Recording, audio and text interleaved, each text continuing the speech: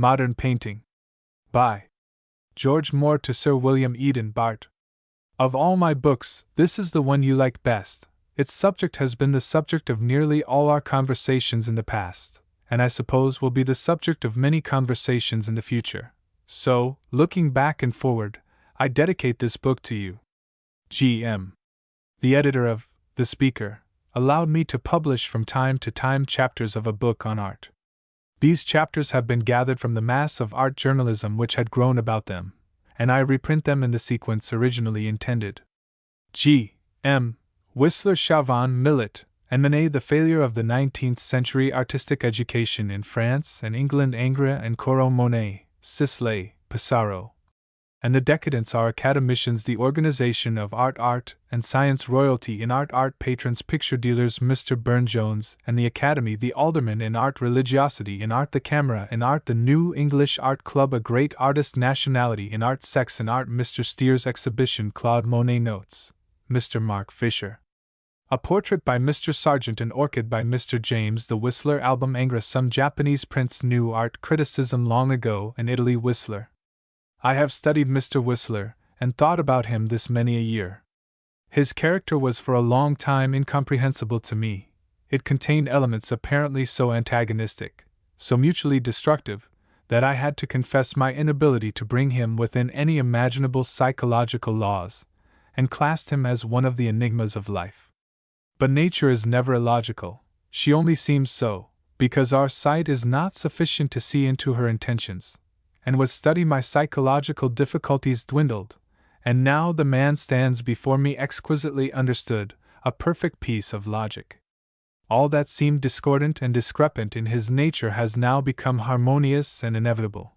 The strangest and most erratic actions of his life now seem natural and consequential. I use the word in its grammatical sense. Contradictions are reconciled, and looking at the man I see the pictures, and looking at the pictures I see the man. But at the outset the difficulties were enormous. It was like a newly discovered Greek text, without punctuation or capital letters. Here was a man capable of painting portraits, perhaps not quite so full of grip as the best work done by Velázquez and Hals, only just falling short of these masters at the point where they were strongest, but plainly exceeding them in graciousness of intention and subtle happiness of design. Who would lay down his palette and run to a newspaper office to polish the tail of an epigram which he was launching against an unfortunate critic who had failed to distinguish between an etching and a pen and ink drawing. Here was a man who, though he had spent the afternoon painting like the greatest, would spend his evenings in frantic disputes over dinner tables about the ultimate ownership of a mild joke, possibly good enough for Punch, something that any one might have said, and that most of us having said it would have forgotten. It will be conceded that such divagations are difficult to reconcile with the possession of artistic faculties of the highest order. The 10 o'clock contained a good deal of brilliant writing, sparkling and audacious epigram, but amid all its glitter and go, there are statements which, coming from Mr. Whistler, are as astonishing as a denial of the rotundity of the earth would be in a pamphlet bearing the name of Professor Huxley. Mr. Whistler is only serious in his art, a grave fault according to academicians, who are serious in everything except their art.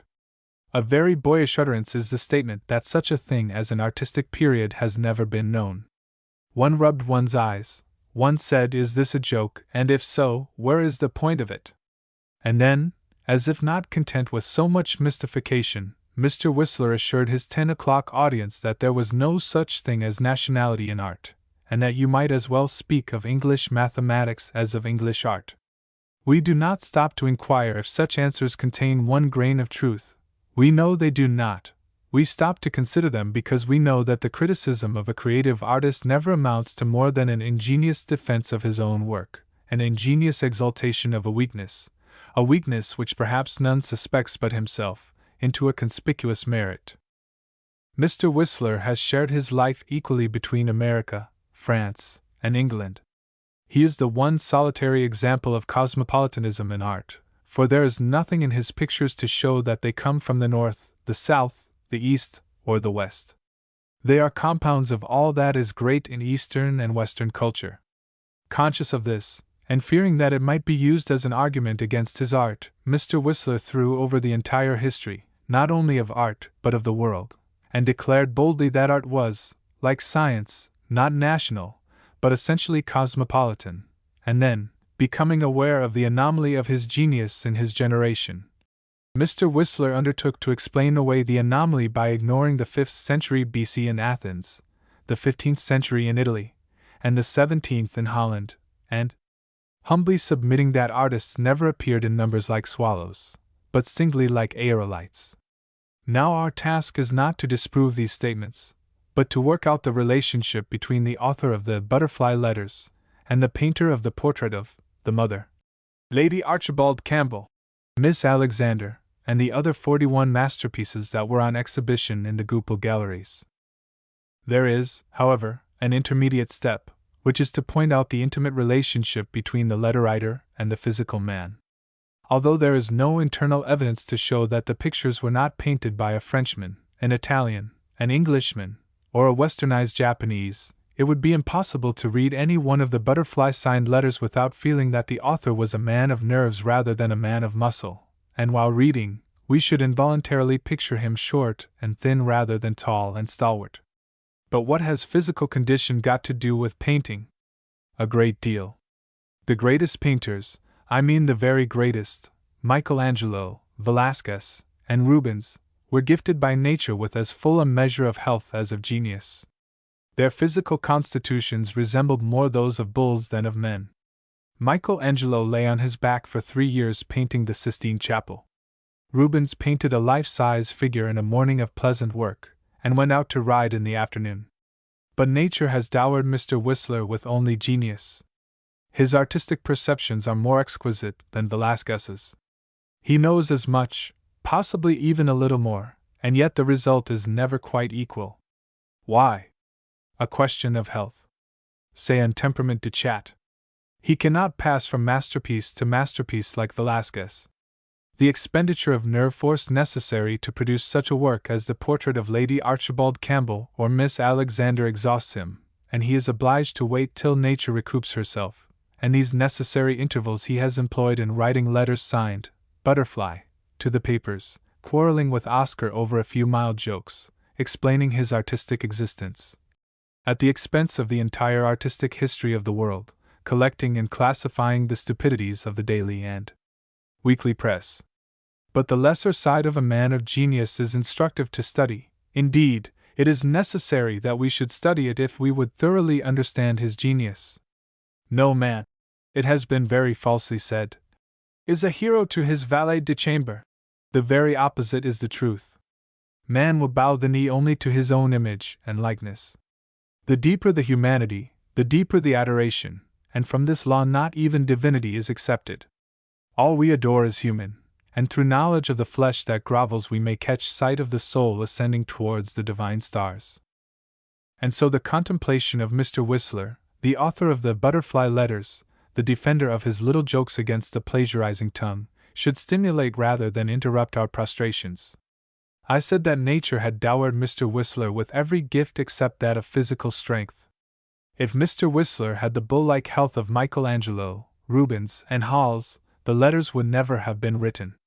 They were the safety valve by which his strained nerves found relief from the intolerable tension of the masterpiece. He has not the bodily strength to pass from masterpiece to masterpiece, as did the great ones of old time. In the completed picture slight traces of his agony remain. But painting is the most indiscreet of all the arts, and here and there an omission or a feeble indication reveal the painter to us in moments of exasperated impotence. To understand Mr. Whistler's art you must understand his body. I do not mean that Mr. Whistler has suffered from bad health. His health has always been excellent. All great artists have excellent health, but his constitution is more nervous than robust. He is even a strong man, but he is lacking in weight. Were he 6 inches taller, and his bulk proportionately increased, his art would be different.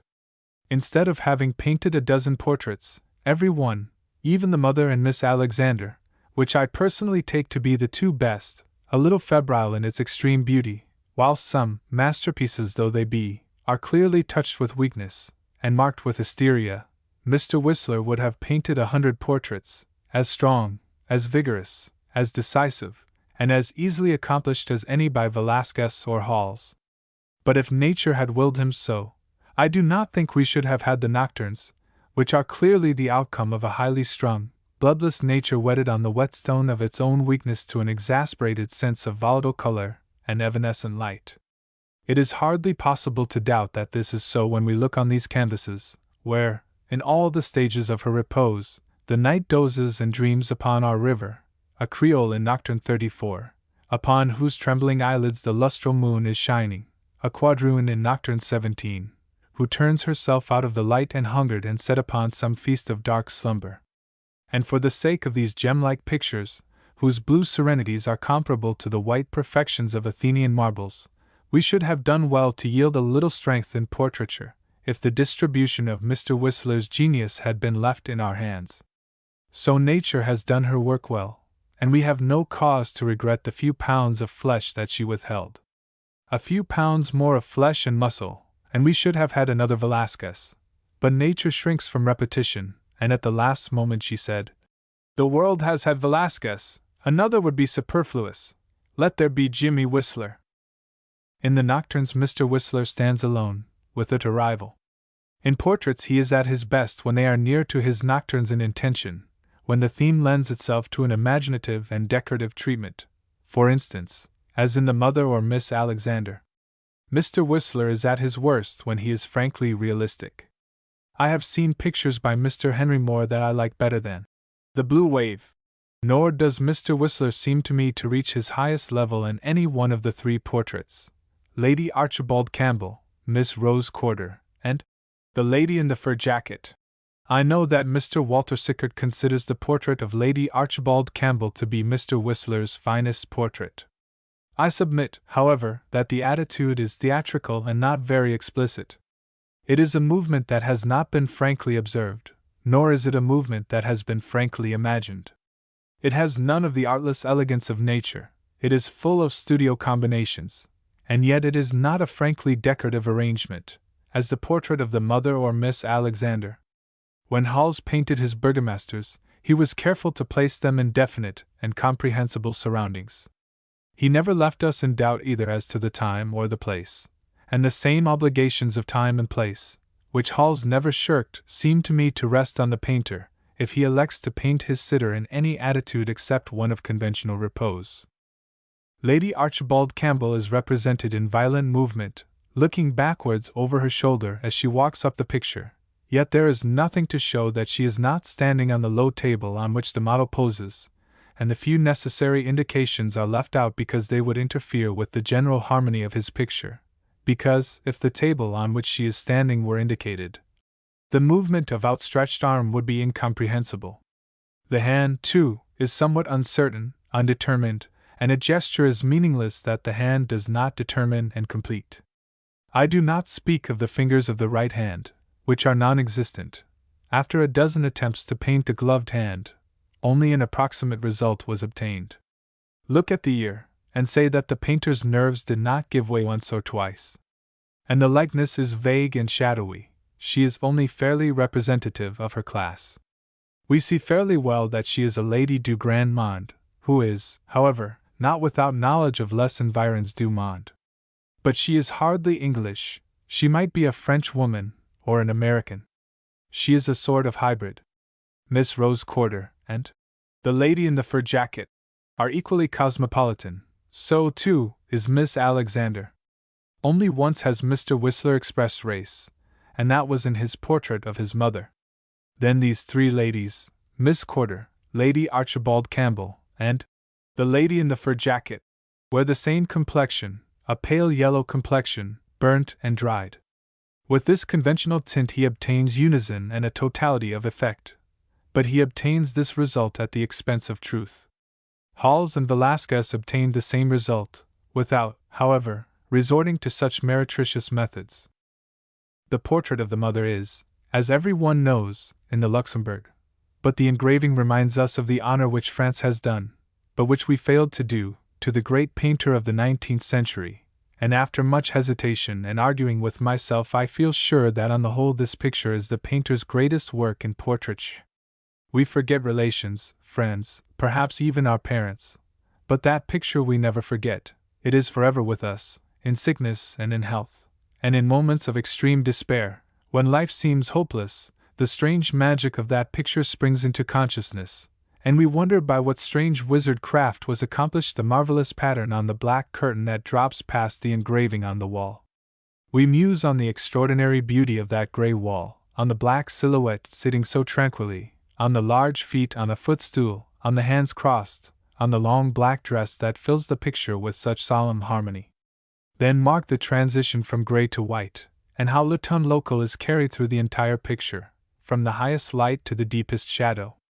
Note the tenderness of that white cap, the white lace cuffs, the certainty, the choice, and think of anything if you can, even in the best Japanese work, more beautiful, more delicate, subtle, elusive, certain in its handicraft.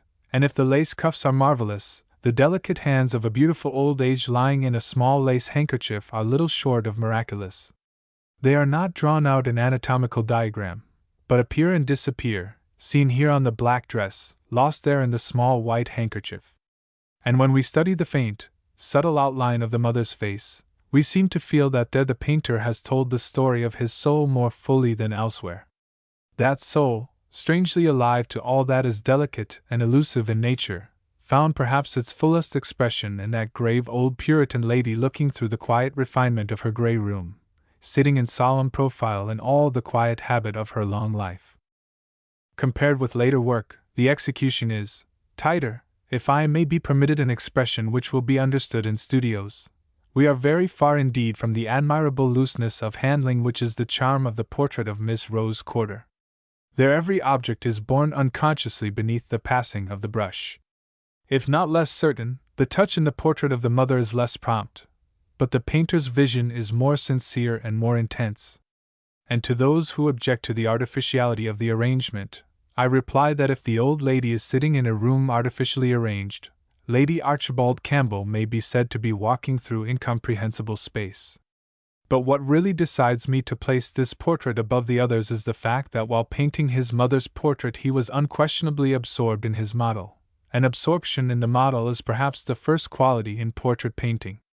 Still, for my own personal pleasure, to satisfy the innermost cravings of my own soul, I would choose to live with the portrait of Miss Alexander. Truly, this picture seems to me the most beautiful in the world. I know very well that it has not the profound beauty of the Infantes by Velázquez in the Louvre, but for pure magic of inspiration, is it not more delightful? Just as Shelley's sensitive plant thrills the innermost sense like no other poem in the language, the portrait of Miss Alexander enchants with the harmony of color, with the melody of composition. Strangely original, a rare and unique thing, is this picture, yet we know whence it came, and may easily appreciate the influences that brought it into being. Exquisite and happy combination of the art of an entire nation and the genius of one man, the soul of Japan incarnate in the body of the immortal Spaniard. It was Japan that counseled the strange grace of the silhouette, and it was that country, too, that inspired in a dim, far-off way those subtly sweet and magical passages from gray to green, from green again to changing evanescent gray. But a higher intelligence massed and impelled those chords of green and gray than ever manifested itself in Japanese fan or screen. The means are simpler, the effect is greater, and by the side of this picture the best Japanese work seems only facile superficial improvisation. In the picture itself there is really little of Japan. The painter merely understood all that Japan might teach. He went to the very root, appropriating only the innermost essence of its art. We Westerns had thought it sufficient to copy nature, but the Japanese knew it was better to observe nature. The whole art of Japan is selection, and Japan taught Mr. Whistler, or impressed upon Mr. Whistler, the imperative necessity of selection. No Western artist of the present or of past time, no, not Velázquez himself, ever selected from the model so tenderly as Mr. Whistler. Japan taught him to consider nature as a storehouse whence the artist may pick and choose, combining the fragments of his choice into an exquisite whole. Sir John Millais' art is the opposite. There we find no selection, the model is copied, and sometimes only with sufficient technical skill. But this picture is throughout a selection from the model. Nowhere has anything been copied brutally, yet the reality of the girl is not sacrificed. The picture represents a girl of 10 or 11. She is dressed according to the fashion of 20 years ago, a starched muslin frock, a small overskirt pale brown, white stockings, square-toed black shoes. She stands, her left foot advanced, holding in her left hand a gray felt hat adorned with a long plume reaching nearly to the ground. The wall behind her is gray with a black wainscot. On the left, far back in the picture, on a low stool, some gray-green drapery strikes the highest note of color in the picture. On the right, in the foreground, some tall daisies come into the picture, and 2 butterflies flutter over the girl's blonde head. This picture seems to exist principally in the seeing. I mean that the execution is so strangely simple that the thought, "If I could only see the model like that, I think I could do it myself," comes spontaneously into the mind. And this spontaneous thought is excellent criticism, for 3 parts of Mr. Whistler's art lies in the seeing. No one ever saw nature so artistically. Notice on the left the sharp line of the white frock cutting against the black wainscoting. Were that line taken away, how much would the picture lose? Look at the leg that is advanced, and tell me if you can detect the modeling. There is modeling, I know, but there are no vulgar roundnesses. Apparently only a flat tint, but there is on the bone a light, hardly discernible, and this light is sufficient. And the leg that is turned away, the thick, chubby ankle of the child, how admirable in drawing, and that touch of darker color, how it tells the exact form of the bone. To indicate is the final accomplishment of the painter's art, and I know no indication like that ankle bone. And now passing from the feet to the face, notice, I beg of you to notice, it is one of the points in the picture, that jaw bone. The face is seen in 3/4. And to focus the interest in the face the painter has slightly insisted on the line of the jaw bone, which, taken in conjunction with the line of the hair, brings into prominence the oval of the face. In nature that charming oval only appeared at moments. The painter seized one of those moments, and called it into our consciousness as a musician with certain finger will choose to give prominence to a certain note in a chord. There must have been a day in Mr. Whistler's life when the artists of Japan convinced him once and forever of the primary importance of selection. In Velázquez, too, there is selection, and very often it is in the same direction as Mr. Whistler's, but the selection is never, I think, so much insisted upon, and sometimes in Velázquez there is, as in the portrait of the Admiral in the National Gallery, hardly any selection, I mean, of course, conscious selection. Velázquez sometimes brutally accepted nature for what she was worth. This Mr. Whistler never does. But it was Velázquez that gave consistency and strength to what in Mr. Whistler might have run into an art of trivial but exquisite decoration. Velázquez, too, had a voice in the composition of the palette generally, so sober, so grave. The palette of Velázquez is the opposite of the palette of Rubens. The fantasy of Rubens' palette created the art of Watteau, Turner, Gainsborough. It obtained throughout the 18th century in England and in France. Chardin was the one exception. Alone amid the 18th century painters he chose the palette of Velázquez in preference to that of Rubens, and in the 19th century Whistler too has chosen it. It was Velázquez who taught Mr. Whistler that flowing, limpid execution. In the painting of that blonde hair there is something more than a souvenir of the blonde hair of the Infante in the Salle Carré in the Louvre. There is also something of Velázquez in the black notes of the shoes. Those blacks, are they not perfectly observed? How light and dry the color is. How heavy and shiny it would have become in other hands. Notice, too, that in the frock nowhere is there a single touch of pure white, and yet it is all white, a rich, luminous white that makes every other white in the gallery seem either chalky or dirty. What an enchantment and a delight the handling is! How flowing, how supple, infinitely and beautifully sure, the music of perfect accomplishment. In the portrait of the mother the execution seems slower, hardly so spontaneous. For this, no doubt, the subject is accountable. But this little girl is the very finest flower, and the culminating point of Mr. Whistler's art. The eye travels over the canvas seeking a fault. In vain, nothing has been omitted that might have been included. Nothing has been included that might have been omitted. There is much in Velázquez that is stronger, but nothing in this world ever seemed to me so perfect as this picture. The portrait of Carlyle has been painted about an arabesque similar, I might almost say identical, to that of the portrait of the mother. But as is usually the case, the attempt to repeat a success has resulted a failure. Mr. Whistler has sought to vary the arabesque in the direction of greater naturalness. He has broken the severity of the line, which the lace handkerchief and the hands scarcely stayed in the first picture. By placing the philosopher's hat upon his knees, he has attenuated the symmetry of the picture frames on the walls, and has omitted the black curtain which drops through the earlier picture. And all these alterations seem to me like so many leaks through which the eternal something of the first design has run out.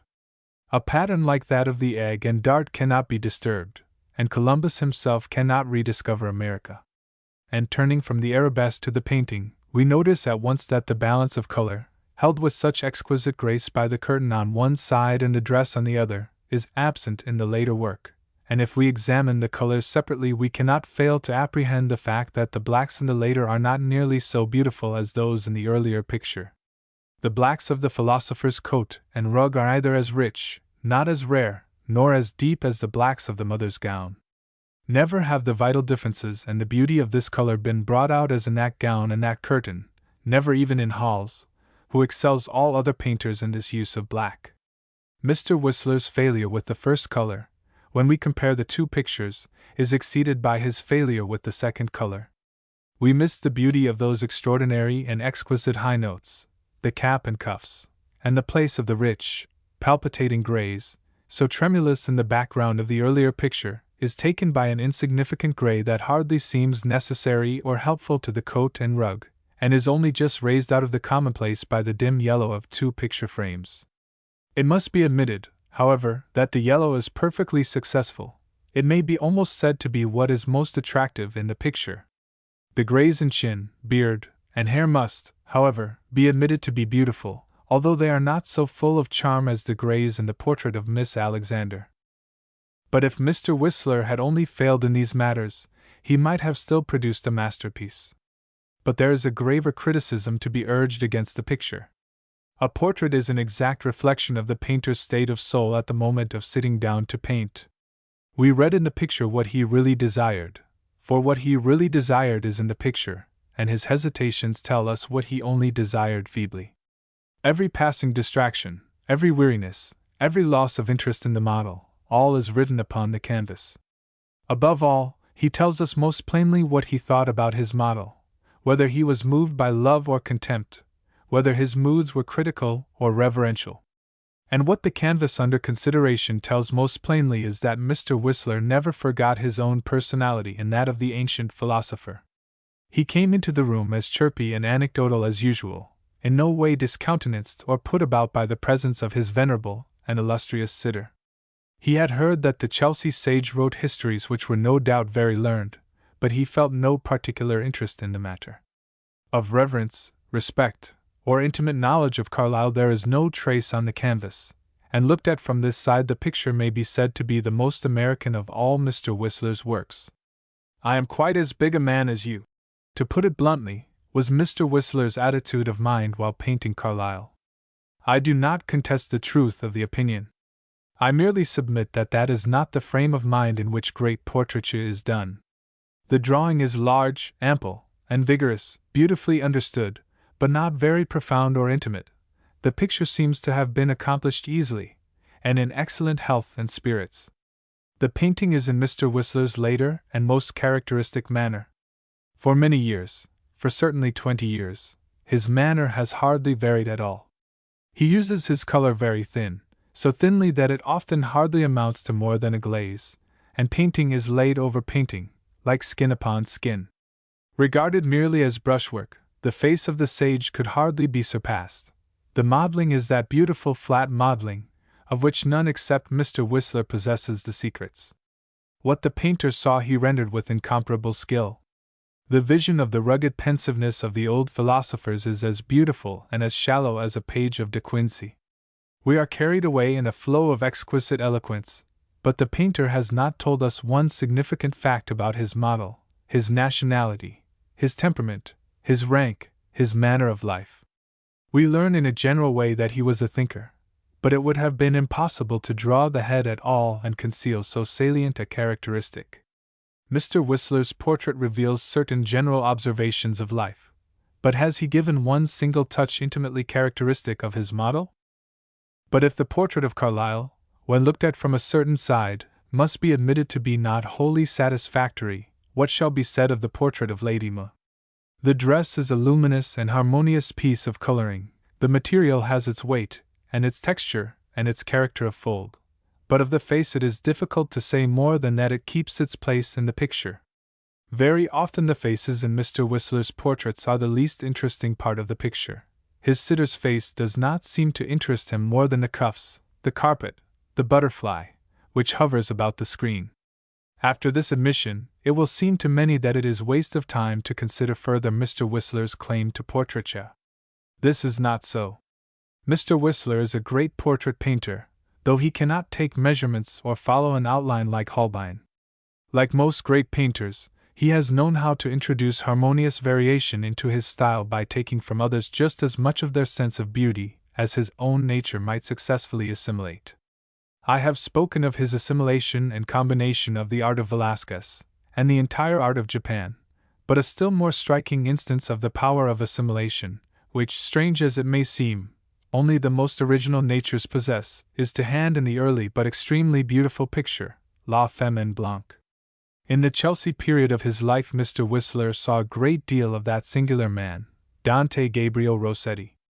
Intensely Italian, though he had never seen Italy, and though writing no language but ours, still writing it with a strange hybrid grace, bringing into it the rich and voluptuous color and fragrance of the South, expressing in picture and poem nothing but an uneasy haunting sense of Italy, opulence of women, not of the South, nor yet of the North, Italian celebration, mystic altar linen, and pomp of gold vestment and legendary pain.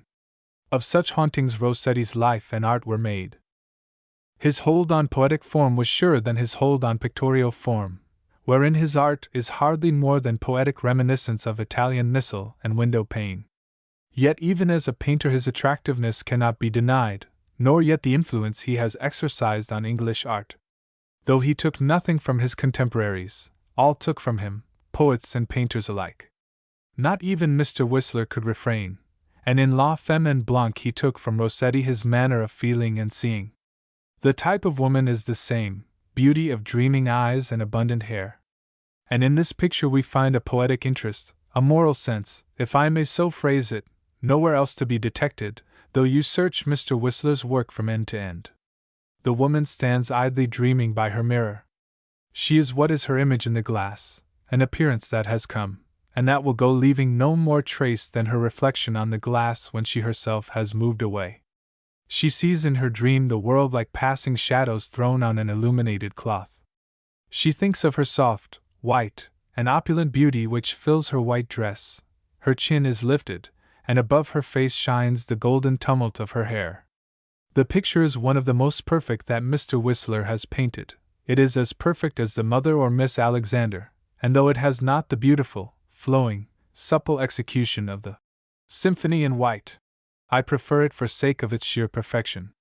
It is more perfect than the Symphony in White, though there is nothing in it quite so extraordinary as the loving gaiety of the young girl's face.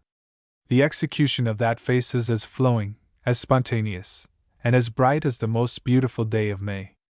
The white drapery clings like haze about the edge of the woods, and the flesh tints are pearly and evanescent as dew, and soft as the color of a flowering mead. But the kneeling figure is not so perfect, and that is why I reluctantly give my preference to the woman by the mirror.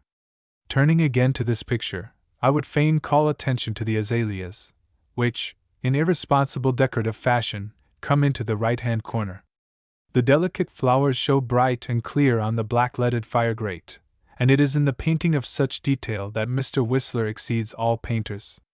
For purity of color and the beauty of pattern, these flowers are surely as beautiful as anything that man's hand has ever accomplished. Mr. Whistler has never tried to be original.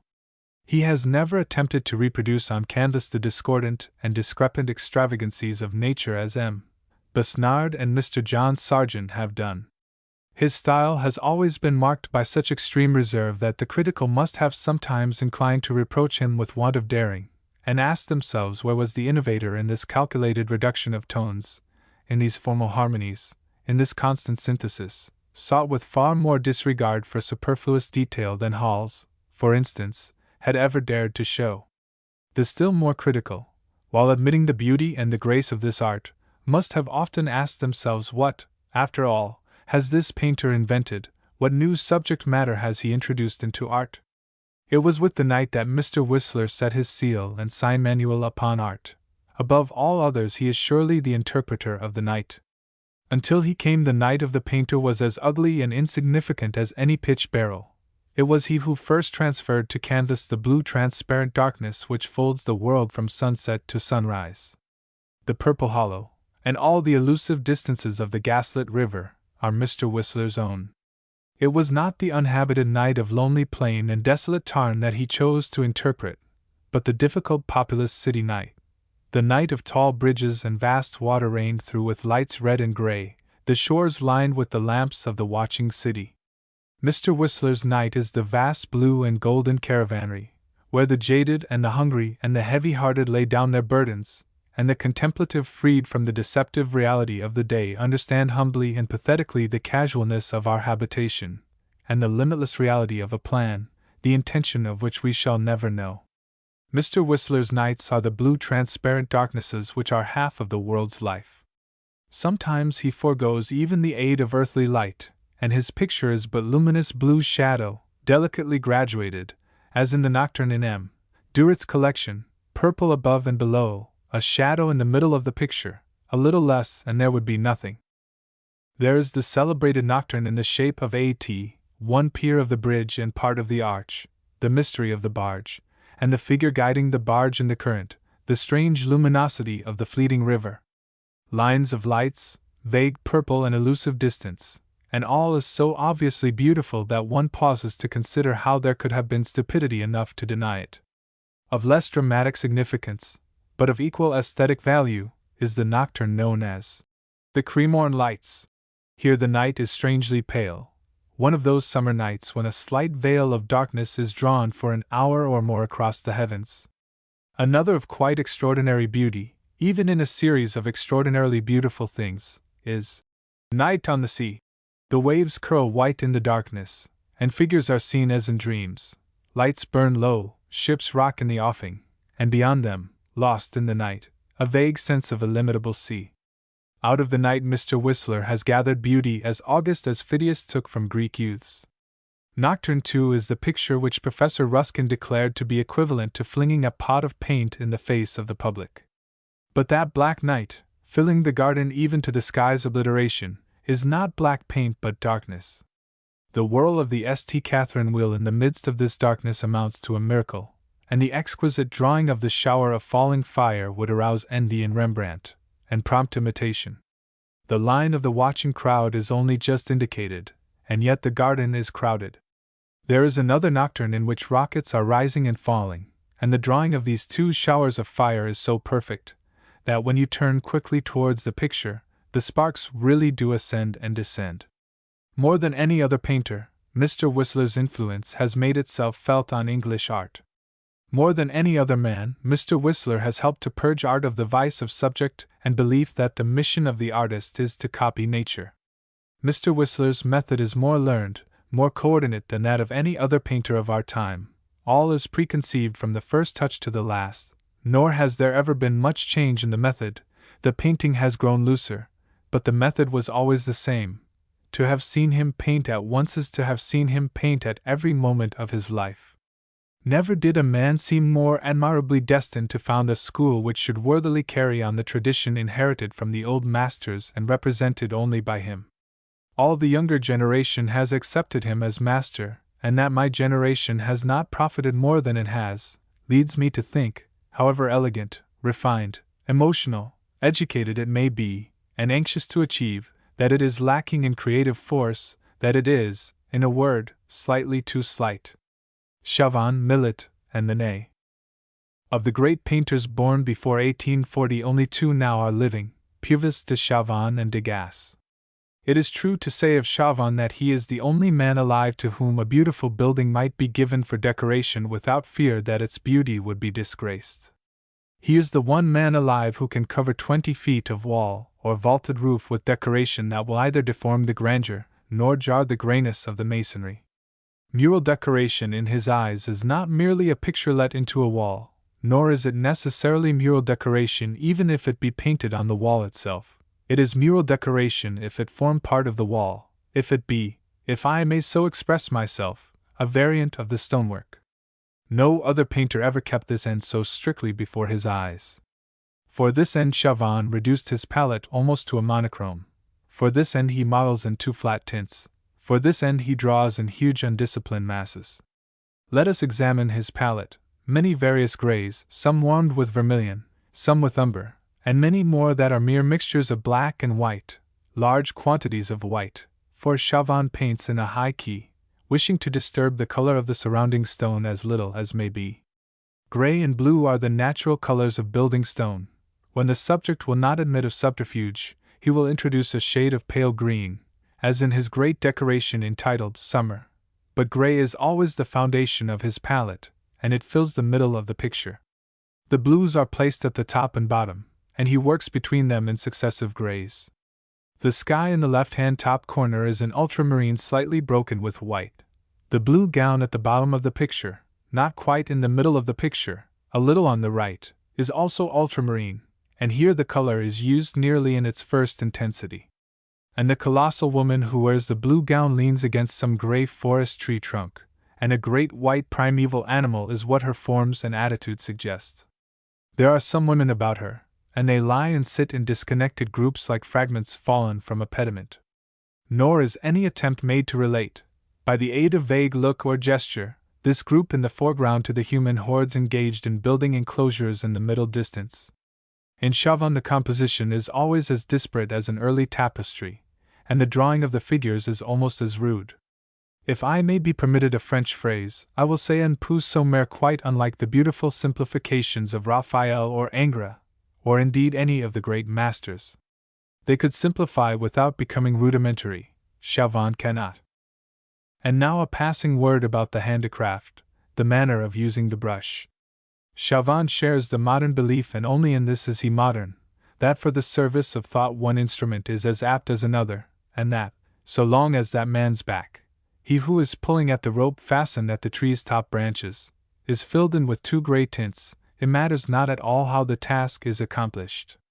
Truly the brush has plastered that back as a trowel might, and the result reminds one of stone and mortar, as Millet's execution reminds one of mud pie making. The handicraft is as barbarous in Chauvin as it is in Millet, and we think of them more as great poets working in a not wholly sympathetic, and, in their hands, somewhat rebellious material. Chauvin is as an epic poet whose theme is the rude grandeur of the primeval world, and who sang his rough narrative to a few chords struck on a sparely stringed harp that his own hands have fashioned. And is not Millet a sort of French Wordsworth who in a barbarous Breton dialect has told us in infinitely touching strains of the noble submission of the peasant's lot, his unending labors and the melancholy solitude of the country? As poet-painters, none admires these great artists more than I, but the moment we consider them as painters we have to compare the handicraft of the decoration entitled Summer with that of Francis I meeting Marie de Medicis. We have to compare the handicraft of the Sower and the Angelus with that of Le Bon Bac and L'Enfant à Pipi. And the moment we institute such comparison does not the inferiority of Chauvin and Millet's handicraft become visible even to the least initiated in the art of painting, and is not the conclusion forced upon us that however Manet may be judged inferior to Millet as a poet, as a painter he is easily his superior? And as Millet's and Chauvin brushwork is deficient in beauty, so is their drawing. Preferring decorative unity to completeness of drawing, Chauvin does not attempt more than some rudimentary indications. Millet seems even to have desired to omit technical beauty, so that he might concentrate all thought on the poetic synthesis he was gathering from the earth.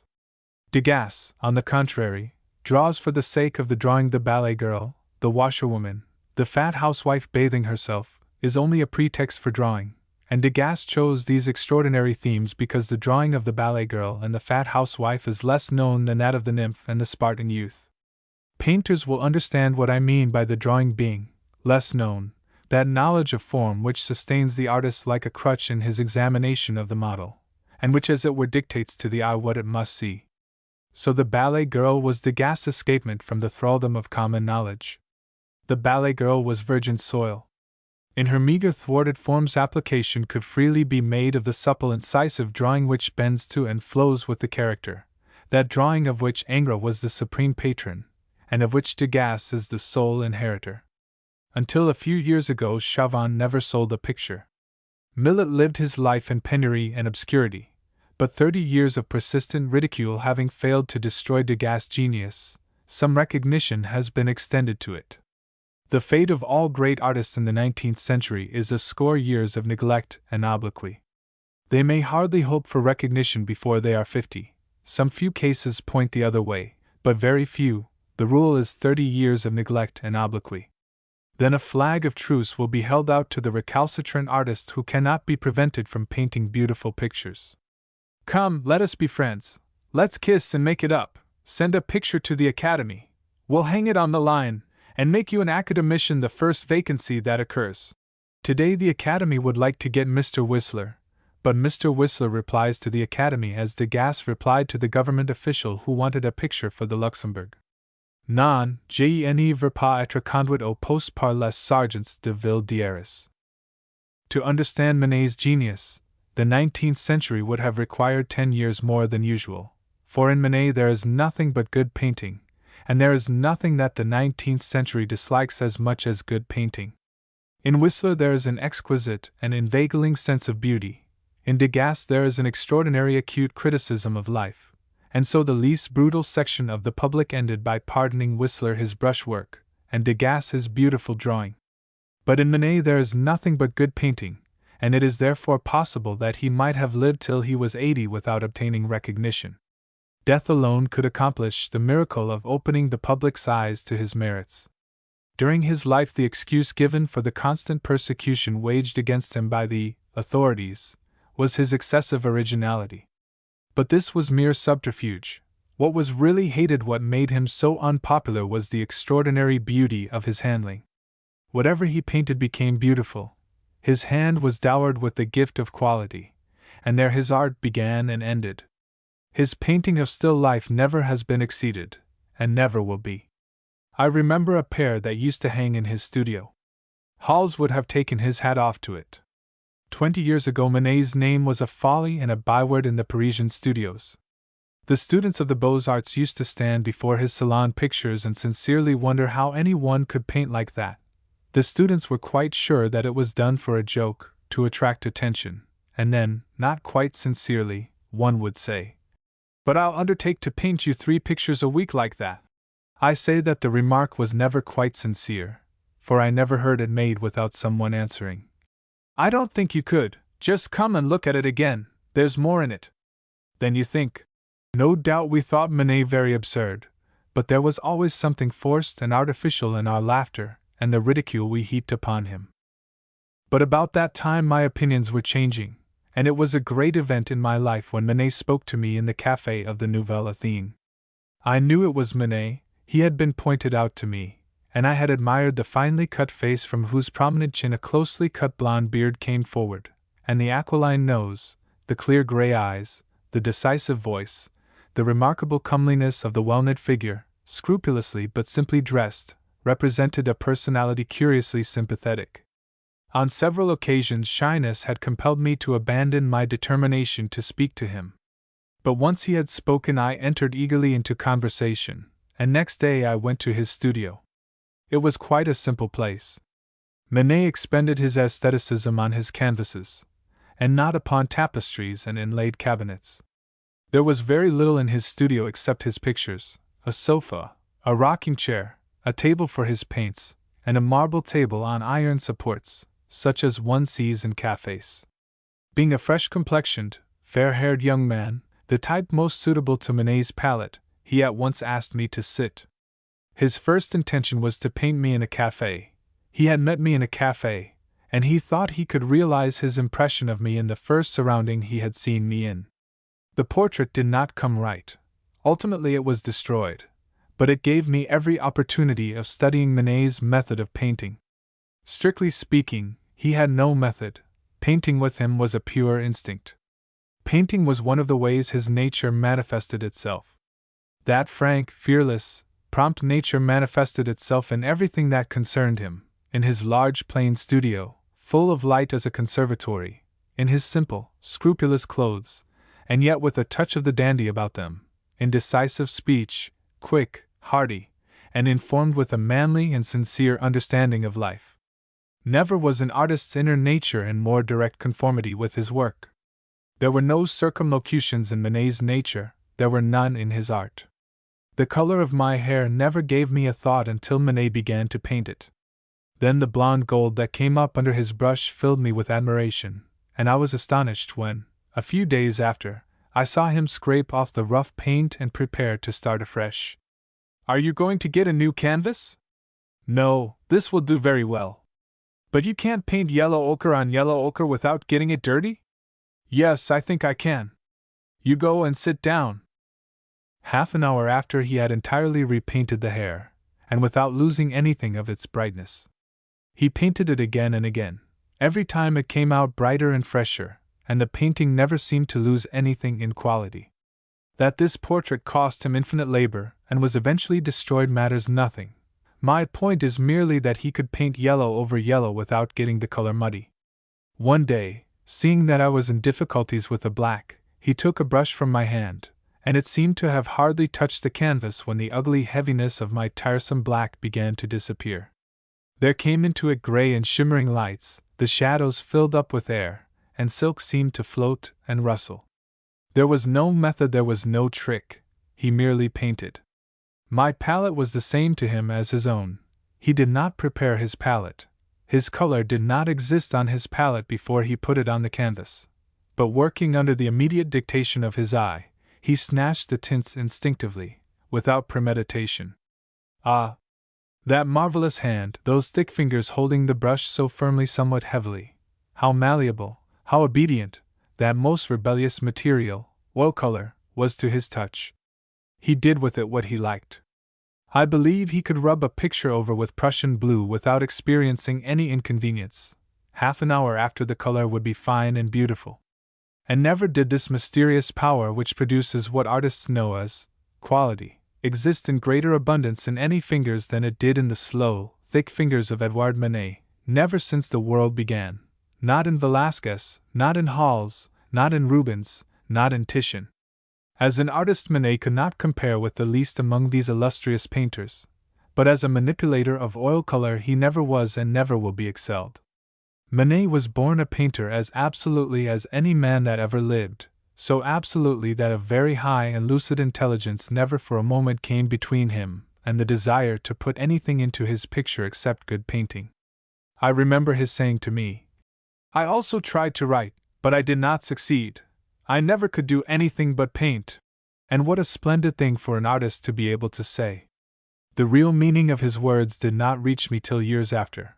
Perhaps I even thought at the time that he was disappointed that he could not write. I know now what was passing in his mind. Je ne me suis pas trompé de métier.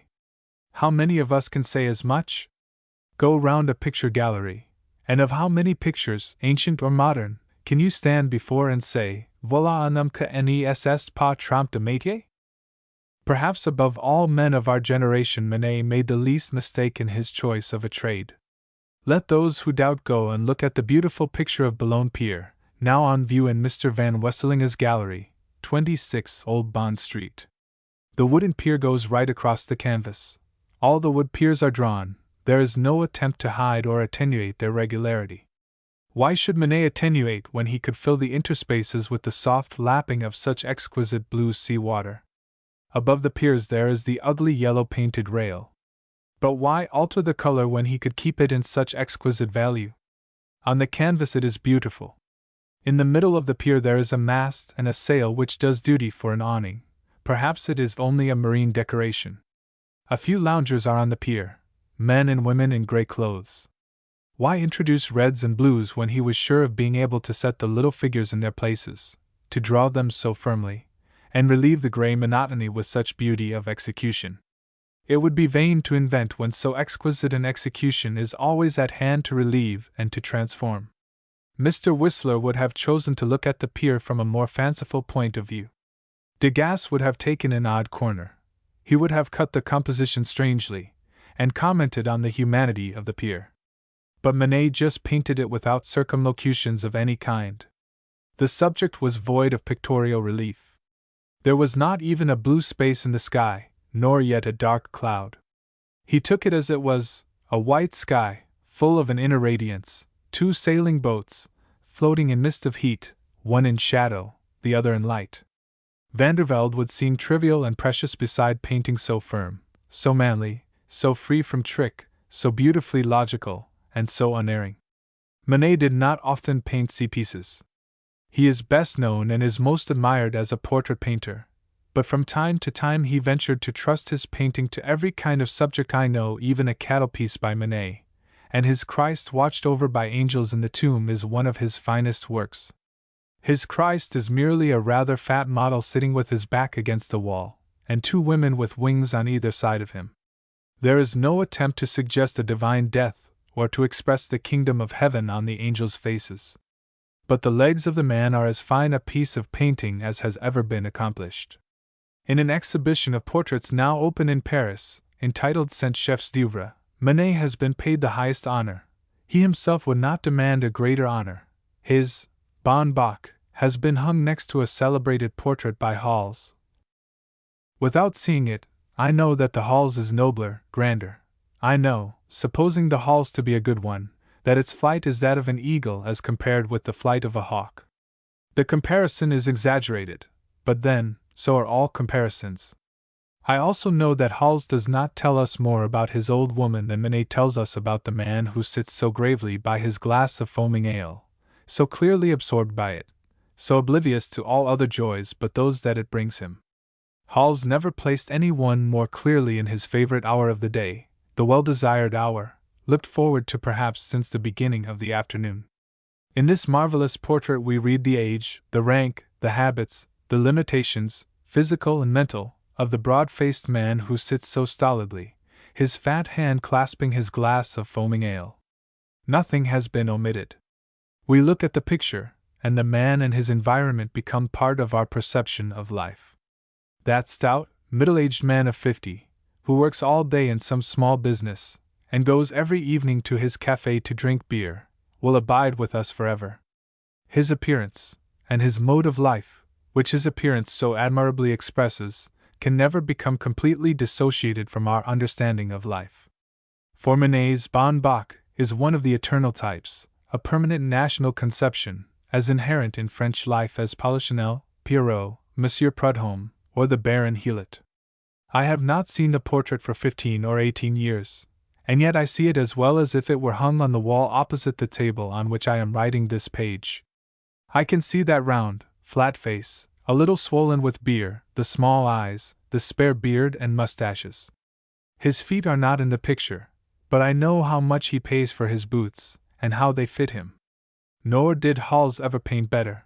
I mean that nowhere in Hals will you find finer handling, or a more direct, luminous, or simple expression of what the eye saw. It has all the qualities I have enumerated, and yet it falls short of Hals. It has not the breadth and scope of the great Dutchman. There is a sense of effort, on Saint-Le Souffle, and in Hals one never does. It is more bound together, it does not flow with the mighty and luminous ease of the chefs d'oeuvre at Haarlem. But is this Manet's final achievement, the last word he has to say? I think not. It was painted early in the 60s, probably about the same period as the Luxembourg picture, when the effects of his Spanish travel were wearing off, and Paris was beginning to command his art. Manet used to say, "When Degas was painting Semiramis, I was painting modern Paris." It would have been more true to have said modern Spain. For it was in Spain that Manet found his inspiration. He had not been to Holland when he painted his Spanish pictures. Velázquez clearly inspired them, but there never was in his work any of the noble delicacies of the Spaniard. It was always nearer to the plainer and more, forgive the phrase, yokel-like eloquence of Hall's. The art of Hall's he seemed to have divined, it seems to have come instinctively to him. Manet went to Spain after a few months spent in Couture's studio. Like all the great artists of our time, he was self-educated. Whistler, Degas, Courbet, Corot, and Manet wasted little time in other men's studios.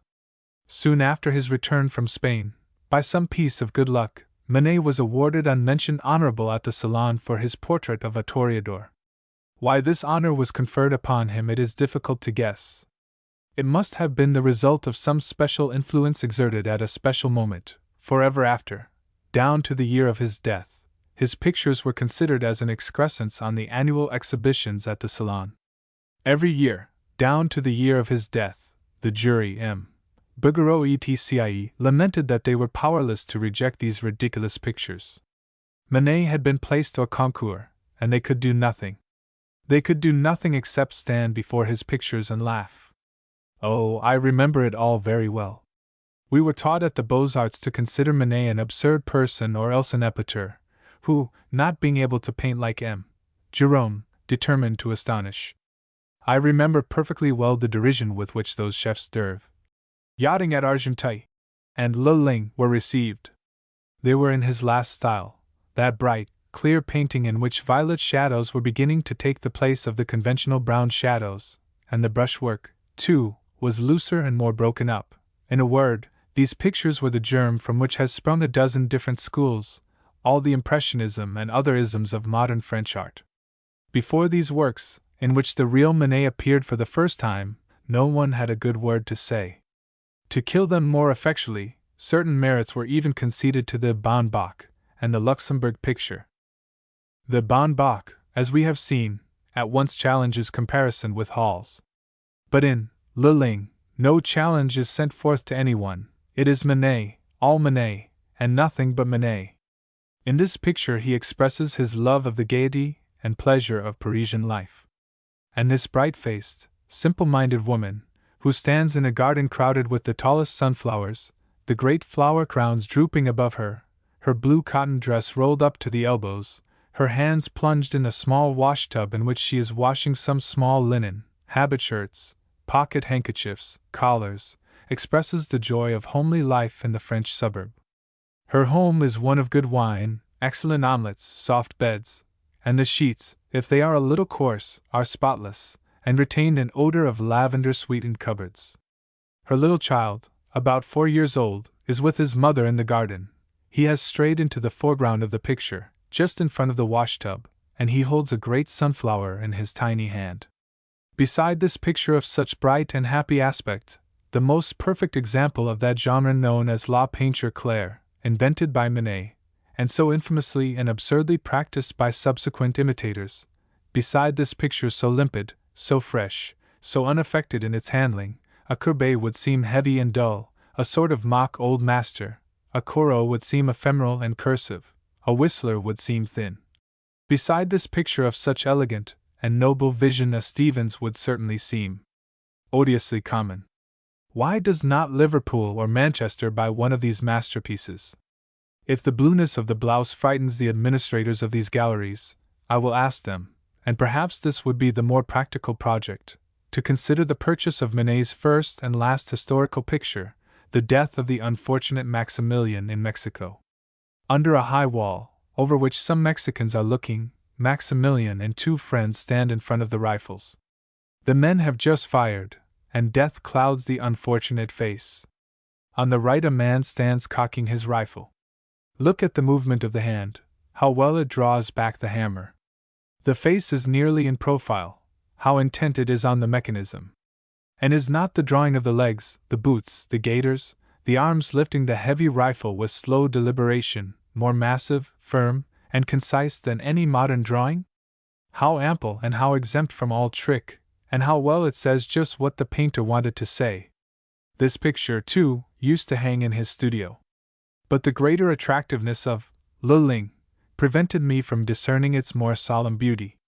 But last May I came across it unexpectedly, and after looking at it for some time the thought that came was, no one painted better, no one will ever paint better.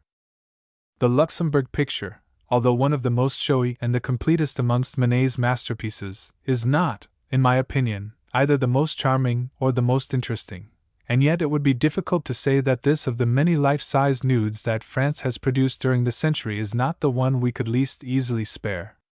Engrossource compares not with things of this century, but with the marbles of the 4th century BC. Cabanel's Venus is a beautiful design, but its destruction would create no appreciable gap in the history of 19th century art. The destruction of Olympe would. The picture is remarkable not only for the excellence of the execution, but for a symbolic intention nowhere else to be found in Manet's works. The angels on either side of his dead Christ necessitated merely the addition of 2 pairs of wings, a convention which troubled him no more than the convention of taking off his hat on entering a church. But in Olympe, we find Manet departing from the individual to the universal. The red-headed woman who used to dine at the Rente Morte does not lie on a modern bed but on the couch of all time, and she raises herself from amongst her cushions, setting forth her somewhat meager nudity as arrogantly, and with the same calm certitude of her sovereignty, as the eternal Venus for whose prey is the flesh of all men born. The introduction of a bouquet bound up in large white paper does not prejudice the symbolic intention, and the picture would do well for an illustration to some poem to be found in Les Fleurs du Mal. It may be worth while to note here that Baudelaire printed in his volume a quatrain inspired by one of Manet's Spanish pictures. But after this slight adventure into symbolism, Manet's eyes were closed to all but the visible world. The visible world of Paris he saw henceforth, truly, frankly, and fearlessly, and more beautifully than any of his contemporaries. Never before was a great man's mind so strictly limited to the range of what his eyes saw. Nature wished it so, and, having discovered nature's wish, Manet joined his desire with nature's. I remember his saying as he showed me some illustrations he had done for Mallarmé's translation of Edgar Poe's poem, "You'll admit that it doesn't give you much idea of a kingdom by the sea." The drawing represented the usual seaside watering place, the beach with a nursemaid at full length, children building sand castles, and some small sails in the offing. So Manet was content to live by the sight, and by the sight alone. He was a painter, and had neither time nor taste for such ideals as Poe's magical Annabel Lee. Marvelous indeed must have been the eyes that could have persuaded such relinquishment. How marvelous they were we understand easily when we look at Olympe. Eyes that saw truly, that saw beautifully and yet somewhat grossly. There is much vigor in the seeing, there is the exquisite handling of halls, and there is the placing, the setting forth of figures on the canvas, which was as instinctively his as it was Titian's. Hals and Velasquez possessed all those qualities, and something more. They would not have been satisfied with that angular, presumptuous, and obvious drawing, harsh in its exterior limits and hollow within, the head a sort of convulsive abridgment, the hand void, and the fingers too, if we seek their articulations. An omission must not be mistaken for a simplification, and for all his omissions Manet strives to make amend by the tone. It would be difficult to imagine a more beautiful synthesis than that pale yellow, a beautiful golden sensation, and the black woman, the attendant of this light of love, who comes to the couch with a large bouquet fresh from the boulevard, is certainly a piece of painting that Rubens and Titian would stop to admire. But when all has been said, I prefer Manet in the quieter and I think the more original mood in the portrait of his sister-in-law, Madame Morisot. The portrait is in M. Duret's collection. It hangs in a not too well lighted passage, and if I did not spend 6 or 10 minutes in admiration before this picture, I should feel that some familiar pleasure had drifted out of my yearly visit to Paris. Never did a white dress play so important, or indeed so charming a part in a picture. The dress is the picture, this common white dress, with black spots, un robe à poix, un petit confection de 65 francs, as the French would say, and very far it is from all remembrance of the diaphanous, fairy-like skirts of our 18th century English school, but I swear to you no less charming. It is a very simple and yet a very beautiful reality. A lady in white dress with black spots, sitting on a red sofa, a dark chocolate red, in the subdued light of her own quiet, prosaic French apartment, le duxième Augustus à l'entresol. The drawing is less angular, less constipated than that of Olympe. How well the woman's body is in the dress! There is the bosom, the waist, the hips, the knees, and the white stocking foot in the low shoe, coming from out the dress. The drawing about the hips and bosom undulates and floats, vague and yet precise, in a manner that recalls Harlem, and it is not until we turn to the face that we come upon ominous spaces unaccounted for, forms unexplained. The head is so charming that it seems a pity to press our examination further. But to understand Manet's deficiency is to understand the abyss that separates modern from ancient art, and the portrait of Madame Morisot explains them as well as another, for the deficiency I wish to point out exists in Manet's best portraits as well as in his worst. The face in this picture is like the face in every picture by Manet. 3 or 4 points are seized, and the spaces between are left unaccounted for. Whistler has not the strength of Velázquez. Manet is not as complete as Hals. The failure of the 19th century. In the 17th century were Poussin and Claude, in the 18th Watteau, Boucher, Chardin, and many lesser lights, Fragonard, Pater, and Lancret. But notwithstanding the austere grandeur of Poussin and the beautiful, if somewhat too reasonable poetry of Claude, the infinite perfection of Watteau, the charm of that small French Velázquez Chardin, and the fascinations and essentially French genius of all this group, Poussin and Claude were entirely Roman, I think we must place France's artistic period in the 19th century. 19th century art began in France in the last years of the 18th century. It began well, for it began with its greatest painters, Ingres, Corot, and Delacroix. Ingres was born in 1780, Géricault in 1791, Corot in 1796, Delacroix in 1798, Diaz in 1809, Dupré in 1812, Rousseau in 1812, Jacques in 1813, Meissonier in 1815, Millet in 1815, Trouillard in 1816, Daubigny in 1817, Courbet in 1819, Fromentin in 1820, Monticelli in 1824, Puvis de Chavannes in 1824, Cabanel in 1825, Hervier in 1827, Vallon in 1833, Manet in 1833, Degas in 1834. With a little indulgence, the list might be considerably enlarged. The circumstances in which this artistic manifestation took place were identical with the circumstances which brought about every one of the great artistic epochs. It came upon France as a consequence of huge national aspiration, when nationhood was desired and disaster had joined men together in struggle, and sent them forth on reckless adventure. It has been said that art is decay, the pearl in the oyster, but such belief seems at variance with any reading of history. The Greek sculptors came after Salamis and Marathon. The Italian Renaissance came when Italy was distracted with revolution and was divided into opposing states. Great empires have not produced great men. Art came upon Holland after heroic wars in which the Dutchmen vehemently asserted their nationhood, defending their country against the Spaniard, even to the point of letting in the sea upon the invaders. Art came upon England when England was most adventurous, after the victories of Marlborough. Art came upon France after the Great Revolution, after the victories of Marengo and Austerlitz, after the burning of Moscow. A unique moment of nationhood gave birth to a long list of great artists, just as similar national enthusiasm gave birth to groups of great artists in England, in Holland, in Florence, in Venice, in Athens. Having determined the century of France's artistic period, we will ask where we shall place it amongst the artist period of the past. Comparison with Greece, Italy, or Venice is manifestly impossible. The names of Rembrandt, Hals, Ruysdael, Peter de Hoek, Terburg, and Cuyp give us pause. We remember the names of Ingres, Delacroix, Corot, Millet, and Degas. Even the divine name of Ingres cannot save the balance from sinking on the side of Holland. Then we think of Reynolds, Gainsborough, Romney, Wilson, and Morland, and wonder how they compare with the Frenchmen. The best brains were on the French side, they had more pictorial talent, and yet the school when taken as a whole is not so convincing as the English. Why, with better brains, and certainly more passion and desire of achievement, does the French school fall behind the English? Why, notwithstanding its extraordinary genius, does it come last in merit as it comes last in time amongst the world's artistic epochs?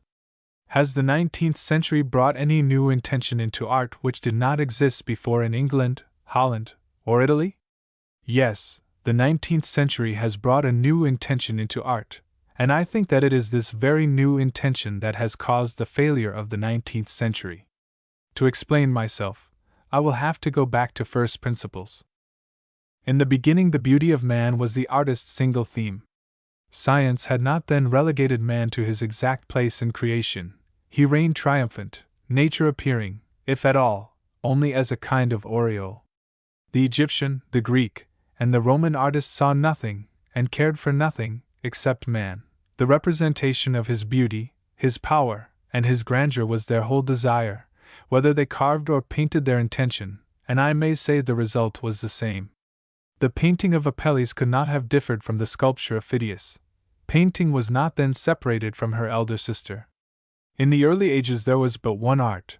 Even in Michelangelo's time the difference between painting and sculpture was so slight as to be hardly worth considering. Is it possible to regard the Last Judgment as anything else but a colored bas-relief, more complete and less perfect than the Greeks? Michelangelo's artistic outlook was the same as Phidias. One chose the Last Judgment, and the other, Olympus, but both subjects were looked at from the same point of view. In each instance the question asked was, what opportunity do they afford for the display of marvelous human form? And when Michelangelo carved the Moses, and painted the St. Jerome, he was as deaf and blind as any Greek to all other considerations save the opulence, and the magic of drapery, the vehemence, and the splendor of muscle. Nearly 2,000 years had gone by and the artistic outlook had not changed at all. 300 years have passed since Michelangelo, and in those 300 years what revolution has not been effected? How different our aestheticism, our aims, our objects, our desires, our aspiration, and how different our art! After Michelangelo, painting and sculpture became separate arts, sculpture declined, and color filled the whole artistic horizon. But this change was the only change. The necessities of the new medium had to be considered, but the Italian and Venetian painters continued to view life and art from the same side. Michelangelo chose his subjects merely because of the opportunities they offered for the delineation of form. Titian, Tintoretto, and Veronese chose theirs merely for the opportunities they offered for the display of color. A new medium of expression had been discovered, that was all. The themes of their pictures were taken from the Bible, if you will, but the scenes they represented with so much pomp of color were seen by them through the mystery of legend, and the vision was again sublimated by naive belief and primitive aspiration. The stories of the Old and New Testaments were not anecdotes. Faith and ignorance had raised them above the anecdote, and they had become epics, whether by intensity of religious belief, as in the case of the monk of Fiesole, or by being given sublime artistic form, for paganism was not yet dead in the world to witness Leonardo, Raphael, and Andrea del Sarto. To these painters biblical subjects were a mere pretext for representing man in all his attributes, and when the same subjects were treated by the Venetians, they were transformed in a pomp of color, and by an absence of all true color and by contempt for history and chronology became epical and fantastical. It is only necessary to examine any one of the works of the great Venetians to see that they bestowed hardly a thought on the subject of their pictures. When Titian painted the Entombment of Christ, what did he see? A contrast, a white body, livid and dead, carried by full-blooded, red-haired Italians, who wept, and whose sorrow only served to make them more beautiful. That is how he understood a subject. The desire to be truthful was not very great, nor was the desire to be new much more marked. To be beautiful was the first and last letter of a creed of which we know very little today. Art died in Italy, and the subject had not yet appeared, and at the end of the 16th century the first painters of the great Dutch school were born, and before 1650 a new school, entirely original, having nothing in common with anything that had gone before, had formulated its aestheticism and produced masterpieces. In these masterpieces we find no suspicion of anything that might be called a subject. The absence of subject is even more conspicuous in the Dutchmen than in the Italians. In the Italian painters the subject passed unperceived in a pomp of color or a pagan apotheosis of humanity. In the Dutchmen it is dispensed with altogether. No longer do we read of miracles or martyrdoms, but of the most ordinary incidents of everyday life. turning over the first catalogue to hand of Dutch pictures, I read: View of a plain, with shepherd cows and sheep in the foreground. The white horse in the riding school. A lady playing the virginal. Peasants drinking outside a tavern. Peasants drinking in a tavern. Peasants gambling outside a tavern. Brickmaking in a landscape. The windmill. The watermill. Peasants bringing home the hay. And so on, and so on. If we meet with a military skirmish, we are not told where the skirmish took place, nor what troops took part in the skirmish. A skirmish in a rocky pass is all the information that is vouchsafed to us. Italian art is invention from end to end. In Dutch art no slightest trace of invention is to be found. One art is purely imaginative, the other is plainly realistic, and yet, at an essential point, the two arts coincide. In neither does the subject prevail, and if Dutch art is more truthful than Italian art, it is because they were unimaginative, stay-at-home folk, whose feet did not burn for foreign travel, and whose only resource was, therefore, to reproduce the life around them, and into that no element of curiosity could come. For their whole country was known to them. Even when they left their native town, they still continued to paint what they had seen since they were little children. And, like Italian, Dutch art died before the subject had appeared. It was not until the end of the 18th century that the subject really began to make itself felt, and, like the potato blight or phylloxera, it soon became clear that it had come to stay. I think Greuze was the first to conceive a picture after the fashion of a scene in a play. I mean those domestic dramas which he invented, and in which the interest of the subject so clearly predominates. The Prodigal Son, for instance. In this picture we have the domestic drama exactly as a stage manager would set it forth. The indignant father, rising from table, prepares to anathematize the repentant son, who stands on the threshold. The weeping mother begs forgiveness for her son, the elder girl advances shyly, the younger children play with their toys, and the serving girl drops the plate of meat which she is bringing in.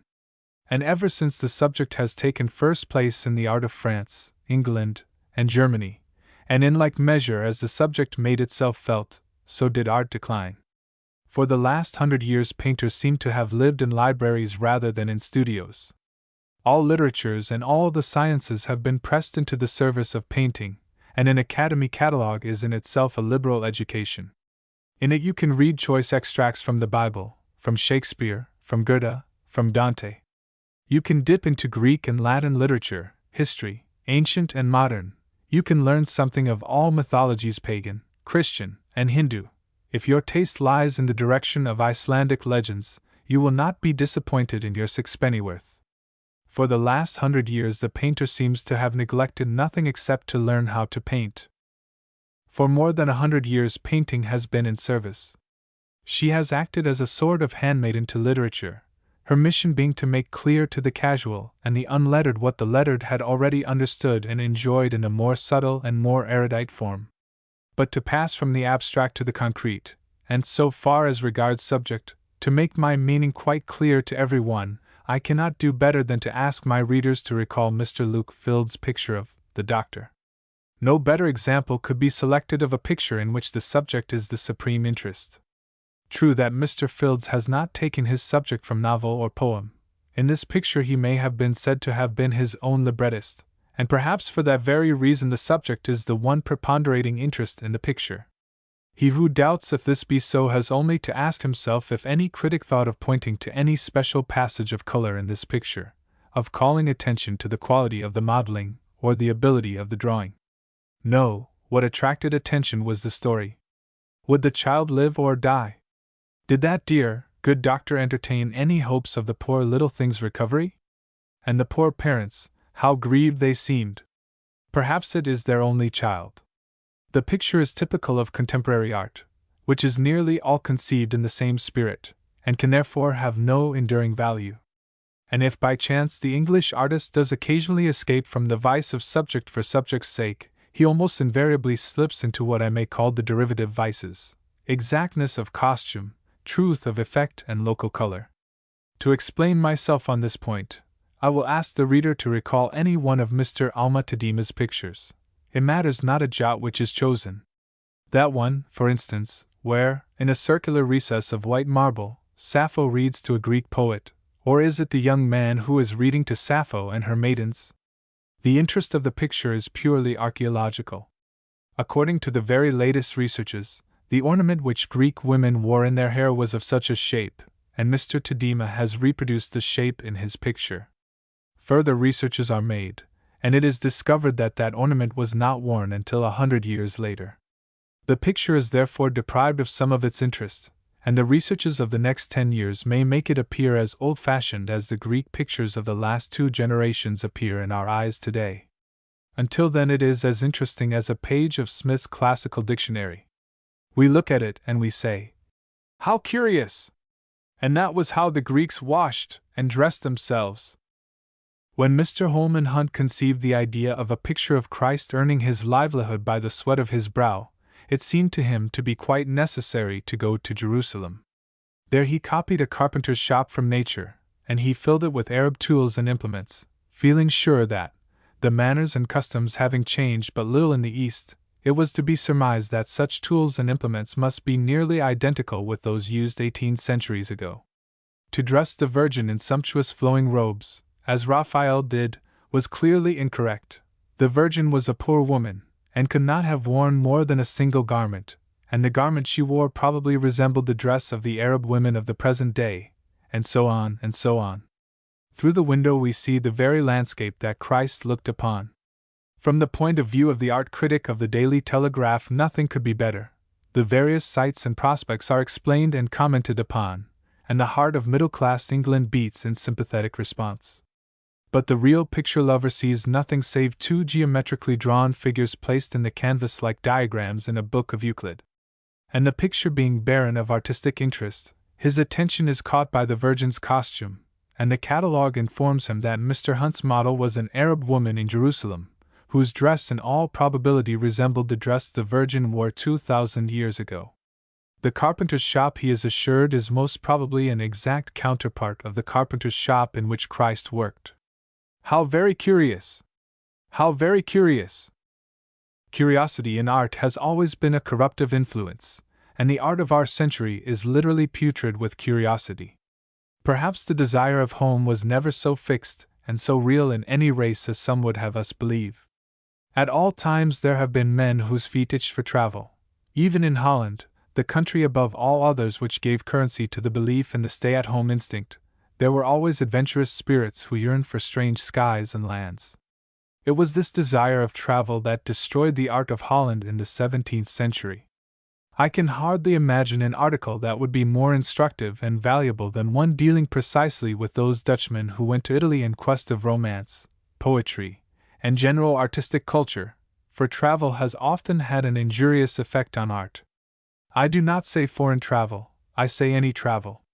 The length of the journey counts for nothing, once the painter's inspiration springs from the novelty of the color, or the character of the landscape, or the interest that a strange costume suggests. There are painters who have never been further than Maidenhead, and who bring back what I should call notes de voyage. There are others who have traveled round the world and have produced general aspects bearing neither stamp nor certificate of mileage, in other words, pictures. There are, therefore, 2 men who must not be confused one with the other, the traveler that paints and the painter that travels. Every day we hear of a painter who has been to Norway, or to Brittany, or to Wales, or to Algeria, and has come back with 65 sketches, which are now on view, let us say, at Messrs. Dowdeswell's Galleries, in New Bond Street, the home of all such exhibitions. The painter has been impressed by the savagery of fjords, by the prettiness of blouses and sabots, by the blue mountain in the distance and the purple mountain in the foreground, by the narrow shade of the street, and the solemnity of a burnous or the grace of a hike floating in the wind. The painter brings back these sights and scenes as a child brings back shells from the shore. They seemed very strange and curious, and therefore, like the child, he brought back, not the things themselves, but the next best things, the most faithful sketches he could make of them. To understand how impossible it is to paint pictures in a foreign country, we have only to imagine a young English painter setting up his easel in, let us say, Algeria. There he finds himself confronted with a new world. Everything is different. The costumes are strange, the rhythm of the lines is different, the effects are harsh and unknown to him. At home the earth is dark and the sky is light. In Algeria the everlasting blue must be darker than the white earth, and the key of color widely different from anything he has seen before. Selection is impossible. He cannot distinguish between the important and the unimportant. Everything strikes him with equal vividness. To change anything of this country so clear, so precise, so characteristic, is to soften. To alleviate what is too rude, is to weaken. To generalize, is to disfigure. So the artist is obliged to take Algiers in the lump. In spite of himself, he will find himself forced into a scrupulous exactitude. Nothing must be passed over, and so his pictures are at best only the truth, photographic truth, and the naturalness of a facsimile. The 65 drawings which the painter will bring back and will exhibit in Messrs. Doughtus Wells will be documentary evidence of the existence of Algeria, of all that makes a country itself, of exactly the things by which those who have been there know it, of the things which will make it known to those who have not been there, the exact type of the inhabitants, their costume, their attitudes, their ways, and manner of living. Once the painter accepts truth for aim and end, it becomes impossible to set a limit upon his investigations. We shall learn how this people dress, ride, and hunt. We shall learn what arms they use. The painter will describe them as well as a pencil may describe. The harness of the horses he must know and understand. Through dealing with so much novelty, it becomes obligatory for the traveling painter to become explanatory and categorical. And as the attraction of the unknown corresponds in most people to the immoral instinct of curiosity, the painter will find himself forced to attempt to do with paint and canvas what he could do much better in a written account. His public will demand pictures composed after the manner of an inventory, and the taste for ethnography will end by being confused with the sentiment of beauty. Amongst this collection of documents which causes the gallery to resound with foolish and vapid chatter, there are 2 small pictures. Every one has passed by them, but now an artist is examining them, and they are evidently the only 2 things in the exhibition that interest him. One is entitled Sunset on the Nile, an impression of the melancholy of evening. The other is entitled Pilgrims, a band of travelers passing up a sandy tract, an impression of hot desert solitudes. And now I will conclude with an anecdote taken from one to whom I owe much. 2 painters were painting on the banks of the Seine. Suddenly a shepherd passed, driving before him a long flock of sheep, silhouetting with supple movement upon the water whitening under a grey sky at the end of April. The shepherd had his scrip on his back. He wore the great felt hat and the gaiters of the herdsman. 2 black dogs, picturesque in form, trotted at his heels, for the flock was going in excellent order. "Do you know," cried one painter to the other, "that nothing is more interesting to paint than a shepherd on the banks of a river?" He did not say the Seine, he said a river. Artistic education in France and England. Is the introduction of the subject into art the one and only cause for the defeat of the brilliant genius which the Revolution and the victories of Napoleon called into existence? Are there not other modern and special signs which distinguish the 19th century French schools from all the schools that preceded it? I think there are. Throwing ourselves back in our chairs, let us think of this French school in its ensemble. What extraordinary variety! What an absence of fixed principle! Curiosity, fever, impatience, hurry, anxiety, desire touching on hysteria. An enormous expenditure of force, but spent in so many different and contrary directions, that the sum total of the result seems a little less than we had expected. Throwing ourselves back in our chairs, and closing our eyes a second time, let us think of our 18th century English school. Is it not like passing from the glare and vicarious hollowing of the street into a quiet, grave assembly of well-bred men, who are not afraid to let each other speak, and know how to make themselves heard without shouting, men who choose their words so well that they afford to speak without emphasis, and in whose speech you find neither neologisms, nor inversions, nor grammatical extravagances, nor calculated brutalities, nor affected ignorance, nor any faintest trace of pedantry? What these men have to say is more or less interesting, but they address us in the same language, and however arbitrarily we may place them, though we hang a pigsty by Moreland next to a duchess by Gainsborough, we are surprised by a pleasant air of family likeness in the execution. We feel, however differently these men see and think, that they are content to express themselves in the same language. Their work may be compared to various pieces of music played on an instrument which was common property. They were satisfied with the instrument, and preferred to compose new music for it than to experiment with the instrument itself. It may be argued that in the lapse of 100 years the numerous differences of method which characterize modern painting will disappear, and that it will seem as uniform to the eyes of the 21st century as the painting of the 18th century seems in our eyes today. I do not think this will be so. And in proof of this opinion I will refer again to the differences of opinion regarding the first principles of painting and drawing which divided Angora and Jericho. Differences regarding first principles never existed between the leaders of any other artistic movement. Not between Michelangelo and Raphael, not between Veronese, Tintoretto, Titian, and Rubens, not between Hals or any other Dutchman, except Rembrandt, born between 1600 and 1640, or between Van Dyck and Reynolds and Gainsborough. Nor must the difference between the methods of Giotto and Titian cause any one to misunderstand my meaning. The change that 2 centuries brought into art was a gradual change, corresponding exactly to the ideas which the painter wished to express. Each method was sufficient to explain the ideas current at the time it was invented for that purpose. It served that purpose and no more. Facilities for foreign travel, international exhibitions, and cosmopolitanism have helped to keep artists of all countries in a ferment of uncertainty regarding even the first principles of their art. But this is not all. Education has proved a vigorous and rapid solvent, and has completed the disintegration of art. A young man goes to the Beaux-Arts. He is taught how to measure the model with his pencil, and how to determine the movement of the model with his plumb line. He is taught how to draw by the masses rather than by the character, and the advantages of this teaching permit him, if he is an intelligent fellow, to produce at the end of 2 years' hard labor a measured, angular, constipated drawing, a sort of inferior photograph.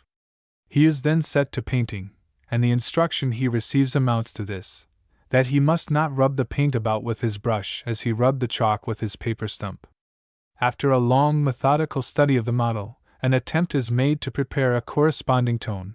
No medium must be used, and when the large square brush is filled full of sticky, clogging pigment, it is drawn half an inch down and then half an inch across the canvas, and the painter must calculate how much he can finish at a sitting, for this system does not admit of retouchings. It is practiced in all the French studios, where it is known as la peinture au premier coup. A clever young man, a man of talent, labors at art in the manner I have described from 8 to 10 hours a day, and at the end of 6 or 7 years his education is completed. During the long while of his pupillage he has heard, "First learn your trade, and then do what you like." The time has arrived for him to do what he likes. He already suspects that the mere imitation of M. Bouguereau and Lefebvre will bring him neither fame nor money. He soon finds that is so, and it becomes clear to him he must do something different. Enticing vistas of possibilities open out before him, but he is like a man whose limbs have been kept too long in splints. They are frozen, and he at length understands the old and terrible truth: as the twig is bent so will it grow. The skin he would slough will not be sloughed. He tries all the methods: robust executions, lymphatic executions, sentimental and insipid executions, painstaking executions, cursive and impertinent executions. Through all these the Beaux-Arts student, if he is intelligent enough to perceive the falseness and worthlessness of his primary education, slowly works his way. He is like a vessel without ballast. He is like a blindfolded man who has missed his pavement. He is blown from wave to wave. He is confused with contradictory cries. Last year he was robust, this year he is lymphatic. He affects learning which he does not possess, and then he assumes airs of ignorance, equally unreal, a mild, sophisticated ignorance, which he calls naivete. And these various executions she is never more than superficially acquainted with. He does not practice any one long enough to extract what good there may be in it. To set before the reader the full story of the French decadence, I should have to relate the story of the great schism of some few years ago, when the pedants remained at the Salon under the headship of Mr. Bouguereau, and the experimentalists followed Meissonier to the Champs de Mars. See Impressions and Opinions. The authoritative name of Meissonier, the genius of Puvis de Chavannes, and the interest of the exhibition of Stephen's early work, sufficed for some years to disguise the progress and the tendency of the declension of French art, and it was not until last year, 1892, that it was impossible to doubt any longer that the great French Renaissance of the beginning of the century had worn itself out, that the last leaves were falling, and that probably a long period of winter rest was preparing. French art has resolved itself into pedants and experimentalists. The Salon is now like to a library of Latin verses composed by the Eton and Harrow masters and their pupils, the Champs de Mars like a costume ball at Élysée Montmartre. In England it is customary for art to enter by a side door, and the enormous subvention to the Kensington schools would never have been voted by Parliament if the bill had not been gilt with the usual utility gilding. It was represented that the schools were intended for something much more serious than the mere painting of pictures, which only rich people could buy. The schools were primarily intended as schools of design, wherein the sons and daughters of the people would be taught how to design wallpapers, patterns for lace, curtains, damask tablecloths, etc. The intention, like many another, was excellent, but the fact remains that, except for examination purposes, the work done by Kensington students is useless. A design for a piece of wallpaper, for which a Kensington student is awarded a medal, is almost sure to prove abortive when put to a practical test. The isolated pattern looks pretty enough on the 2 feet of white paper on which it is drawn, but when the pattern is manifold, it is usually found that the designer has not taken into account the effect of the repetition. That is the pitfall into which the Kensington student usually falls. He cannot make practical application of his knowledge, and at Minton's factory all the designs drawn by Kensington students have to be redrawn by those who understand the practical working out of the processes of reproduction and the quality of the material employed. So complete is the failure of the Kensington student, that to plead a Kensington education is considered to be an almost fatal objection against any one applying for work in any of our industrial centers. 25 years ago the schools of art at South Kensington were the most comical in the world. They were the most complete parody on the continental school of art possible to imagine. They are no doubt the same today as they were 25 years ago. Anyway, the educational result is the same. The schools as I remember them were faultless in everything except the instruction dispensed there. There were noble staircases, the floors were covered with cocoanut matting, the rooms admirably heated with hot water pipes, there were plaster casts and officials. In the first room the students practiced drawing from the flat. Engraved outlines of elaborate ornamentation were given them, and these they drew with lead pencil, measuring the spaces carefully with compasses. In about 6 months or a year the student had learned to use his compass correctly, and to produce a fine hard black lead outline. The harder and finer the outline, the more the drawing looked like a problem in a book of Euclid, the better the examiner was pleased, and the more willing was he to send the student to the room upstairs, where drawing was practiced from the antique. This was the room in which the wisdom of South Kensington attained a complete efflorescence. I shall never forget the scenes I witnessed there. Having made choice of a cast, the student proceeded to measure the number of heads. He then measured the cast in every direction, and ascertained by means of a plumb line exactly where the lines fell. It was more like land surveying than drawing, and to accomplish this portion of his task took generally a fortnight, working 6 hours a week. He then placed a sheet of tissue paper upon his drawing, leaving only one small part uncovered, and, having reduced his chalk pencil to the finest possible point, he proceeded to lay in a set of extremely fine lines. These were crossed by a second set of lines, and the 2 sets of lines were elaborately stippled, every black spot being carefully picked out with bread. With a patience truly sublime in its folly, he continued the process all the way down the figure, accomplishing, if he were truly industrious, about an inch square in the course of an evening.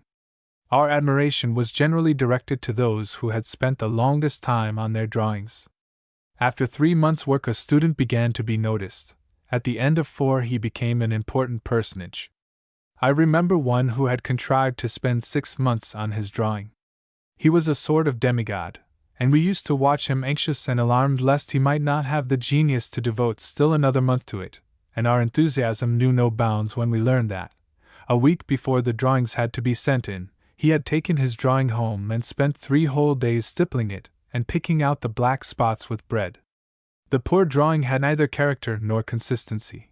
It looked like nothing under the sun, except a drawing done at Kensington, a flat, foolish thing, but very soft and smooth. But this was enough. It was passed by the examiners, and the student went into the life room to copy an Italian model as he had copied the Apollo Belvedere.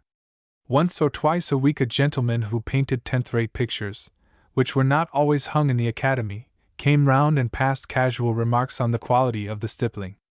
There was a head-master who painted tenth-rate historical pictures, after the manner of a tenth-rate German painter in a provincial town, in a vast studio upstairs, which the state was good enough to provide him with, and he occasionally walked through the studios, on an average, I should say, once a month.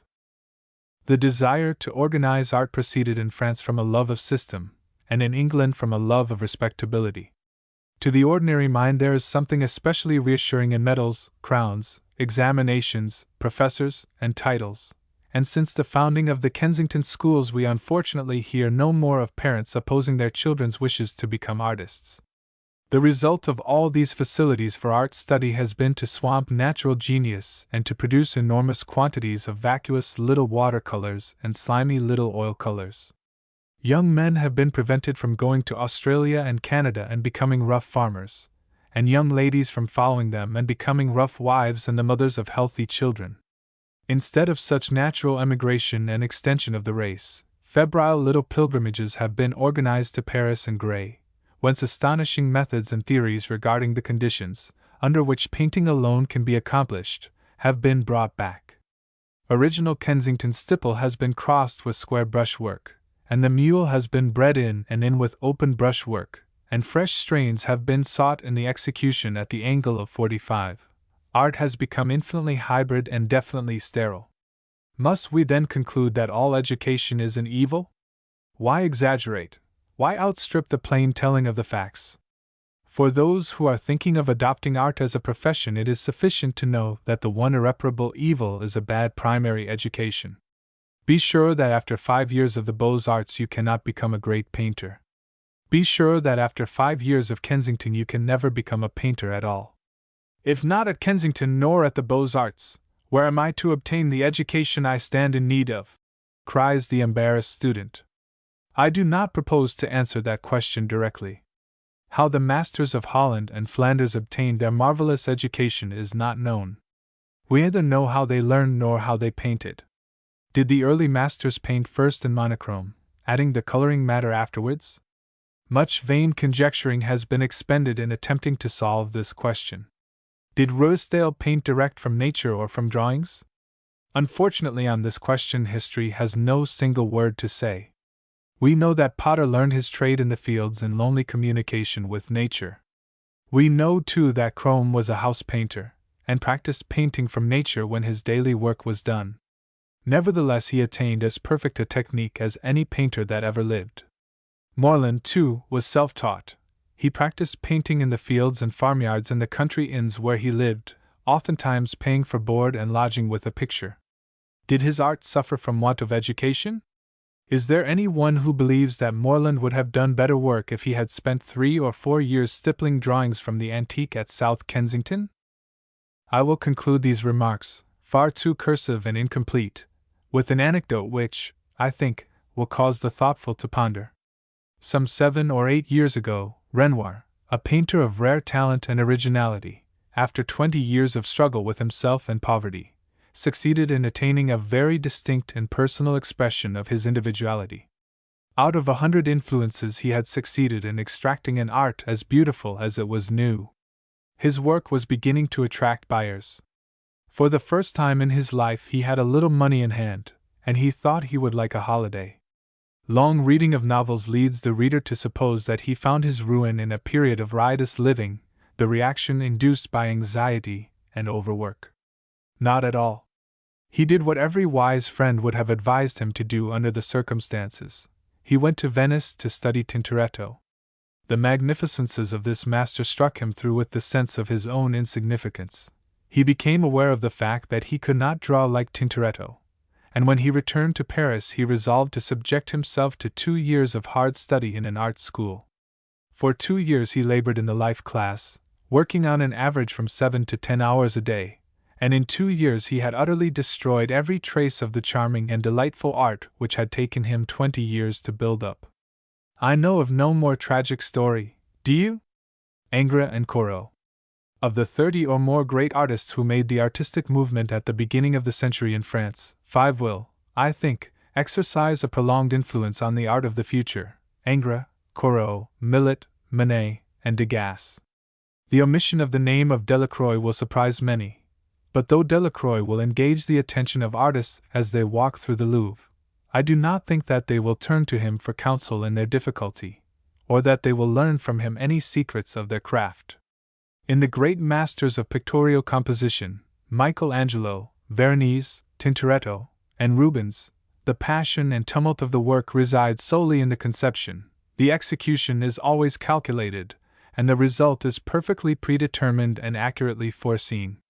To explain myself, I will tell an anecdote which is always told whenever Delacroix's name is mentioned, without, however, the true significance of the anecdote being perceived. After seeing Constable's pictures, Delacroix repainted one of his most important works from end to end. Of Degas, footnote, see essay on Degas in Impressions and Opinions. And Manet I have spoken elsewhere. Millet seems to me to be a sort of 19th century Greuze. The subject matter is different, but at bottom the art of these two painters is more alike than is generally supposed. Neither was a painter in any true sense of the word, and if the future learns anything from Millet, it will be how to separate the scene from the environment which absorbs it, how to sacrifice the background, how to suggest rather than to point out, and how by a series of ellipses to lead the spectator to imagine what is not there.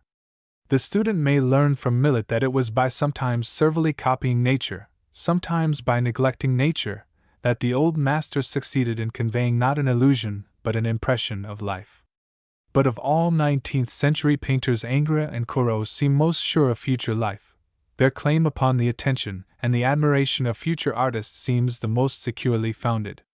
Looked at from a certain side, Ingres seems for sheer perfection to challenge antiquity. Of Michelangelo there can never be any question. He stands alone in a solitude of greatness. Phidias himself is not so much alone.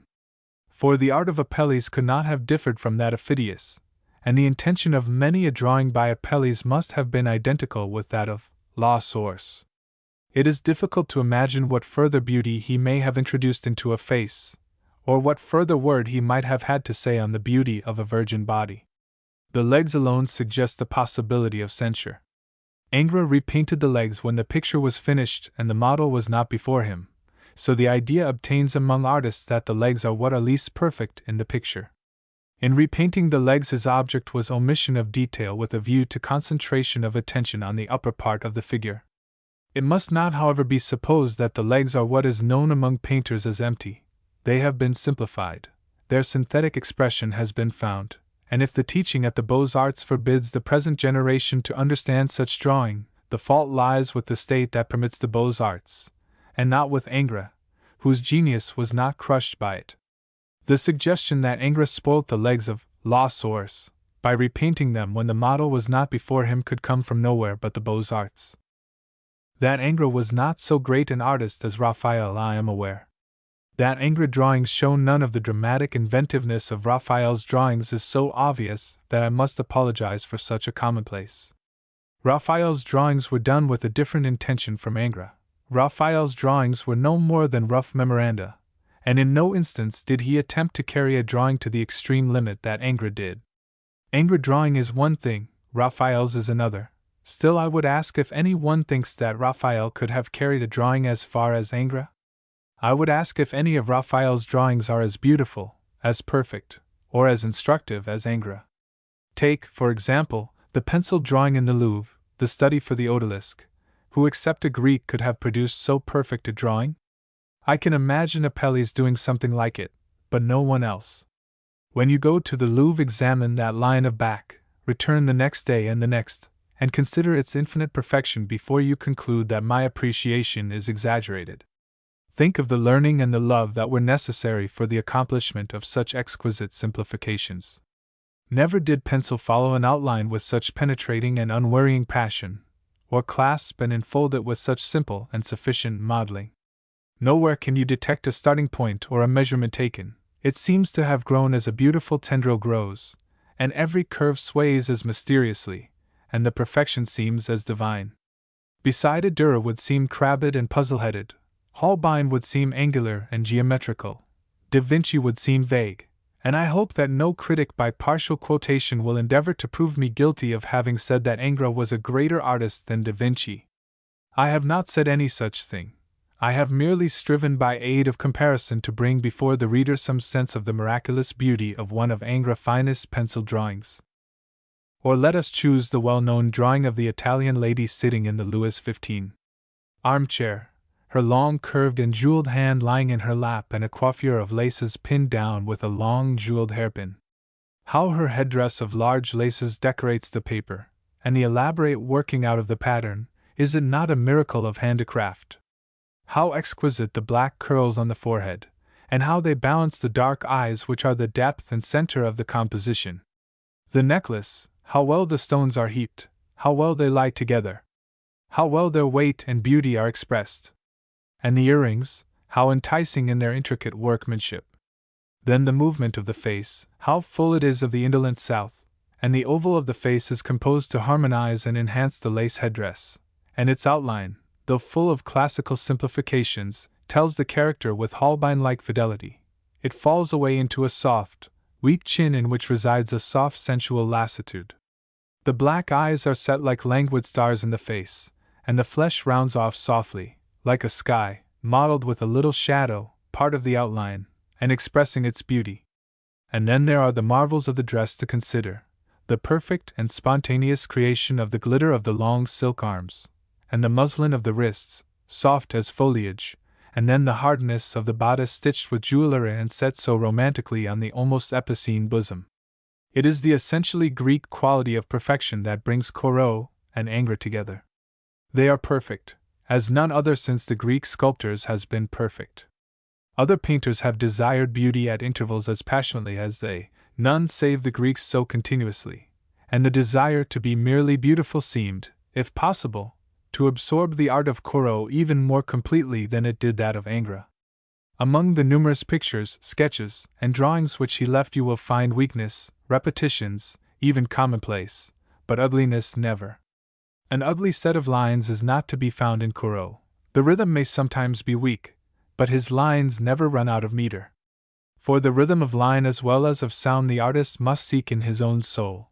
He will never find it in the inchoate and discordant jumble which we call nature. And, after all, what is art but rhythm? Corot knew that art is nature made rhythmical, and so he was never known to take out a 6-foot canvas to copy nature on. Being an artist, he preferred to observe nature, and he lay down and dreamed his fields and trees, and he walked about in his landscape, selecting his point of view, determining the rhythm of his lines. That sense of rhythm which I have defined as art was remarkable in him even from his first pictures. In the Castle of St. Angelo, Rome, for instance, the placing of the buildings, one low down, the other high up in the picture, the bridge between, and behind the bridge the dome of St. Peter's, is as faultless a composition as his maturest work. As faultless, and yet not so exquisite. For it took many long and pensive years to attain the more subtle and delicate rhythms of The Lake, in the collection of J. S. Forbes, Esq., or the Landscape in the collection of G. N. Stevens, Esq., or the Ravine, in the collection of Sir John Day. Corot's style changed. But it changed gradually, as nature changes, waxing like the moon from a thin, pure crescent to a full circle of light. Guided by a perfect instinct, he progressed, fulfilling the course of his artistic destiny. We notice change, but each change brings fuller beauty. And through the long and beautiful year of Corot's genius, full as the year itself of months and seasons, we notice that the change that comes over his art is always in the direction of purer and more spiritual beauty. We find him more and more absorbed in the emotion that the landscape conveys, more willing to sacrifice the superfluous and circumstantial for the sake of the immortal beauty of things. Look at the Lac de Garde, and say if you can that the old Greek melody is not audible in the line which bends and floats to the lake's edge, in the massing and the placing of those trees, in the fragile grace of the broken birch which sweeps the pale complexioned sky. Are we not looking into the heart of nature, and do we not hear the silence that is the soul of evening? In this, his perfect period, he is content to leave his foreground rubbed over with some expressive gray, knowing well that the eye rests not there, and upon his middle distance he will lavish his entire art, concentrating his picture on some one thing in which for him resides the true reality of the place, be this the evening ripples on the lake, or the shimmering of the willow leaves as the last light dies out of the sky. I only saw Corot once. It was in some woods near Paris, where I had gone to paint, and I came across the old gentleman unexpectedly, seated in front of his easel in a pleasant glade. After admiring his work, I ventured to say, "Master, what you are doing is lovely, but I cannot find your composition in the landscape before us." He said, "My foreground is a long way ahead." And sure enough, nearly 200 yards away, his picture rose out of the dimness of the dell, stretching a little beyond the vista into the meadow. The anecdote seems to me to be a real lesson in the art of painting, for it shows us the painter in his very employment of nature, and we divine easily the transposition in the tones and in the aspect of things that he was engaged in bringing into that picture. And to speak of transpositions leads us inevitably into consideration of the great secret of Corot's art, his employment of what is known in studios as values. By values is meant the amount of light and shadow contained in a tone. The relation of a half tint to the highest light, which is represented by the white paper, the relation of a shadow to the deepest black, which is represented by the chalk pencil, is easy enough to perceive in a drawing, but when the work is in color the values, although not less real, are more difficult to estimate. For a color can be considered from two points of view, either as so much coloring matter, or as so much light and shade. Violet, for instance, contains not only red and blue in proportions which may be indefinitely varied, but also certain proportions of light and shade, the former tending towards the highest light, represented on the palette by flake white, the latter tending towards the deepest dark, represented on the palette by ivory black. Similar to a note in music, no color can be said to be in itself either false or true, ugly or beautiful. A note and a color acquire beauty and ugliness according to their associations. Therefore, to color well depends, in the first instance, on the painter's knowledge and intimate sense of the laws of contrast and similitude. But there is still another factor in the art of coloring well, for, just as the musician obtains richness and novelty of expression by means of a distribution of sound through the instruments of the orchestra, so does the painter obtain depth and richness through a judicious distribution of values. If we were to disturb the distribution of values in the pictures of Titian, Rubens, Veronese, their color would at once seem crude, superficial, without cohesion or rarity.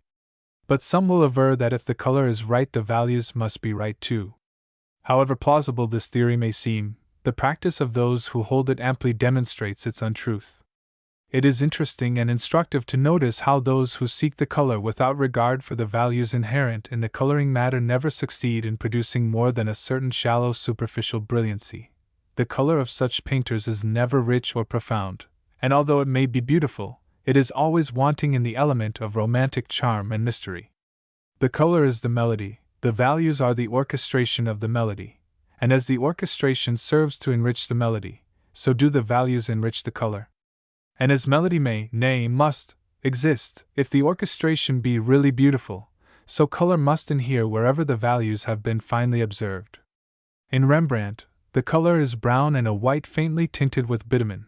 In Claude, the color is blue, faintly flushed with yellow in the middle sky, and yet none has denied the right of these painters to be considered colorists. They painted with the values, that is to say, with what remains on the palette when abstraction has been made of the coloring matter, a delicate neutral tint of infinite subtlety and charm, and it is with this, the evanescent and impalpable soul of the vanished colors, that the most beautiful pictures are painted. Corot, too, is a conspicuous example of this mode of painting. His right to stand among the world's colorists has never, so far as I know, been seriously contested. His pictures are almost void of coloring matter, a blending of gray and green, and yet the result is of a richly colored evening. Corot and Rembrandt, as de Tillieux pointed out, arrived at the same goal by absolutely different ends. He saw clearly, although he could not express himself quite clearly, that, above all painters, Rembrandt and Corot excelled in that mode of pictorial expression known as values, or shall I say chiaroscuro, for in truth he who has said values has hinted chiaroscuro. Rembrandt told all that a golden ray falling through a darkened room awakens in a visionary brain. Corot told all that the grey light of morning and evening whispers in the pensive mind of the elegiac poet. The story told was widely different, but the manner of telling was the same, one attenuated in the light, the other attenuated in the shadow. Both sacrificed the corners with a view to fixing the attention on the one spot in which the soul of the picture lives.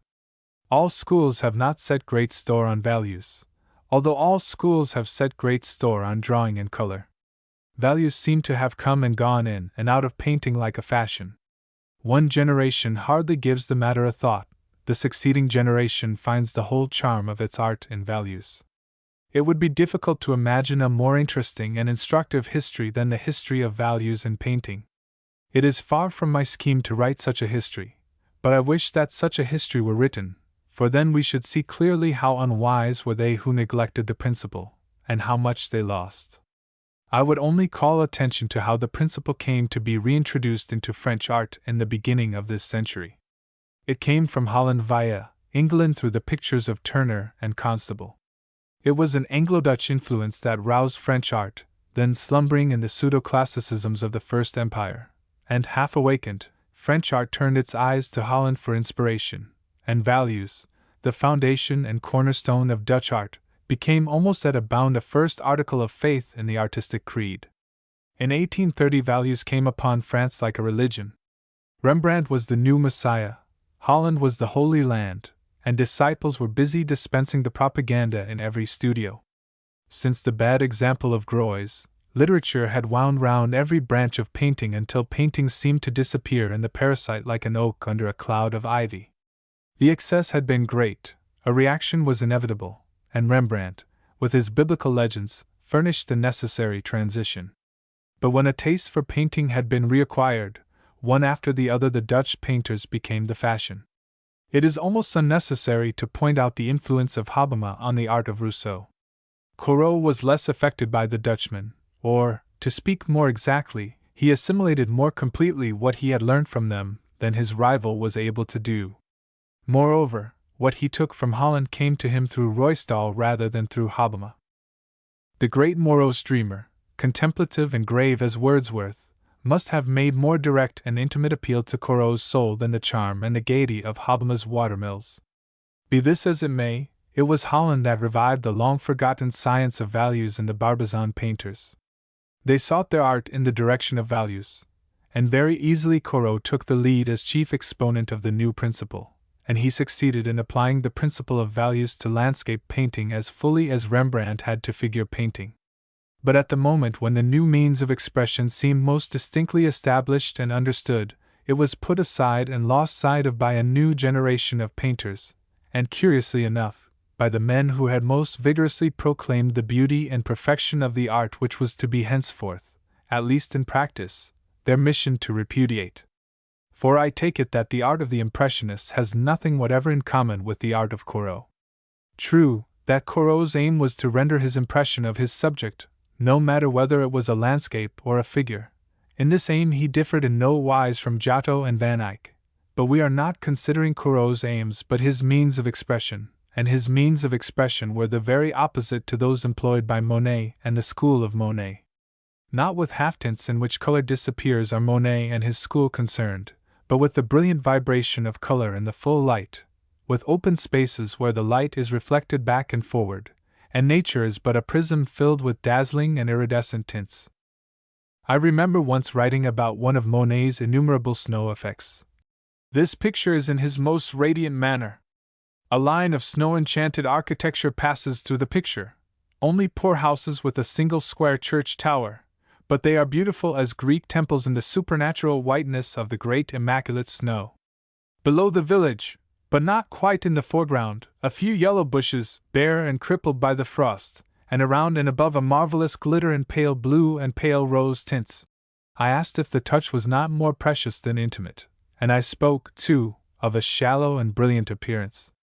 But if I had asked why the picture, notwithstanding its incontestable merits, was so much on the surface, why it so irresistibly suggested un décor de theatre, why one did not enter into it as one does into a picture by Wilson or Corot, my criticism would have gone to the root of the evil. And the reason of this is because Monet has never known how to organize and control his values. The relation of a wall to the sky which he observes so finely seem as if deliberately contrived for the suppression of all atmosphere, and we miss in Monet the delicacy and the mystery which are the charm of Corot. The bath of air being withdrawn, a landscape becomes a mosaic, flat surface takes the place of round, the next step is some form or other of pre-Raphaelitism. Monet, Sisley, Pissarro, and the decadents. Nature demands that children should devour their parents, and Corot was hardly cold in his grave when his teaching came to be neglected and even denied. Values were abandoned and color became the unique thought of the new school. My first acquaintance with Monet's painting was made in 75 or 76, the year he exhibited his first steam engine and his celebrated troupe of life-size turkeys gobbling the tall grass in a meadow, at the end of which stood, high up in the picture, a French chateau. Impressionism is a word that has lent itself to every kind of misinterpretation, for in its exact sense all true painting is penetrated with Impressionism, but to use the word in its most modern sense, that is to say, to signify the rapid noting of elusive appearance, Monet is the only painter to whom it may be reasonably applied. I remember very well that sunlit meadow and the long colored necks of the turkeys. Truly it may be said that, for the space of one rapid glance, the canvas radiates. It throws its light in the face of the spectator as, perhaps, no canvas did before. But if the eyes are not immediately averted, the illusion passes, and its place is taken by a somewhat incoherent and crude coloration. Then the merits of the picture strike you as having been obtained by excessive accomplishment in 1/3 of the handicraft, and something like a formal protestation of the non-existence of the other 2/3. Since that year I have seen Monets by the score, and have hardly observed any change or alteration in his manner of seeing or executing, or any development soever in his art. At the end of the season he comes up from the country with 30 or 40 landscapes, all equally perfect, all painted in precisely the same way, and no one shows the slightest sign of hesitation, and no one suggests the unattainable, the beyond. One and all reveal to us a man who is always sure of his effect, and who is always in a hurry. Any corner of nature will do equally well for his purpose, nor is he disposed to change the disposition of any line of tree or river or hill. So long as a certain reverberation of color is obtained, all is well. An unceasing production, and an almost unvarying degree of excellence, has placed Monet at the head of the school. His pictures command high prices, and nothing goes now with the erudite American but Monet's landscapes. But does Monet merit this excessive patronage, and if so, what are the qualities in his work that make it superior to Sisley's and Pissarro's?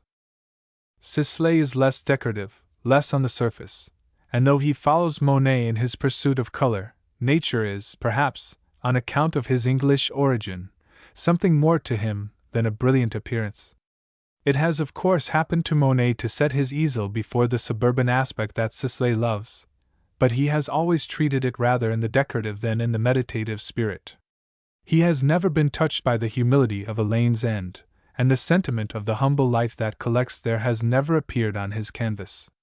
Yet Sisley, being more in sympathy with such nature, has often been able to produce a superior though much less pretentious picture than the ordinary stereotyped Monet. But if Sisley is more meditative than Monet, Pissarro is more meditative than either. Monet had arrived at his style before I saw anything of his work. Of his earlier canvases I know nothing. Possibly he once painted in the Corot manner. It is hardly possible that he should not have done so. However this may be, Pissarro did not rid himself for many years of the influence of Corot. His earliest pictures were all composed in pensive greys and violets, and exhaled the weary sadness of tilth and grange and scant orchard trees. The pale road winds through meager uplands, and through the blown and gnarled and shiftless fruit trees the saddening silhouette of the town drifts across the land. The violet spaces between the houses are the very saddest, and the spare furrows are patiently drawn, and so the execution is in harmony with and accentuates the unutterable monotony of the peasant's lot. The sky, too, is vague and empty, and out of its death-like, creamy hollow the first shadows are blown into the pallid face of a void evening. The picture tells of the melancholy of ordinary life, of our poor transitory tenements, our miserable scrapings among the little mildew that has gathered on the surface of an insignificant planet.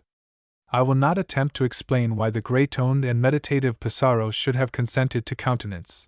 I cannot say to lead, for, unlike every other chef d'école, Pissarro imitated the disciples instead of the disciples imitating Pissarro, the many fantastic revolutions in pictorial art which have agitated Montmartre during the last dozen years. The Pissarro psychology I must leave to take care of itself, confining myself strictly to the narrative of these revolutions. Authority for the broken brushwork of Monet is to be found in Manet's last pictures, and I remember Manet's reply when I questioned him about the pure violet shadows which, just before his death, he was beginning to introduce into his pictures. One year one paints violet and people scream, and the following year every one paints a great deal more violet. If Manet's answer throws no light whatever on the new principle, it shows very clearly the direction, if not the goal, towards which his last style was moving. But perhaps I am speaking too cautiously, for surely broken brushwork and violet shadows lead only to one possible goal: the prismatic colors.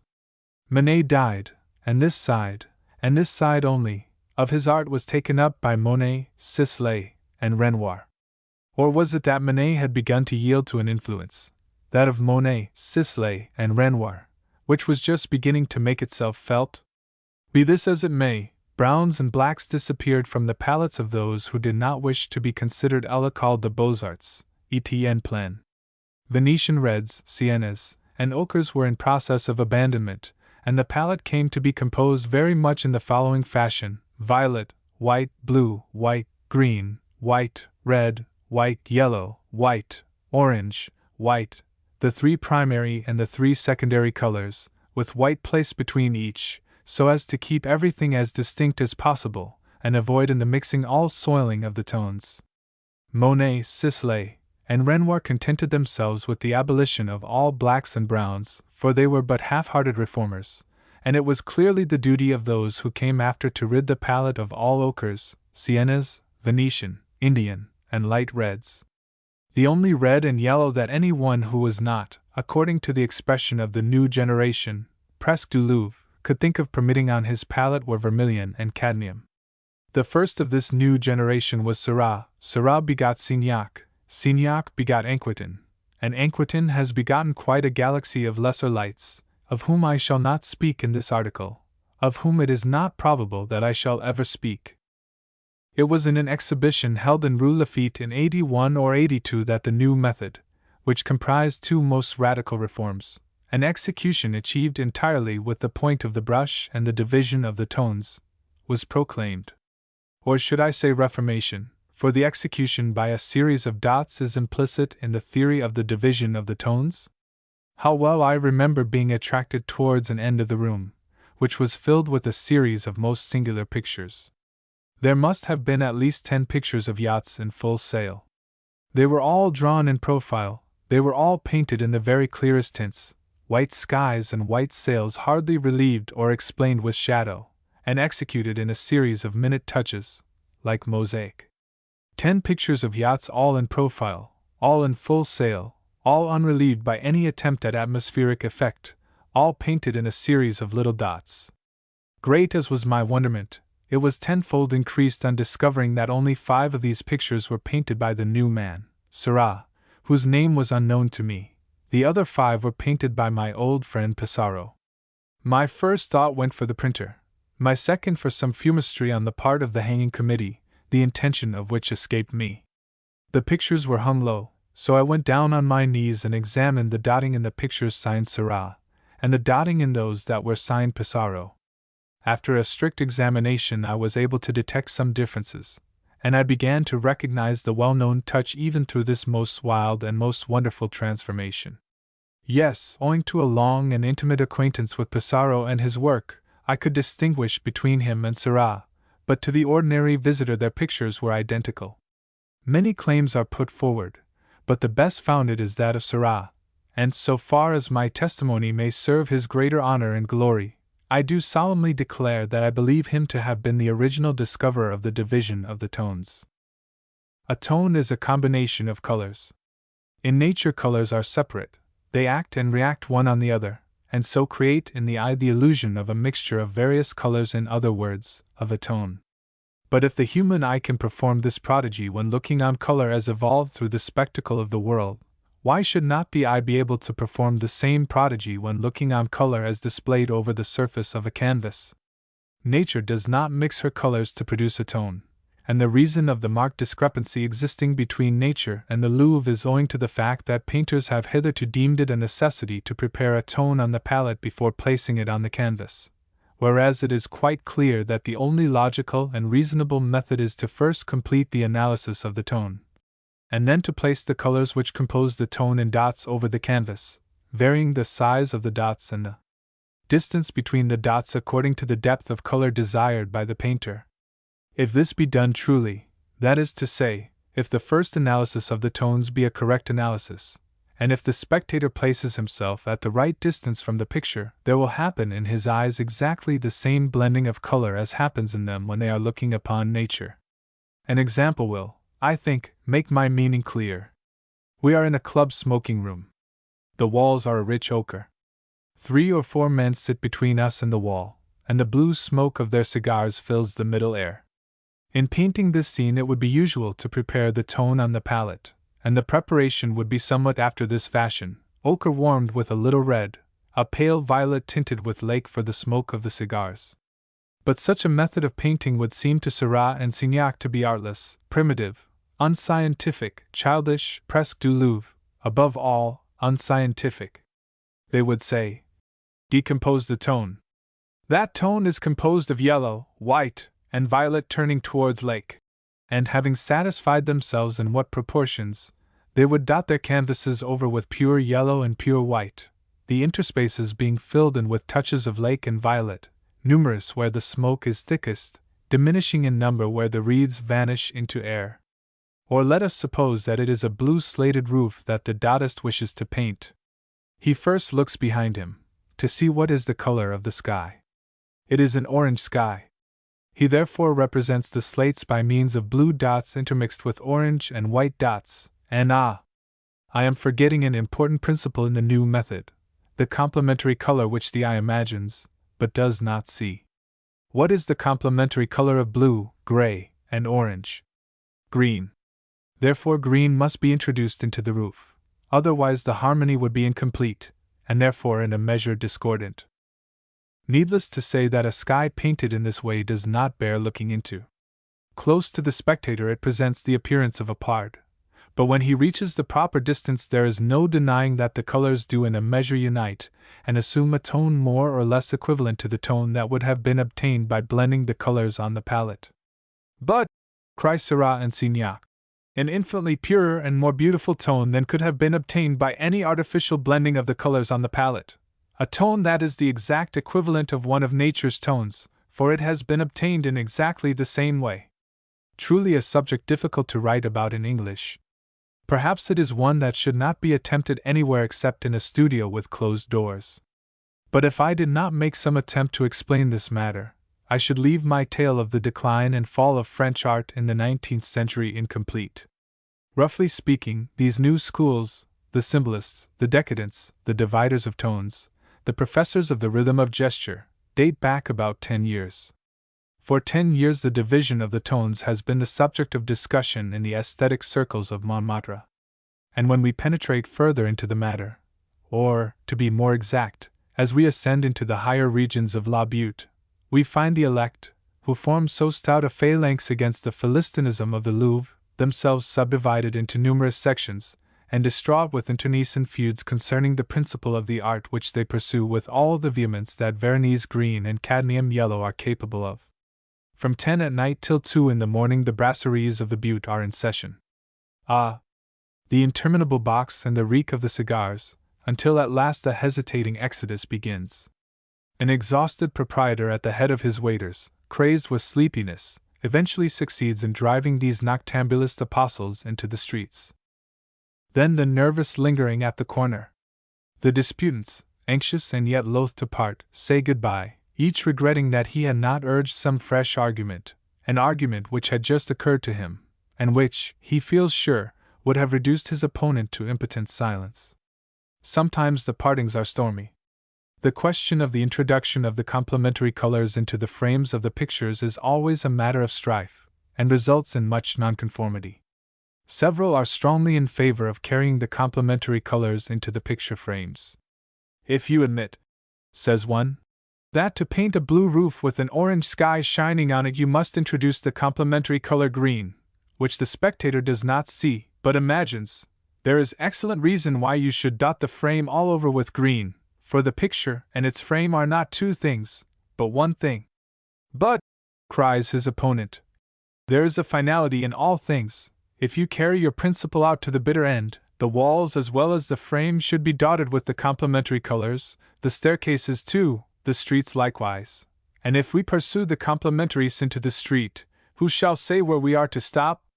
Why stop at all, unless the neighbors protest that we are interfering with their complementaries? The schools headed by Signac and Anquetin comprise numerous disciples and adherents. They do not exhibit in the Salon or in the Champ de Mars, but that is because they disdain to do so. They hold exhibitions of their own, and their picture dealers trade only in their works and in those belonging to or legitimately connected with the new schools. If I have succeeded in explaining the principle of coloration employed by these painters, I must have excited some curiosity in the reader to see these scientifically painted pictures. To say that they are strange, absurd, ridiculous, conveys no sensation of their extravagances, and I think that even an elaborate description would miss its mark. For, in truth, the pictures merit no such attention. It is only needful to tell the reader that they fail most conspicuously at the very point where it was their mission to succeed. Instead of excelling in brilliancy of color the pictures painted in the ordinary way, they present the most complete spectacle of discoloration possible to imagine. Yet Signac is a man of talent, and in an exhibition of pictures which I visited last May I saw a wide bay, 2 rocky headlands extending far into the sea, and this offing was filled with a multitude of gull-like sails. There was in it a vibration of light, such an effect as a mosaic composed of dim-colored but highly polished stones might produce. I can say no good word, however, for his portrait of a gentleman holding his hat in one hand and a flower in the other. This picture formulated a still newer aestheticism, the rhythm of gesture. For, according to Signac, the raising of the face and hands expresses joy, the depression of the face and hands denotes sadness. Therefore, to denote the melancholy temperament of his sitter, Signac represented him as being hardly able to lift his hat to his head, or the flower to his buttonhole. The figure was painted, as usual, in dots of pure color lifted from the palette with the point of the brush. The complementary colors in duplicate bands curled up the background. This was considered by the disciples to be an important innovation, and the effect, it is needless to say, was gaudy, if not neat. A theory of Anquetin's is that wherever the painter is painting, his retina must still hold some sensation of the place he has left. Therefore there is in every scene not only the scene itself, but remembrance of the scene that preceded it. This is not quite clear, is it? No, but I think I can make it clear. He who walks out of a brilliantly lighted saloon, that is to say, he who walks out of yellow, sees the other 2 primary colors, red and blue. In other words, he sees violet. Therefore Anquetin paints the street, and everything in it, violet, boots, trousers, hats, coats, lampposts, paving stones, and the tail of the cat disappearing under the porte-cochere. But if in my description of these schools I have conveyed the idea of stupidity, or ignorance, I have failed egregiously. These young men are all highly intelligent, and keenly alive to art, and their doings are not more vain than the 101 artistic notions which have been undermining the art sense of the French and English nations for the last 20 years. What I have described is not more foolish than the stippling at South Kensington, or the drawing by the masses at Julien's. The theory of the division of the tones is no more foolish than the theory of plein air or the theory of the square brushwork. It is as foolish, but not a jot more foolish. Great art dreams, imagines, sees, feels, expresses, reasons never. It is only in times of wilful decadence, like the present, that the bleating of the schools begins to be heard, and although, to the ignorant, one method may seem less ridiculous than another. All methods, all methods that are not part and parcel of the pictorial intuition, are equally puerile and ridiculous. The separation of the method of expression from the idea to be expressed is the sure sign of decadence. France is now all decadence. In the Champ de Mars, as in the Salon, the man of the hour is he who has invented the last trick in subject or treatment. France has produced great artists in quick succession. Think of all the great names, beginning with Ingres and ending with Degas, and wonder if you can that France has at last entered on a period of artistic decadence. For the last 60 years the work done in literary and pictorial art has been immense. The soil has been worked along and across, in every direction, and for many a year nothing will come to us from France but the bleat of the scholiast. Our academicians? That nearly all artists dislike and despise the Royal Academy is a matter of common knowledge. Whether with reason or without is a matter of opinion, but the existence of an immense fund of hate and contempt of the Academy is not denied. From Glasgow to Cornwall, wherever a group of artists collects, there hangs a gathering and a darkening sky of hate. True, the position of the Academy seems to be impregnable, and even if these clouds should break into storm, the Academy would be as little affected as the Rock of Gibraltar by squall or tempest. The Academy has successfully resisted a royal commission, and a crusade led by Mr. Holman Hunt in the columns of the Times did not succeed in obtaining the slightest measure of reform. Here I might consult blue books and official documents, and tell the history of the Academy, but for the purpose of this article the elementary facts in every one's possession are all that are necessary. We know that we owe the Academy to the artistic instincts of George III. It was he who sheltered it in Somerset House, and when Somerset House was turned into public offices, the Academy was bidden to Trafalgar Square, and when circumstances again compelled the authorities to ask the Academy to move on, the Academy, posing as a public body, demanded a site, and the Academy was given one worth £300,000. Thereon the Academy erected its present buildings, and when they were completed the Academy declared itself on the first opportunity to be no public body at all, but a private enterprise. Then why the site, and why the Royal Charter? Mr. Coleman, Mr. Pears, Mr. Reckitt are not given sites worth £300,000. These questions have often been asked, and to them the Academy has always an excellent answer. The site has been granted, and we have erected buildings upon it worth £100,000. Get rid of us you cannot. The position of the Academy is as impregnable as the Rock of Gibraltar. It is as well advertised as the throne itself, and the income derived from the sale of the catalogues alone is enormous. Then the Academy has the handling of the Chantry bequest funds, which it does not fail to turn to its own advantage by buying pictures of academicians, which do not sell in the open market, at extravagant prices, or purchasing pictures by future academicians, and so fostering, strengthening, and imposing on the public the standard of art which obtains in academic circles. Such, in a few brief words, is the institution which controls and in a large measure directs the art of this country. But though I come with no project to obtain its dissolution, it seems to me interesting to consider the causes of the hatred of the Academy with which artistic England is saturated, oftentimes convulsed, and it may be well to ask if any institution, however impregnable, can continue to defy public opinion, if any sovereignty, however fortified by wealth and buttressed by prescription, can continue to ignore and outrage the opinions of its subjects? The hatred of artistic England for the Academy proceeds from the knowledge that the Academy is no true center of art, but a mere commercial enterprise protected and subventioned by government. In recent years every shred of disguise has been cast off, and it has become patent to every one that the Academy is conducted on as purely commercial principles as any shop in the Tottenham Court Road. For it is impossible to suppose that Mr. Orcherson and Mr. Watts do not know that Mr. Leader's landscapes are like tea trays, that Mr. Dixie's figures are like bonbon boxes, and that Mr. Herkimer's portraits are like German cigars. But apparently the RAs are merely concerned to follow the market, and they elect the men whose pictures sell best in the city. City men buy the productions of Mr. Herkimer, Mr. Dixie, Mr. Leader, and Mr. Goodall.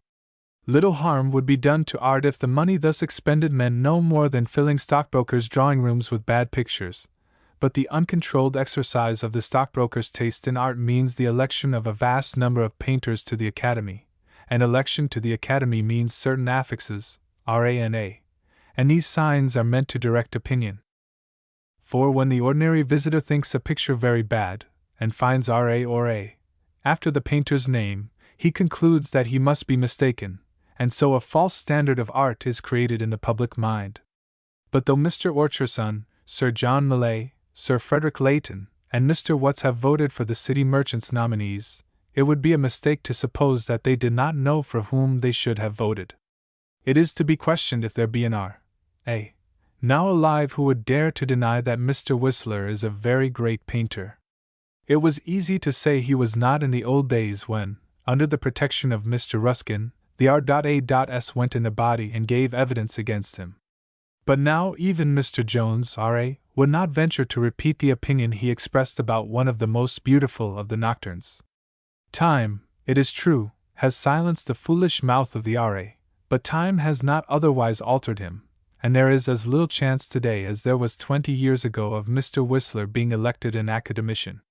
No difference exists, even in academic circles, as to the merits of Mr. Albert Moore's work. Many academicians will freely acknowledge that his non-election is a very grave scandal.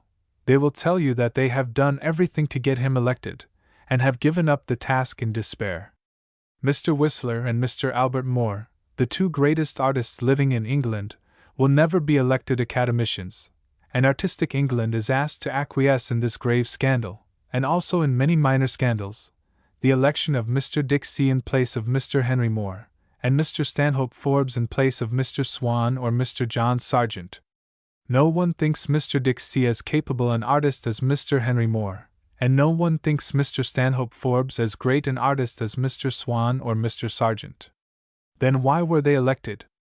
Because the men who represent most emphatically the taste of the city have become so numerous of late years in the Academy that they are able to keep out any one whose genius would throw a doubt on the commonplace ideal which they are interested in upholding. Mr. Alma Tadema would not care to confer such a mark of esteem as the affix R.A. on any painter practicing an art which, when understood, would involve hatred of the copyplate antiquity which he supplies to the public. This explanation seems incredible, I admit, but no other explanation is possible, for I repeat that the academicians do not themselves deny the genius of the men they have chosen to ignore. So we find the Academy as a body working on exactly the same lines as the individual R.A., whose one ambition is to extend his connection, please his customers, and frustrate competition. And just as the capacity of the individual R.A. declines when the incentive is money, so does the corporate body lose its strength. And its hold on the art instincts of the nation relaxes when its aim becomes merely mercenary enterprise. If Sir John Millais, Sir Frederick Leighton, Mr. Orchardson, Mr. Hooke, and Mr. Watts were to die tomorrow, their places could be filled by men who are not and never will be in the Academy. But among the associates there is no name that does not suggest a long decline: Mr. Macbeth, Mr. Leader, Mr. David Murray, Mr. Stanhope Forbes, Mr. J. Macwhirter. And are the coming associates Mr. Hacker, Mr. Shannon, Mr. Solomon, Mr. Alfred East, Mr. Bramley? Mr. Swan has been passed over so many times that his election is beginning to seem doubtful. For very shame's sake the elder academicians may bring their influence, and insist on his election.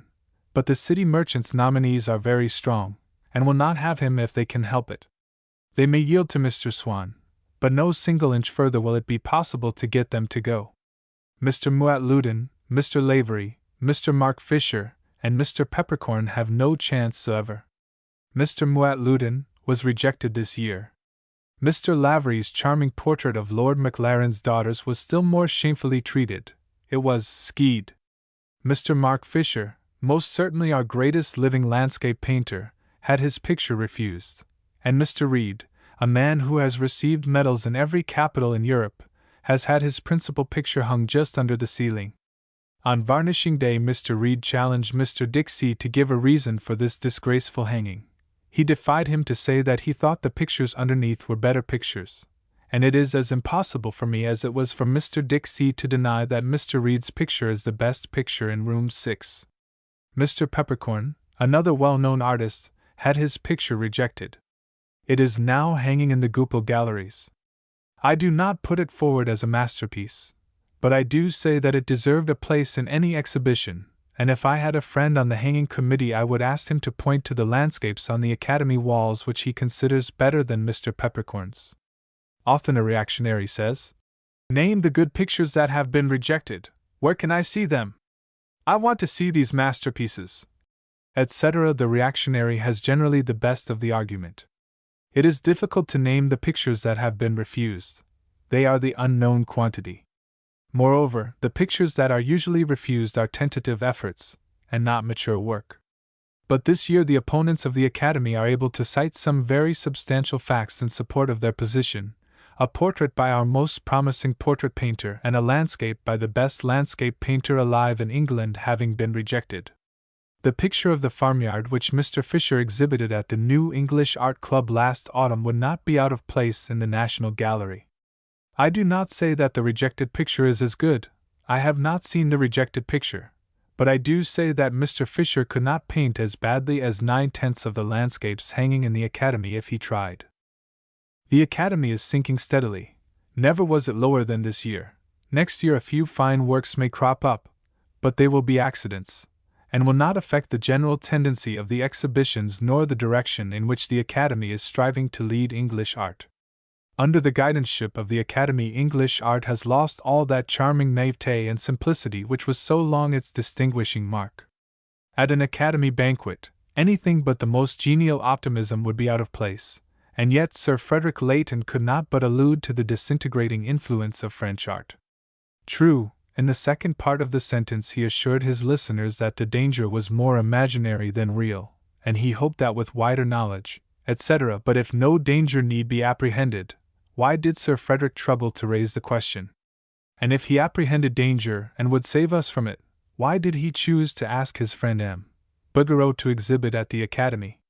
The allusion in Sir Frederick's speech to French methods, and the exhibition of a picture by M. Bouguereau in the Academy, is strangely significant. For is not M. Bouguereau the chief exponent of the art which Sir Frederick ventures to suggest may prove a disintegrating influence in our art? Has proven would be a more correct phrase. Let him who doubts compare the work of almost any of the elder academicians with the work of those who practiced the square brushwork of the French school. Compare, for instance, Sir Frederick's Garden of the Hesperides with Mr. Solomon's Orpheus, and then you will appreciate the gulf that separates the elder academicians from the men already chosen and marked out for future academicians. And him whom this illustration does not convince I will ask to compare Mr. Hacker's Annunciation with any picture by Mr. Frith or Mr. Fade. I will even go so far as to say with any work by Mr. Sidney Cooper, an octogenarian, now nearer his 90th than his 80th year. It would have been better if Sir Frederick had told the truth boldly at the Academy banquet. He knows that 100 years will hardly suffice to repair the mischief done by this detestable French painting, this mechanical drawing and modeling, built up systematically, and into which nothing of the artist's sensibility may enter. Sir Frederick hinted the truth, and I do not think it will displease him that I should say boldly what he was minded but did not dare to say. The high position he occupies did not allow him to go further than he did. The society of which he is president is now irreparably committed to Anglo-French art, and has, by every recent election, bound itself to uphold and impose this false and foreign art upon the nation. Out of the vast array of portraits and subject pictures painted in various styles and illustrating every degree of ignorance, stupidity, and false education, one thing really comes home to the careful observer, and that is, the steady obliteration of all English feeling and mode of thought. The younger men practice an art purged of all nationality. England lingers in the elder painters, and though the representation is often inadequate, the English pictures are pleasanter than the mechanical art which has spread from Paris all over Europe, blotting out in its progress all artistic expression of racial instincts and mental characteristics. Nothing, for instance, can be more primitive, more infantile in execution, than Mr. Leslie's Rose Queen. But it seems to me superficial criticism to pull it to pieces, for after all it suggests a pleasant scene, a stairway full of girls in white muslin, and who does not like pretty girls dressed in white muslin? And Mr. Leslie spares us the boredom of odious and sterile French pedantry. Mr. Waterhouse's picture of Circe poisoning the sea is an excellent example of professional French painting. The drawing is planned out geometrically, the modeling is built up mechanically. The brush, filled with thick paint, works like a trowel. In the hands of the Dutch and Flemish artists, the brush was in direct communication with the brain, and moved slowly or rapidly, changing from the broadest and most emphatic stroke to the most delicate and fluent touch according to the nature of the work. But here all is square and heavy. The color scheme, the blue dress and the green water, how theatrical, how its richness reeks of the French studio. How cosmopolitan and pedantic is this would-be romantic work. But can we credit Mr. Dixie with any artistic intention in the picture he calls Layla, hanging in the next room? I think not. Mr. Dixie probably thought that, having painted what the critics would call somewhat sad subjects last year, it would be well if he painted something distinctly gay this year. A girl in a harem struck him as a subject that would please everyone, especially if he gave her a pretty face, a pretty dress, and posed her in a graceful attitude. A nice bright crimson was just the color for the dress, the feet he might leave bare, and it would be well to draw them from the plaster cast. A pair of pretty feet would be sure to find favor with the populace. It is impossible to believe that Mr. Dixie was moved by any deeper thought or impression when he painted this picture. The execution is not quite so childlike and bland as Mr. Leslie's. It is heavier and more stodgy. One is a cane chair from the Tottenham Court Road, the other is a dining-room chair from the Tottenham Court Road. In neither does any trace of French influence appear, and both painters are city-elected academicians. A sudden thought. Leader, Fields, David Murray, Peter Graham, Herkimer. Then it is not the city that favors the French school, but the academy itself. And this shows how widely tastes may differ, yet remain equally sundered from good taste. I believe the North and the South poles are equidistant from the equator. Looking at Sir Frederick Leighton's picture, entitled At the Fountain, I am forced to admit that, regarded as mere execution, it is quite as intolerably bad as Mr. Dixie's Layla. And yet it is not so bad a picture, because Sir Frederick's mind is a higher and better educated mind than Mr. Dixie's, and therefore, however his hand may fail him, there remains a certain habit of thought which always, even when worn and frayed, preserves something of its original aristocracy. The sea giving up its dead is an unpleasant memory of Michelangelo. But in The Garden of the Hesperides, Sir Frederick is himself, and nothing but himself. And the picture is so incontestably the work of an artist that I cannot bring myself to inquire too closely into its shortcomings. The merit of the picture is in the arabesque, which is charming and original. The maidens are not dancing, but sitting round their tree. On the right there is an olive, in the middle the usual strawberry cream, and on the left a purple drapery. The brown water in the foreground balances the white sky most happily, and the faces of the women recall our best recollections of Sir Frederick's work. In the next room, room 3, Mr. Watts exhibits a very incoherent work entitled She Shall Be Called Woman. The subject on which all of us are most nearly agreed, painters, critics, and the general public, is the very great talent of Mr. G. F. Watts. Even the Chelsea studios unite in praising him. But were we ever sincere in our praise of him as we are sincere in our praise of Degas, Whistler, and Manet? And lately have we not begun to suspect our praise today is a mere clinging to youthful admirations which have no root in our present knowledge and aestheticisms? Perhaps the time has come to say what we do really think of Mr. Watts.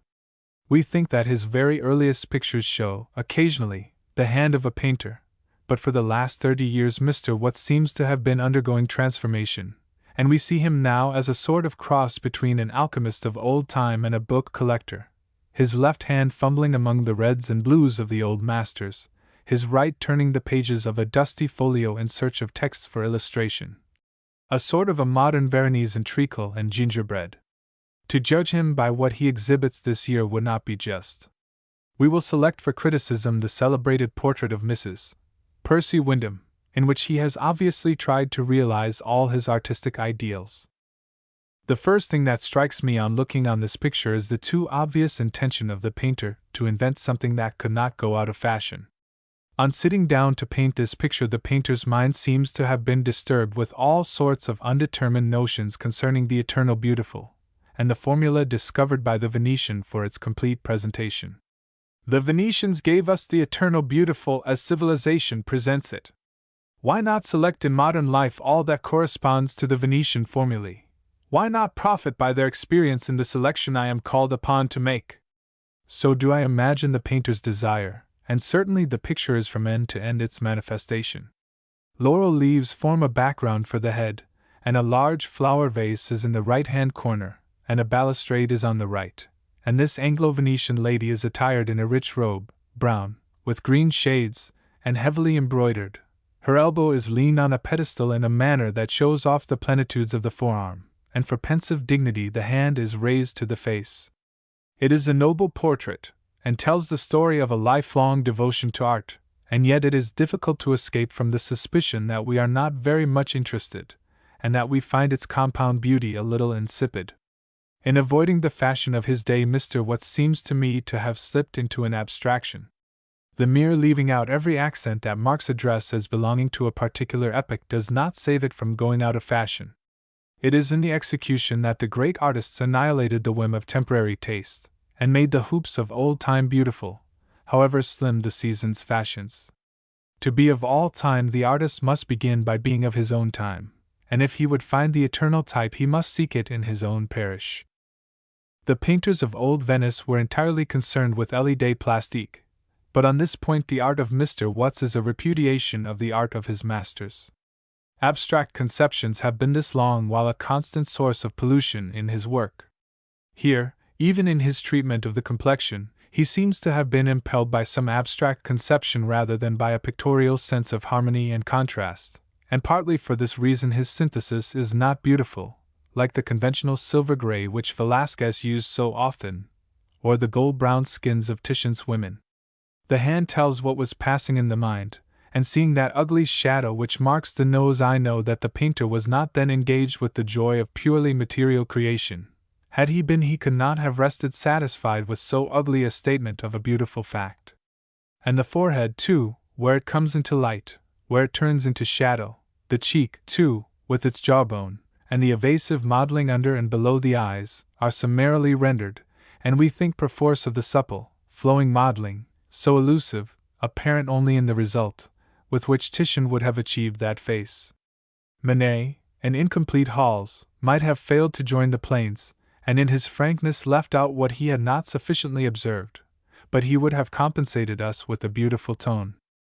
For an illustration of Mr. Watts' drawing we will take the picture of Love and Death, perhaps the most pictorially significant of all Mr. Watts' designs. The enormous figure of Death advances impressively with right arm raised to force the door which a terrified Love would keep closed against him. The figure of Death is draped in gray, the color that Mr. Watts is most in sympathy with and manages best. But the upper portion of the figure is vast, and the construction beneath the robe too little understood for it not to lack interest, and in the raised arm and hand laid against the door, where power and delicacy of line were indispensable for the pictorial beauty of the picture, we are vouchsafed no more than a rough statement of rudimentary fact. Love is thrown back against the door, his right arm raised, his right leg advanced in action of resistance to the intruder. The movement is well conceived, and we regret that so summary a line should have been thought sufficient expression. Any one who has ever held a pencil in a school of art knows how a young body, from armpit to ankle-bone, flows with lovely line. Any one who has been to the Louvre knows the passion with which Ingres would follow this line, simplifying it and drawing it closer until it surpassed all melody. But in Mr. Watts' picture the boy's natural beauty is lost in a coarse and rough planing out that tells of an eye that saw vaguely, and that wearied, and in an execution full of uncertain touch and painful effort. Unless the painter is especially endowed with the instinct of anatomies, the sentiment of proportion, and a passion for form, the nude is a will-o'-the-wisp, whose way leads where he may not follow. No one suspects Mr. Watts of one of these qualifications. He appears even to think them of but slight value, and his quest of the allegorical seems to be merely motived by an unfortunate desire to philosophize. As a colorist Mr. Watts is held in high esteem, and it is as a colorist that his admirers consider his claim to the future to be best founded. Beautiful passages of color are frequently to be met with in his work, and yet it would be difficult to say what color except gray he has shown any mastery over. A painter may paint with an exceedingly reduced palette, like Chardin, and yet be an exquisite colorist.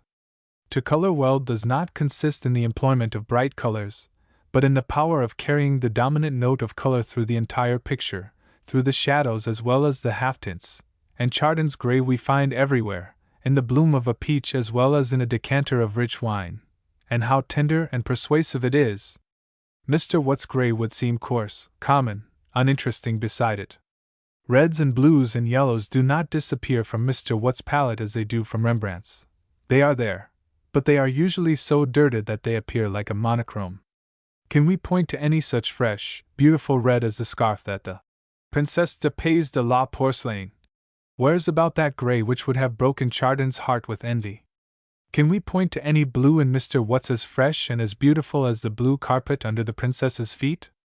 With what Mr. Watt's paints it is impossible to say.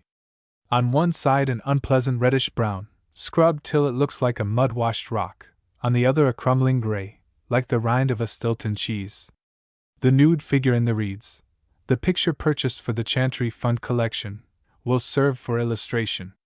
It is clearly the work of a man with something incontestably great in his soul, but why should so beautiful a material as oil paint be transformed into a crumbly substance like, I can think of nothing else but the rind of a Stilton cheese? Mr. Watts and Mr. Burne-Jones seem to have convinced themselves that imaginative work can only be expressed in wool-work and gum. A strange theory, for which I find no authority, even if I extend my inquiry as far back as Montaigne and Botticelli. True, that the method of these painters is archaic, the lights are narrowed, and the shadows broadened, nevertheless, their handling of oil color is nearer to Titian's than either Mr. Watts or Mr. Burne-Jones. It is one of the platitudes of art criticism to call attention to the length of the necks of Rossetti's women, and thereby to infer that the painter could not draw. True, Rossetti was not a skillful draftsman, but not because the necks of his women are too long. The relation between good drawing and measurement is slight. The first quality in drawing, without which drawing does not exist, is an individual seeing of the object. This Rossetti most certainly had. There his draftsmanship began and ended. But the question lies rather with handling than with drawing, and Rossetti sometimes handled paint very skillfully. The face and hair of the half-length Venus surrounded with roses is excellent in quality. The roses and the honeysuckle are quite beautiful in quality. They are fresh and bright, pure in color, as if they had just come from the garden. The Annunciation, in the National Gallery, is a little sandy, but it cannot be said to be bad in quality, as Mr. Watts and Mr. Jones' pictures are bad. Every Rossetti is at least clearly recognizable as an oil painting. In the same room there is Mr. Orchardson's picture of Napoleon dictating the account of his campaigns. I gather from my notes the trace of the disappointment that this picture caused me. Two small figures in a large canvas. The secretary sits on the right at a small table. He looks up, his face turned towards Napoleon, who stands on the left in the middle of the picture, looking down, studying the maps with which the floor is strewn. A great simplicity in the surroundings, and all the points of character insisted on, with the view of awakening the spectator's curiosity. From first to last a vicious desire to narrate an anecdote. It is strange that a man of Mr. Orchardson's talent should participate so fully in the supreme vice of modern art, which believes a picture to be the same thing as a scene in a play. The whole picture conceived and executed in that pale yellow tint which seems to be the habitual color of Mr. Orchardson's mind. A pity indeed it is that Mr. Orchardson should waste very real talent in narratives, for he is a great portrait painter. I remember very well that beautiful portrait of his wife and child, and will take this opportunity to recall it. It is the finest thing he has done, finer than the portrait of Mr. Gilby. Here, in a few words, is the subject of the picture. An old-fashioned cane sofa stretches right across the canvas. A lady in black is seated on the right. She bends forward, her left arm leaning over the back of the sofa. She holds in her hand a Japanese hand screen. The fine and graceful English profile is modeled without vulgar roundness, un beau modèle à plat, and the black hair is heavy and loose, one lock slipping over the forehead. The painter has told the exact character of the hair as he has told the character of the hand, and the age of the hand and hair is evident. She is a woman of 35. She is interested in her baby, her first baby, as a woman of that age would be. The baby lies on a woolen rug and cushion, just beneath the mother's eyes. The color of both is a reddish yellow. He holds up his hands for the hand screen that the mother waves about him. The strip of background about the yellow canework is gray-green. There is a vase of dried ferns and grasses on the left, and the whole picture is filled and penetrated with the affection and charm of English home life, and without being disfigured with any touch of vulgar or commonplace sentimentality.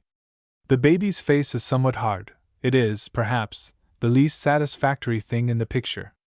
The picture is wanting in that totality which we find in the greatest masters, for instance, in that exquisite portrait of a mother and child by Sir Joshua Reynolds, exhibited this year in the Guildhall, that beautiful portrait of the mother holding out her babe at arm's length above her knee.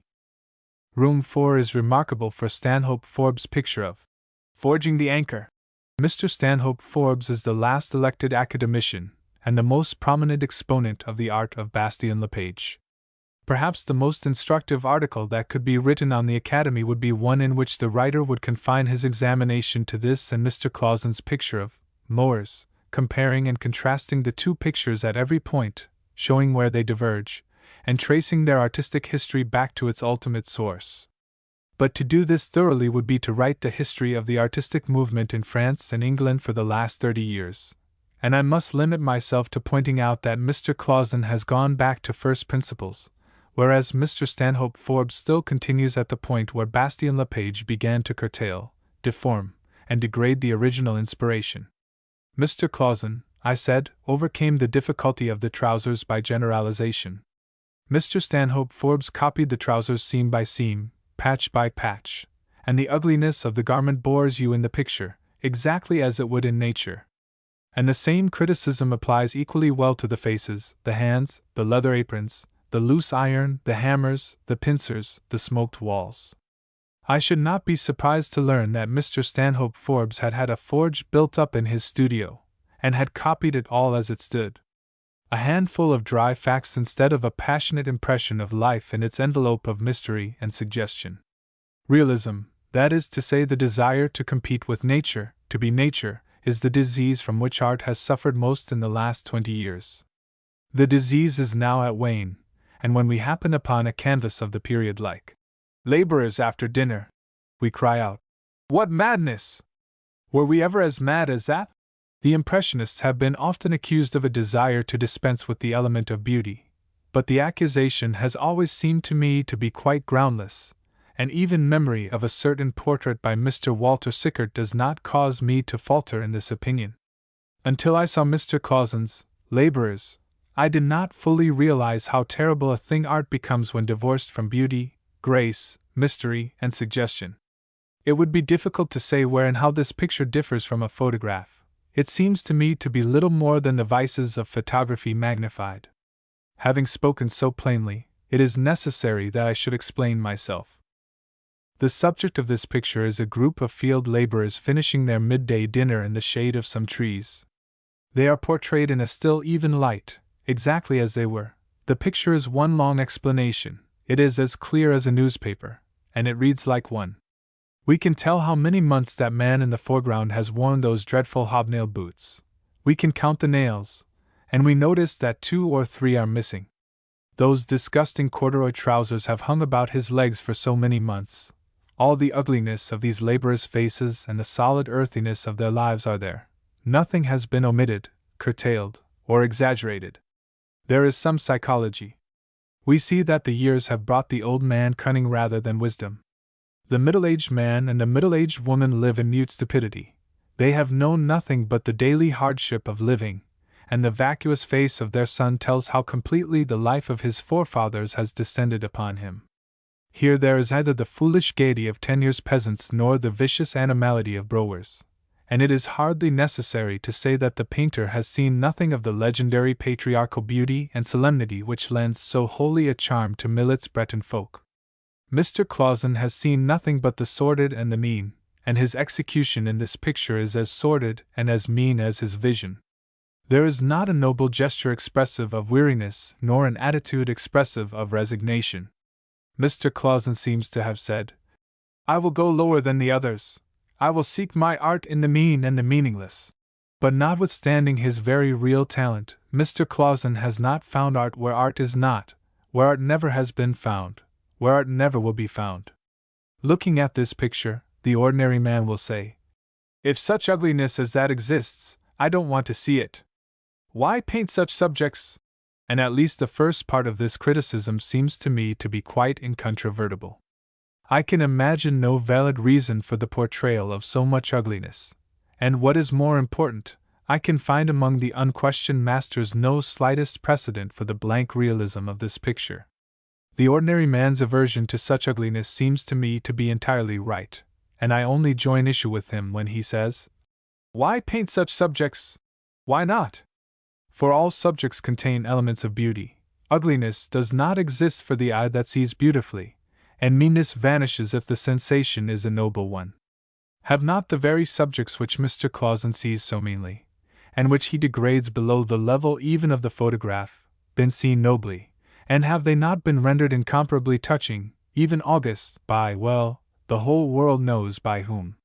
But it will be said that Mr. Clausen painted these people as he saw them. I dare say he did, but if he could not see these field folk differently, he should have abstained from painting them. The mission of art is not truth, but beauty, and I know of no great work, I will go even further, I know no even tolerable work, in literature or in painting in which the element of beauty does not inform the intention. Art is surely but a series of conventions which enable us to express our special sense of beauty, for beauty is everywhere, and abounds in subtle manifestations. Things ugly in themselves become beautiful by association, or perhaps I should say that they become picturesque. The slightest insistence in a line will redeem and make artistically interesting the ugliest face. Look at Degas ballet girls, and say if, artistically, they are not beautiful. I defy you to say that they are mean. Again, an alteration in the light and shade will create beautiful pictures among the meanest brick buildings that ever were run up by the jerry builder. See the violet suburbs stretching into the golden sunset. How exquisite it has become! How full of suggestion and fairy tale! A picturesque shadow will redeem the squalor of the meanest garret, and the subdued light of the little kitchen where the red petticoat housewife is sweeping must contrast so delicately with the white glare of the brickyard where the neighbor stands in parley, leaning against the doorpost, that the humble life of the place is transformed and poetized. This was the ABC of Dutch art. It was the Dutchman who first found out that with the poetizing aid of light and shade the meanest and most commonplace incidents of everyday life could be made the subjects of pictures. There are no merits in painting except technical merits, and though my criticism of Mr. Clausen's picture may at first sight seem to be a literary criticism, it is in truth a strictly technical criticism. For Mr. Clausen has neglected the admirable lessons which our Dutch cousins taught us 200 years ago. He has neglected to avail himself of those principles of chiaroscuro which they perfected, and which would have enabled him to redeem the grossness, the ugliness, the meanness inherent in his subject. I said that he had gone further, in abject realism, than a photograph. I do not think I have exaggerated. It is not probable that those peasants would look so ugly in a photograph as they do in his picture. For had they been photographed, the chances are that some shadow would have clothed, would have hid, something, and a chance gleam might have concentrated the attention on some particular spot. 9 times out of 10 the exposure of the plate would not have taken place in a moment of flat gray light. But it is the theory of Mr. Clausen and his school that it is right and proper to take a 6-foot canvas into the open, and paint the entire picture from nature. But when the sun is shining, it is not possible to paint for more than an hour and a half at most. At the end of that time the shadows have moved so much that the effect is wholly different. But on a gray day it is possible to paint on the same picture for 4 or 5 hours. Hence the preference shown by the school for gray days.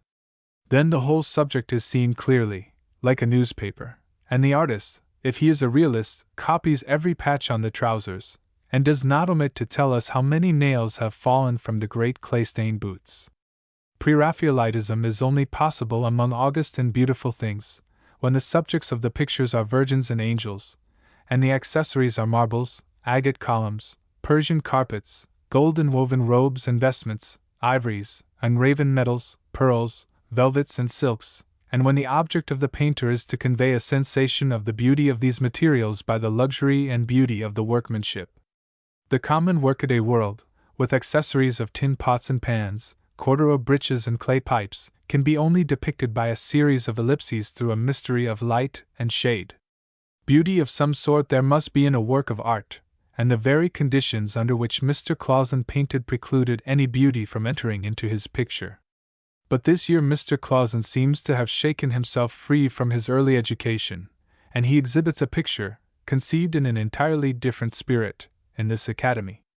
Turning to my notes, I find it thus described: a small canvas containing 3 mowers in a flowering meadow.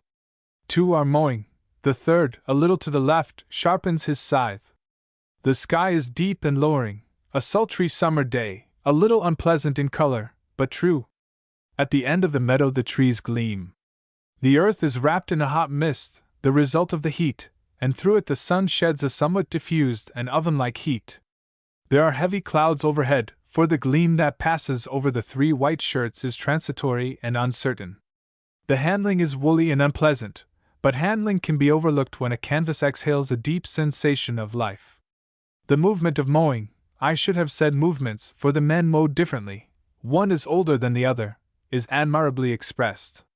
And the principal figure, though placed in the immediate foreground, is in and not out of the atmosphere. The difficulty of the trousers has been overcome by generalization. The garment has not been copied patch by patch. The distribution of light is admirable. Nowhere does it escape from the frame. J. F. Millet has painted many a worse picture. Mr. Solomon and Mr. Hacker have both turned to mythology for the subjects of their pictures. And the beautiful and touching legends of Orpheus and the Annunciation have been treated by them with the indifference of our special artist, who places the fireman on the right, the pump on the left, and the blazing house in the middle of the picture.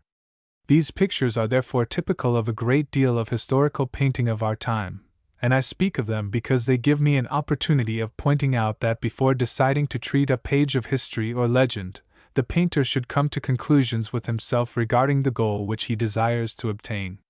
There are but 2. Either the legend passes unperceived in pomp of color and wealth of design, or the picture is a visible interpretation of the legend. The Venetians were able to disregard the legend, but in centuries less richly endowed with pictorial genius painters are inclined to support their failing art with the psychological interest their imaginations draw from it. But imaginative interpretation should not be confused with bald illustration. The academicians cannot understand why, if we praise Dante seeing Beatrice in a dream, we should vilify Mr. Field's doctor. In both cases a story is told, in either case is the execution excellent. Why then should one be a picture and the other no more than a bald illustration?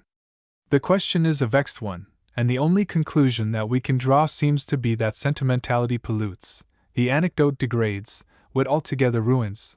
Only great thought may enter into art. Rossetti is a painter we admire, and we place him above Mr. Fields, because his interpretations are more imaginative. We condone his lack of pictorial power, because he could think, and we appreciate his enunciation, the Ecce Ancilla Domini, in the National Gallery, principally because he has looked deep into the legend, and revealed its true and human significance. It is a small picture, about 3 feet by 2, and is destitute of all technical accomplishment, or even habit. It is painted in white and blue, and the streak of red in the foreground, the red of a screen on which is embroidered the lily, emblem of purity, adds to the chill and coldness. Drawn up upon her white bed the Virgin crouches, silent with expectation, listening to the mystic dream that has come upon her in the dim hush of dawn. The large blue eyes gleam with some strange joy that is quickening in her. The mouth and chin tell no tale, but the eyes are deep pools of light, and mirror the soul that is on fire within. The red hair falls about her, a symbol of the soul. In the drawn-up knees, faintly outlined beneath the white sheet, the painter hints at her body's beauty. One arm is cast forward, the hand not clenched but stricken. Behind her a blue curtain hangs straight from iron rods set on either side of the bed. Above the curtain a lamp is burning dimly, blighted by the pallor of the dawn. A dead, faint sky, the faint ashen sky which precedes the first rose tint. The circular window is filled with it, and the paling blue of the sky's color contrasts with the deep blue of the bed's curtain, on which the Virgin's red hair is painted. The angel stands by the side of the white bed, I should say floats, his fair feet hanging out of a few pale flames. White raiment clothes him, falling in long folds, leaving the arms and feet bare. In the right hand he holds a lily all in blossom, the left hand is extended in rigid gesture of warning. Brown gold hair grows thick about the angel's neck. The shadowed profile is outlined against the hard, sad sky. The expression of the face is deep and sphinx-like. He has come, it is clear, from vast realms of light, where uncertainty and doubt are unknown. The dove passes by him towards the Virgin. Look upon her again, crouching in her white bed, her knees drawn to her bosom, her deep blue eyes, her dawn-tinted eyes, filled with ache, dream, and expectation. The shadows of dawn are on wall and floor, strange, blue shadows. The Virgin's shadow lies on the wall, the angel's shadow falls across the coverlet. Here, at least, there is drama, and the highest form of drama, spiritual drama. Here, at least, there is story, and the highest form of story, symbol and suggestion. Rossetti has revealed the essence of this intensely human story, a story that, whenever we look below the surface, which is medieval and religious, we recognize as a story of today, of yesterday, of all time. A girl thralled by the mystery of conception awakes at morn in palpitations, seeing visions. Mr. Hacker's telling of the legend is to Rossetti's what a story in the London Journal is to a story by Balzac. The Virgin has apparently wandered outside the town. She is dressed in a long white garment neither beautiful nor explicit. Is it a nightdress, or a piece of conventional drapery?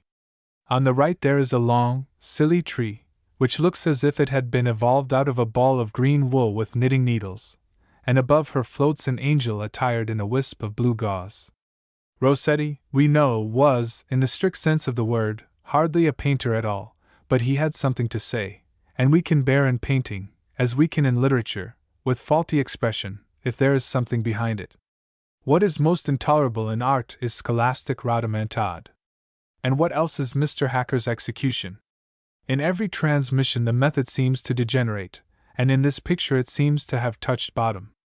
It has become loose, all its original crispness is lost, and complicated with la peinture claire, it seems incapable of expressing anything whatsoever.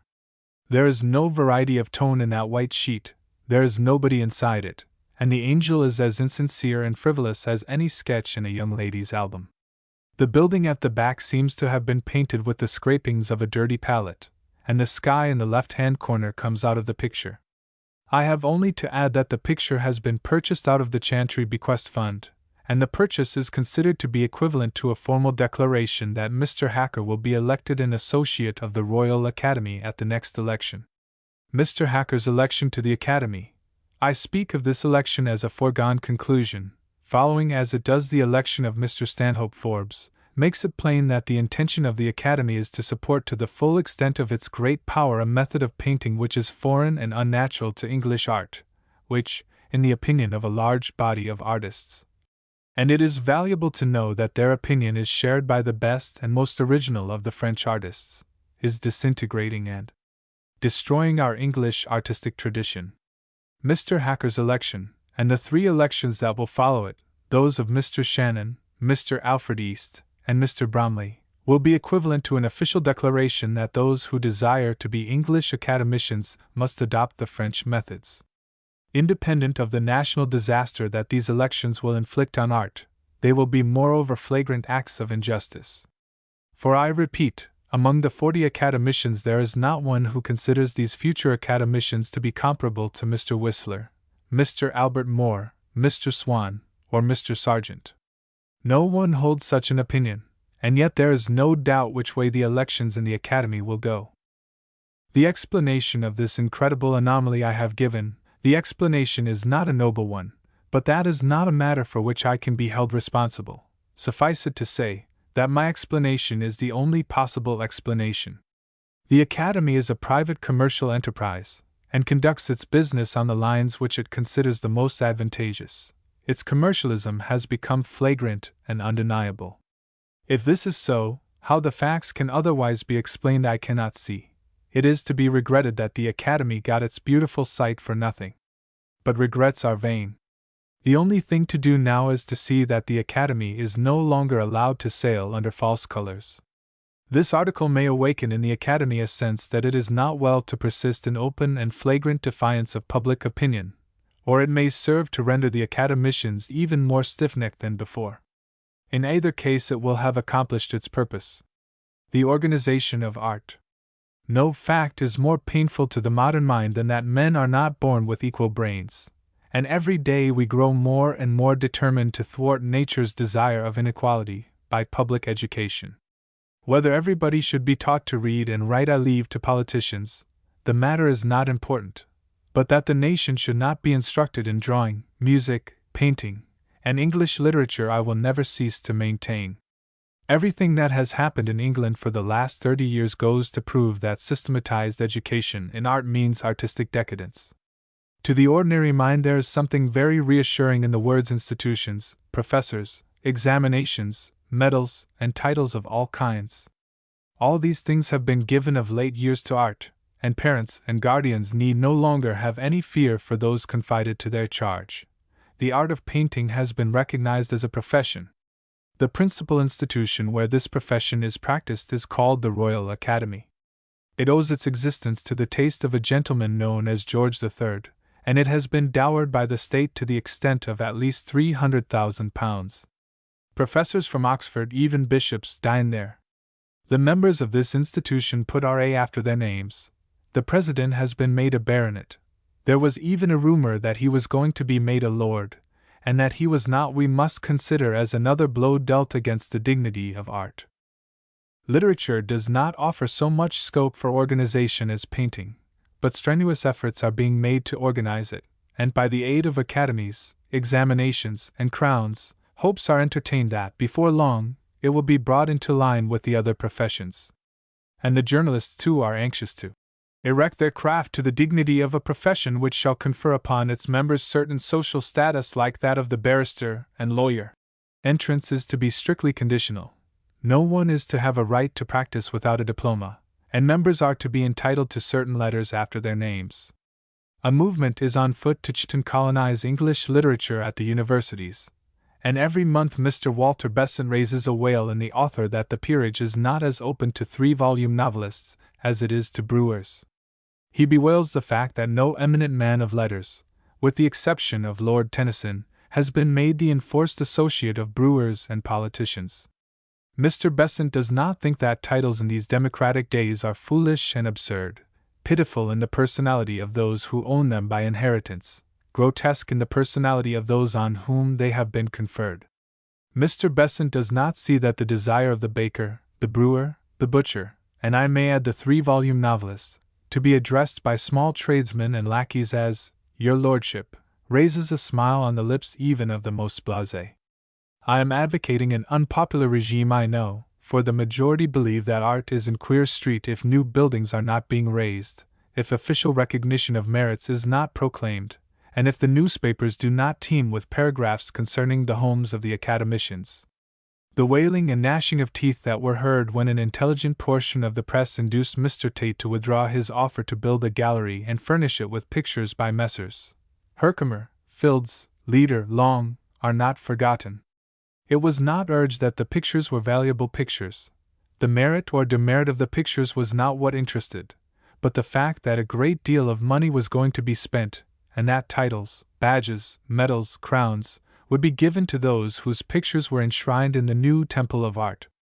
The Tate Gallery touched these folk as would an imposing review of troops, a procession of judges, or a coronation in Westminster Abbey. Their senses were tickled by the prospect of a show, their minds were stirred by some idea of organization. Something was about to be organized, and nothing appeals so much to the vulgar mind as organization.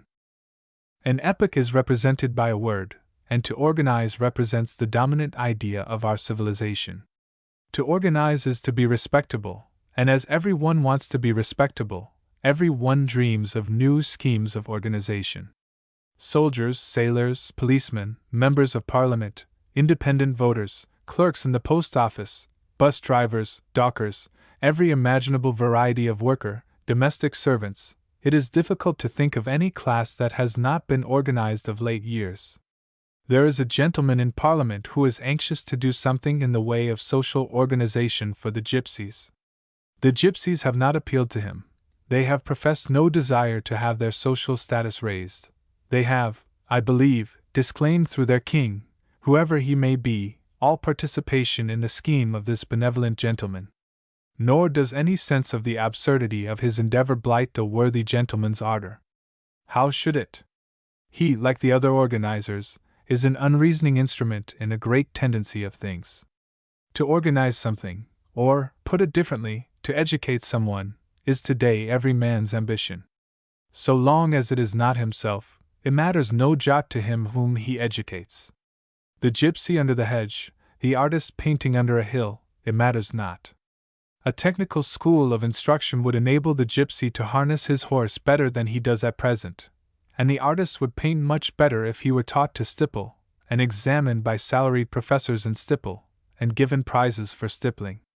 The general mind of our century is with education and organization of every kind, and from this terrible general mind art seems unable to escape.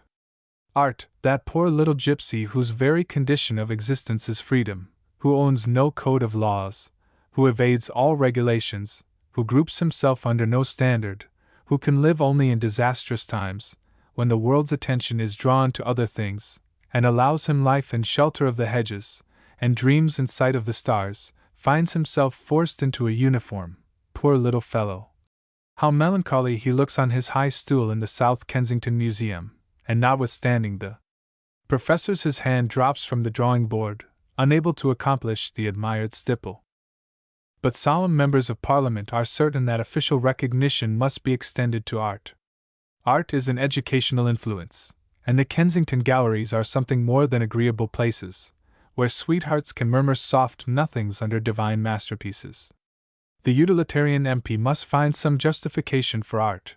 He is not sensible enough to understand that art justifies its own existence, that it is its own honor and glory, and he nourishes a flimsy lie, and votes that large sums of money shall be spent in endowing schools of art and founding picture galleries. Then there is another class, those who have fish to fry, and to whom art seems a convenient frying pan. Mr. Tate craves for a museum to be called Tate's, or if his princely gift gained him a title, which it may, the museum would be called, what would be an appropriate name?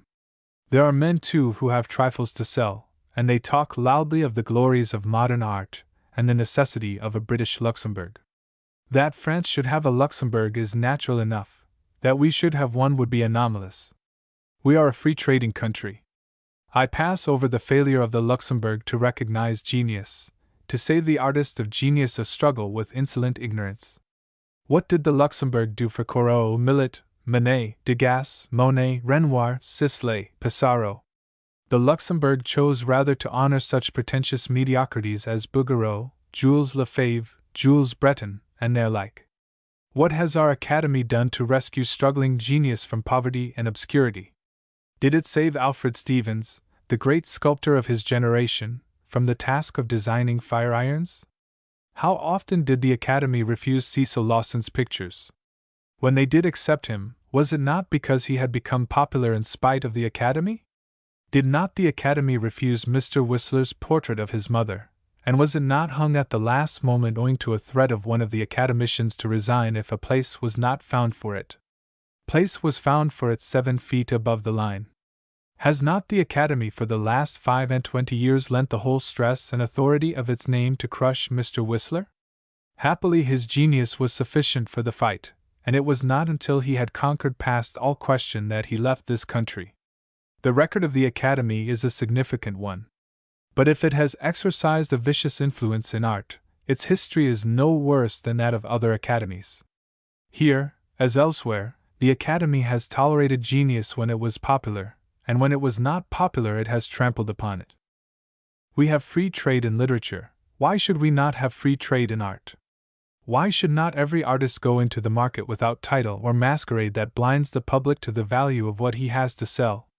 I would turn art adrift, titleless, RA-less, out into the street and field, where, under the light of his original stars, the impassioned vagrant might dream once more, and for the mere sake of his dreams.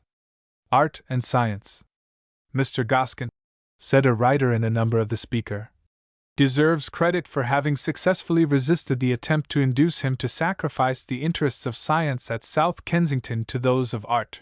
An excellent theme it seemed to me for an article, but the object of the writer being praise of Mr. Tate for his good intention, the opportunity was missed of distinguishing between the false claims of art and the real claims of science to public patronage and protection.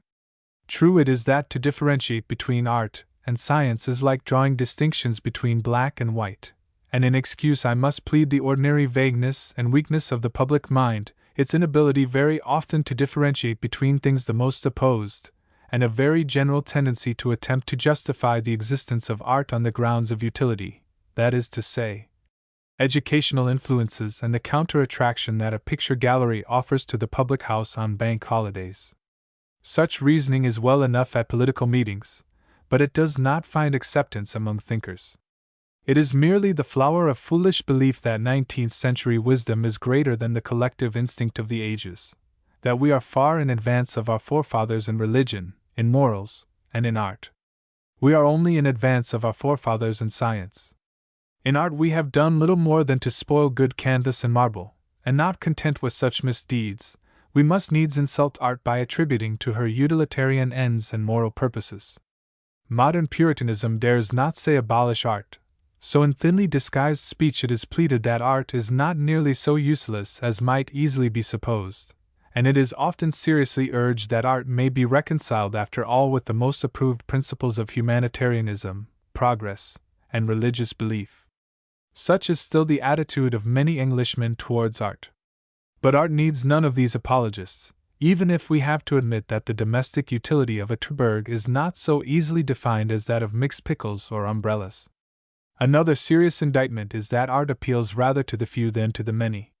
True, indeed, and yet art is the very spirit and sense of the many.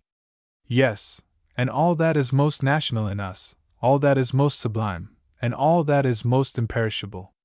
The art of a nation is an epitome of the nation's intelligence and prosperity. There is no such thing as cosmopolitanism in art? Alas! There is, and what a pitiful thing that thing is.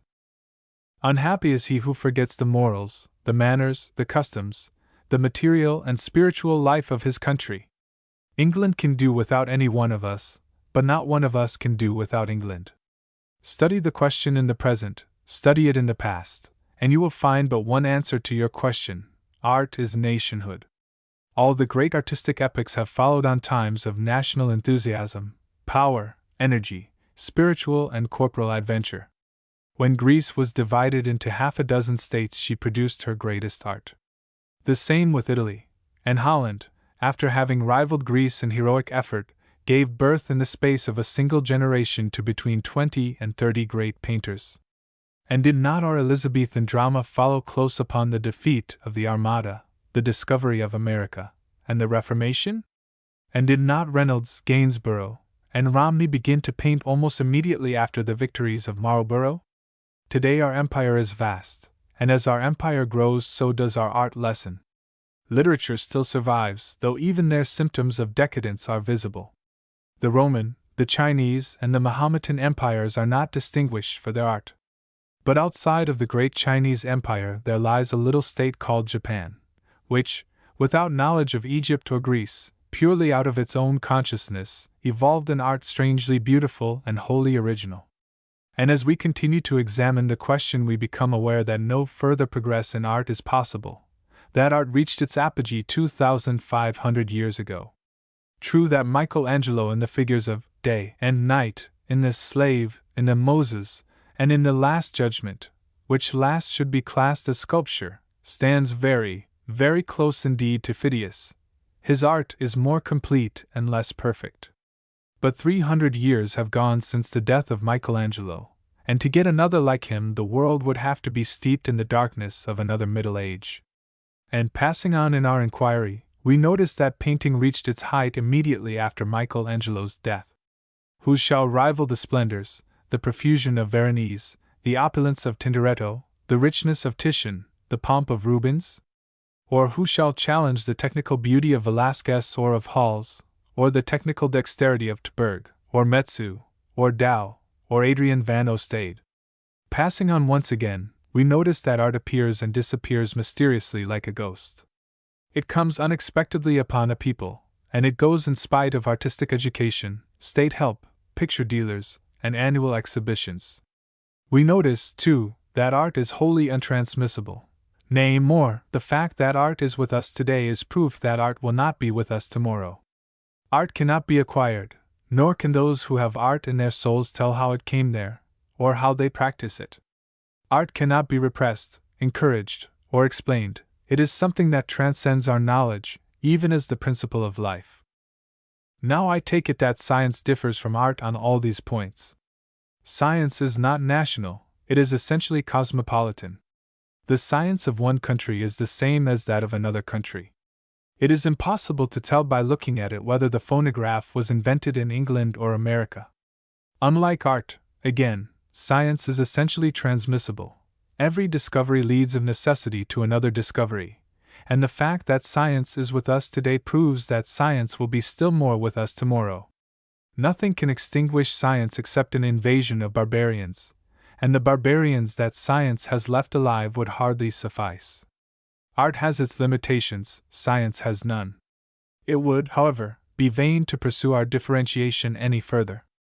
It must be clear that what are most opposed in this world are art and science.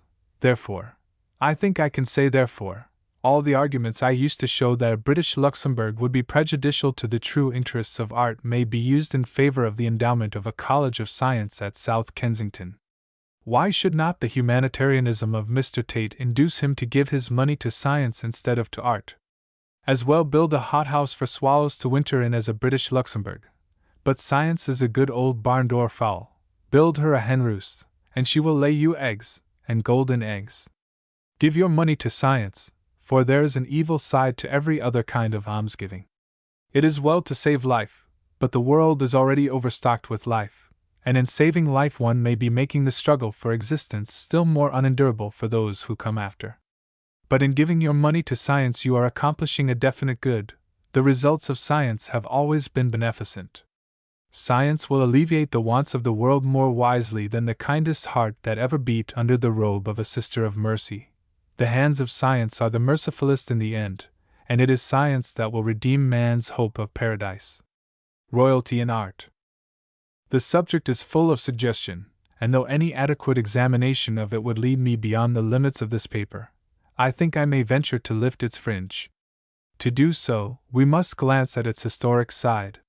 We know the interest that Julius II took in the art of Michelangelo and Raphael. Had it not been for the popes, St. Peter's would not have been built, nor would The Last Judgment have been painted. We know, too, of Philip IV's great love of the art of Velázquez. The court of Frederick the Great was a republic of art and letters, and is it not indirectly to a Bavarian monarch that we owe Wagner's immortal chefs d'oeuvre, and hence the musical evolution of the century? With these facts before us, it would be puerile to deny that in the past royalty has lent invaluable assistance in the protection and development of art. Even if we turn to our own country, we find at least one monarch who could distinguish a painter when he met one. Charles II did not hesitate in the patronage he extended to Van Dyck, and it is, as I have frequently pointed out, to the influence of Van Dyck that we owe all that is worthiest and valuable in English art. Bearing these facts in mind, and it is impossible not to bear them in mind, it is difficult to go to the Victorian exhibition and not ask, does the present royal family exercise any influence on English art? This is the question that the Victorian exhibition puts to us. After 50 years of reign, the Queen throws down the gauntlet, and speaking through the medium of the Victorian exhibition, she says, "This is how I have understood art. This is what I have done for art. I countenance, I court, I challenge inquiry." Yes, truly the Victorian exhibition is an abject lesson in royalty. If all other records were destroyed, the historian, 500 years hence, could reconstitute the psychological characteristics, the mentality, of the present reigning family from the pictures on exhibition there. For in the art that it has chosen to patronize, a more united family on the subject of art it would be hard to imagine. Nowhere can we detect the slightest difference of opinion. The Queen, her spouse, and her children appear to be singularly bourgeois, a staid German family congenially and stupidly commonplace, accepting a little too seriously its mission of crowns and scepters, and accomplishing its duties. Grown out of date, somewhat witlessly, but with heavy dignity and forbearance. Waiving all racial characteristics, the German bourgeois family mind appears plainly enough in all these family groups. No other mind could have permitted the perpetration of so much stolid family placidity, of so much Frauism. Exhibit us in our family circle, in our coronation robes, in our wedding dresses. Let the likeness be correct and the colors bright. We leave the rest to you. Such seems to have been the royal artistic edict issued in the beginning of the present reign. In no instance has the choice fallen on a painter of talent, but the middling from every country in Europe seems to have found a ready welcome at the court of Queen Victoria. We find there middling Germans, middling Italians, middling Frenchmen, and all receiving money and honor from our Queen. The Queen and the Prince Consort do not seem to have been indifferent to art, but to have deliberately, and with rare instinct, always picked out what was most worthless, and regarded in the light of documents. These pictures are valuable, for they tell plainly the real mind of the royal family. We see at once that the family mind is wholly devoid of humor. The very faintest sense of humor would have saved them from exhibiting themselves in so ridiculous a light. The large picture of the Queen and the Prince Consort surrounded with their children, the Prince Consort in knee breeches, showing a finely turned calf, is sufficient to occasion the overthrow of a dynasty if humor were the prerogative of the many instead of being that of the few. This masterpiece is signed by G. Belly after F. Winterhalter, and in this picture we get the mediocrity of Italy and Germany in quintessential strength. These pictures also help us to realize the private life of our royal family. It must have spent a great deal of time in being painted. The family pictures are numberless, and the family taste is visible upon them all. And there must be some strange magnetism in the family to be able to transfuse so much of itself into the minds of so many painters. So like is one picture to another, that the exhibition seems to reveal the secret that for the last 50 years the family has done nothing but paint itself. And in these days, when every one does a little painting, it is easy to imagine the family at work from morn to eve. Immediately after breakfast the easels are set up, the Queen paints the Princess Louise, the Duke of Edinburgh paints Princess Beatrice, the Princess Alice paints the Prince of Wales, etc. The easels are removed for lunch, and the moment the meal is over work is resumed. After having seen the Victorian exhibition, I cannot imagine the royal family in any other way. I am convinced that is how they must have passed their lives for the last quarter of a century. The names of G. Belly and F. Winterhalter are no more than flimsy make-believes. And are there not excellent reasons for holding to this opinion? Has not the Queen published, or rather surreptitiously issued, certain little collections of drawings? Has not the Princess Louise, the artist of the family, publicly exhibited sculpture? The Princess Beatrice, has she not done something in the way of designing? The Duke of Edinburgh, he is a musician. And it is in these little excursions into art that the family most truly manifests its bourgeois nature. The sincerest bourgeois are those who scribble little poems and smudge little canvases in the intervals between an afternoon reception and a dinner party. The amateur artist is always the most inaccessible to ideas. He is always the most fervid admirer of the commonplace. A staid German family dabbling in art in its leisure hours, the most inartistic, the most philistine of all royal families. This is the lesson that the Victorian exhibition impresses upon us. But why should not the royal family decorate its palaces with bad art? Why should it not choose the most worthless portrait painters of all countries? Dynasties have never been overthrown for failure in artistic taste.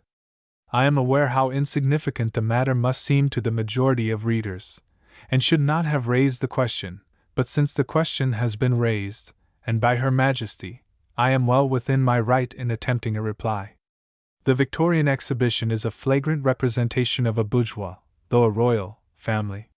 From the beginning to the end, the exhibition is this and nothing but this. In the entrance hall, at the doorway, we are confronted with the Queen's chief artistic sin, Sir Edgar Bohme. 30 years ago, this mediocre German sculptor came to England. The Queen discovered him at once, as if by instinct, and she employed him on work that an artist would have shrunk from, namely, statuettes in Highland costume. The German sculptor turned out this odious and ridiculous costume as fast as any Scotch tailor. He was then employed on busts, and he did the entire royal family in marble. Again, it would be hard to give a reason why royalty should not be allowed to possess bad sculpture. The pity is that the private taste of royalty creates the public taste of the nation, and the public result of the gracious interest that the Queen was pleased to take in Mr. Edgar Bohme is the disfigurement of London by several of the worst statues it is possible to conceive. It is bad enough that we should have German princes foisted upon us, but German statues are worse. The ancient site of Temple Bar has been disfigured by Bohme with statues of the Queen and the Prince of Wales, so stupidly conceived and so stupidly modelled that they look like figures out of a Noah's Ark. The finest site in London, Hyde Park Corner, has been disfigured by Bohme with a statue of the Duke of Wellington so bad, so paltry, so characteristically the work of a German mechanic, that it is impossible to drive down the beautiful road without experiencing a sensation of discomfort and annoyance. The original statue that was pulled down in the interests of Bohme was, it is true, bad English, but bad English suits the landscape better than cheap German. And this disgraceful thing will remain, disfiguring the finest site in London, until, perhaps, some dynamiter blows the thing up, ostensibly to serve the cause of Ireland, but really in the interests of art. At the other end of the park we have the Albert Memorial. We sympathize with the Queen in her grief for the Prince Consort, but we cannot help wishing that her grief were expressed more artistically. A city so naturally beautiful as London can do without statues. The question is not so much how to get good statues, but how to protect London against bad statues. If for the next 25 years we might celebrate the memory of each great man by the destruction of a statue, we might undo a great part of the mischief for which royalty is mainly responsible. I do not speak of Bohme's Jubilee coinage. The melting pot will put that right one of these days, but his statues, beyond some slight hope from the dynamiters, will be always with us. Had he lived, London would have disappeared under his statues. At the time of his death they were popping up by twos and threes all over the town. Our lovely city is our inheritance. London should be to the Londoner what Athens is to the Athenian. What would the Athenians have thought of Pericles if he had proposed the ornamentation of the city with Persian sculpture? Bohme is dead, but another German will be with us before long, and under royal patronage, will continue the odious disfigurement of our city. If our royal family possessed any slight aesthetic sense, its influence might be turned to the service of art, but as it has none, it would be well for royalty to refrain. Art can take care of itself if left to the genius of the nation, and freed from foreign control. The Prince of Wales has never affected any artistic sympathies. For this we are thankful. We have nothing to reproach him with except the unfortunate roll call incident. Royalty is today but a social figment. It has long ago ceased to control our politics. Would that royalty would take another step and abandon its influence in art. Art patrons. The general art patron in England is a brewer or distiller. 45 is the age at which he begins to make his taste felt in the art world, and the cause of his collection is the following, or an analogous reason. After a heavy dinner, when the smoke cloud is blowing lustily, Brown says to Smith, "I know you don't care for pictures, so you wouldn't think that leader was worth £1,500. Well, I paid all that, and something more too, at the last Academy for it." Smith, who has never heard of leader, turns slowly round on his chair, and his brain, stupefied with strong wine and tobacco, gradually becomes aware of a village by a river bank seen in black silhouette upon a sunset sky. Wine and food have made him happily sentimental, and he remembers having seen a village looking very like that village when he was paying his attentions to the eldest Miss Jones. Yes, it was looking like that, all quite sharp and clear on a yellow sky, and the trees were black and still just like those trees. Smith determines that he too shall possess a leader.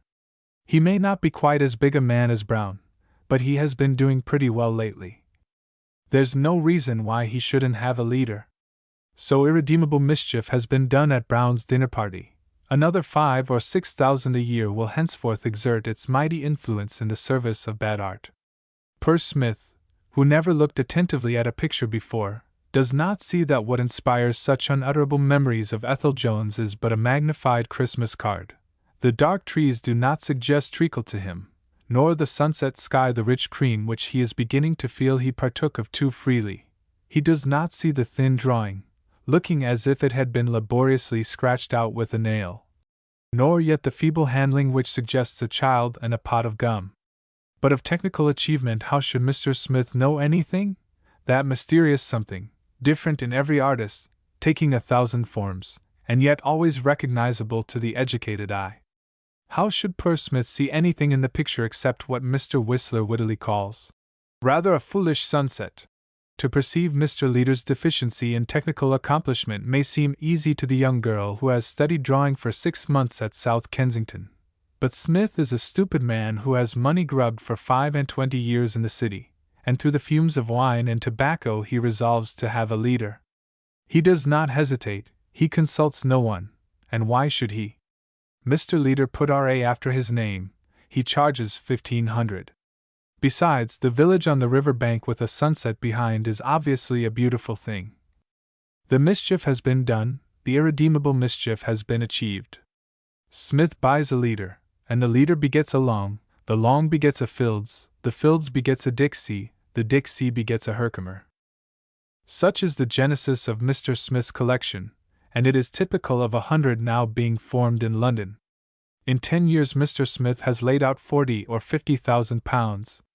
He asks his friends if they don't like his collection quite as well as Brown's. He urges that he can't see much difference himself. Nor is there much difference. The same articles, that is to say, identically similar articles, vulgarly painted sunsets, vulgarly painted doctors, vulgarly painted babies, vulgarly painted manor houses with saddle horses and a young lady hesitating on the steps, have been acquired at or about the same prices. The popular R.A.S. have appealed to popular sentiment, and popular sentiment has responded, and the city has paid the price. But Time is not at all a sentimental person. He is quite unaffected by the Adelphi reality of the doctor's face or the mawkish treacle of the village church, and when the collection is sold at auction 20 years hence, it will fetch about 1/4 of the price that was paid. Mr. Smith's artistic taste knows no change. It was formed on Mr. Brown's leader, and developing logically from it, passing through Long, Fields, and Dixie, it touches high water mark at Hook. The pretty blue sea and the brown fisher folk call for popular admiration almost as imperatively as the sunset in the village churchyard, and when an artist, for in his adventures among dealers Mr. Smith met 1 or 2, points out how much less like treacle Mr. Hook is than Mr. Leader, and how much more flowing and supple the drawing of the seashore is than the village scene against the sunset, Mr. Smith thinks he understands what is meant. But remembering the 1,500 pounds he paid for the cream sky and the treacle trees, he is quite sure that nothing could be better. The ordinary perception of the artistic value of a picture does not arise above Mr. Smith's. I have studied the artistic capacity of the ordinary mind long and diligently, and I know my analysis of it is exact, and if I do not exaggerate the artistic incapabilities of Mr. Smith, it must be admitted that the influence which his money permits him to exercise in the art world is an evil influence, and is exercised persistently to the very great detriment of the real artist. But it will be said that the moneyed man cannot be forbidden to buy the pictures that please him. No, but men should not be elected academicians merely because their pictures are bought by city men, and this is just what is done. Do not think that Sir John Millais is unaware that Mr. Long's pictures, artistically considered, are quite worthless. Do not think that Mr. Orcherson does not turn in contempt from Mr. Leader's tea trays. Do not think that every artist, however humble, however ignorant, does not know that Mr. Goodall's portrait of Mrs. Kettlewell stands quite beyond the range of criticism. Mr. Long, Mr. Leader, and Mr. Goodall were not elected academicians because the academicians who voted for them approved of their pictures, but because Mr. Smith and his like purchased their pictures, and by electing these painters to academic honors, the taste of Mr. Smith receives official confirmation. The public can distinguish very readily, far better than it gets credit for, between bad literature and good, nor is the public deaf to good music, but the public seems quite powerless to distinguish between good painting and bad. No, I am wrong. It distinguishes very well between bad painting and good, only it invariably prefers the bad. The language of speech we are always in progress of learning, and the language of music being similar to that of speech, it becomes easier to hear that Wagner is superior to Rossini than to see that Whistler is better than Lieder. Of all languages none is so difficult, so varying, so complex, so evanescent, as that of paint, and yet it is precisely the works written in this language that every one believes himself able to understand, and ready to purchase at the expense of a large part of his fortune. If I could make such folk understand how illusory is their belief, what a service I should render to art! If I could only make them understand that the original taste of man is always for the obvious and the commonplace, and that it is only by great labor and care that man learns to understand as beautiful that which the uneducated eye considers ugly. Why will the art patron never take advice? I should seek it if I bought pictures. If Degas were to tell me that a picture I had intended to buy was not a good one, I should not buy it, and if Degas were to praise a picture in which I could see no merit, I should buy it and look at it until I did. Such confession will make me appear weak-minded to many, but this is so, because much instruction is necessary even to understand how infinitely more Degas knows than any one else can possibly know. The art patron never can understand as much about art as the artist, but he can learn a good deal. It is 15 years since I went to Degas's studio for the first time. I looked at his portraits, at his marvelous ballet girls, at the washerwomen, and understood nothing of what I saw. My blindness to Degas's merit alarmed me not a little, and I said to Manet, to whom I paid a visit in the course of the afternoon, "It is very odd, Manet, I understand your work, but for the life of me I cannot see the great merit you attribute to Degas. To hear that someone has not understood your rival's work as well as he understands your own is sweet flattery." And Manet only murmured under his breath that it was very odd, since there were astonishing things in Degas. Since those days I have learned to understand Degas, but unfortunately I have not been able to transmit my knowledge to anyone. When important pictures by Degas could be bought for £100 and £150 apiece, I tried hard to persuade some city merchants to buy them. They only laughed, and told me they liked Long better. Degas has gone up 50%, Long has declined 50%. Whistlers can be bought today for comparatively small prices. Footnote: this was written before the Whistler boom. In 20 years they will cost 3 times as much.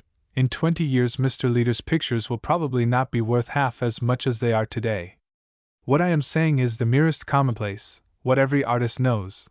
But go to an art patron, a city merchant, and ask him to pay 500 for a Degas, and he will laugh at you. He will say, "Why, I could get a Dixie or a Lieder for 1,000 or 2. Picture dealers. In the 18th century, and the centuries that preceded it, artists were visited by their patrons, who bought what the artist had to sell, and commissioned him to paint what he was pleased to paint. But in our time the artist is visited by a showily dressed man, who comes into the studio whistling, his hat on the back of his head. This is the West End dealer. He throws himself into an armchair, and if there is nothing on the easels that appeals to the uneducated eye, the dealer lectures the artist on his folly in not considering the exigencies of public taste. On public taste, that is to say, on the uneducated eye, the dealer is a very fine authority. His father was a dealer before him, and the son was brought up on prices. He lisped in prices, and was taught to reverence prices. He cannot see the pictures for prices, and he lies back, looking round distractedly, not listening to the timid, struggling artist who is foolishly venturing an explanation. Perhaps the public might come to his style of painting if he were to persevere. The dealer stares at the ceiling, and his lips recall his last evening at the music hall. If the public don't like it, why, they don't like it, and the sooner the artist comes round the better. That is what he has to say on the subject, and if sneers and sarcasm succeed in bringing the artist round to popular painting, the dealer buys.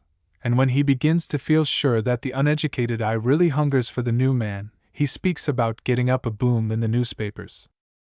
The press is in truth the great dupe, the unpaid jackal that goes into the highways and byways for the dealer.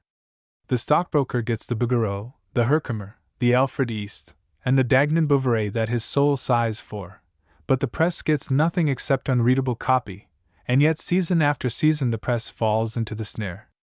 It seems only necessary for a dealer to order an artist to frame the contents of his sketchbook, and to design an invitation card. Scenes on the coast of Denmark. Sketches made by Mr. So-and-so during the months of June, July, and August, to secure half a column of a goodly number of London and provincial papers. To put it plainly, an advertisement that Reckitt's or Pears or Beecham could not get for hundreds of pounds. One side of the invitation card is filled up with a specimen design, usually such a futile little thing as we might expect to find in a young lady's sketchbook. Copenhagen at low tide. Copenhagen at high tide. View of the cathedral from the mouth of the river. The hills of, as seen from off the coast. And this topography every art critic will chronicle, and his chronicling will be printed free of charge amongst the leading columns of the paper. Nor is this the worst case. The request to notice a collection of paintings and drawings made by the late Mr. So-and-so seems even more flagrant, for then there is no question of benefiting a young artist who stands in need of encouragement or recognition. The show is simply a dealer's exhibition of his ware. True that the ware may be so rare and excellent that it becomes a matter of public interest. If so, the critic is bound to notice the show. But the ordinary show, a collection of works by a tenth-rate French artist, why should the press advertise such wares gratis? The public goes to theaters and to flower shows and to race courses, but it does not go to these dealers' shows. The dealer's friends and acquaintances go on private view day, and for the rest of the season the shop is quieter than the tobacconist's next door. For the last month every paper I took up contained glowing accounts of Messrs. Tooth and McLean's galleries. Picture dealers do not keep shops. They keep galleries, glowing accounts of a large and extensive assortment of Dagnan Bouverie, Bouguereau, Rosa Bonheur, very nice things in their way, just such things as I would take Alderman Samuelson to see. These notices, taken out in the form of legitimate advertisement, would run into hundreds of pounds, and I am quite at a loss to understand why the press abandons so large a part of its revenue. For if the press did not notice these exhibitions, the dealers would be forced into the advertising columns, and when a little notice was published of the ware, it would be done as a little return, as a little encouragement for advertising, on the same principle as ladies' papers publish visits to dressmakers. The present system of noticing Messrs. Tooths and not noticing Messrs. Pears is to me wholly illogical, and to use the word which makes every British heart beat quicker, unbusinesslike.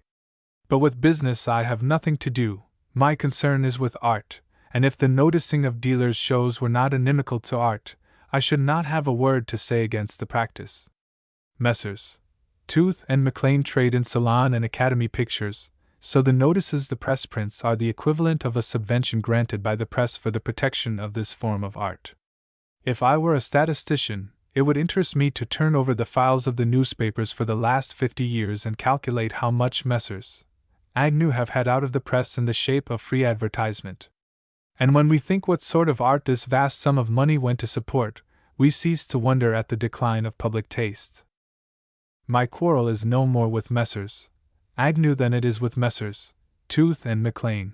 My quarrel, I should say, my reprimand, is addressed to the press that foolishly, unwittingly, not knowing what it was doing, threw such power into the hands of the dealers that our exhibitions are now little more than the tributaries of the Bond Street shop.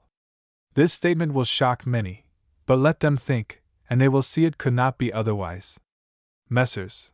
Agnew have thousands and thousands of pounds invested in the Academy, that is to say, in the works of academicians.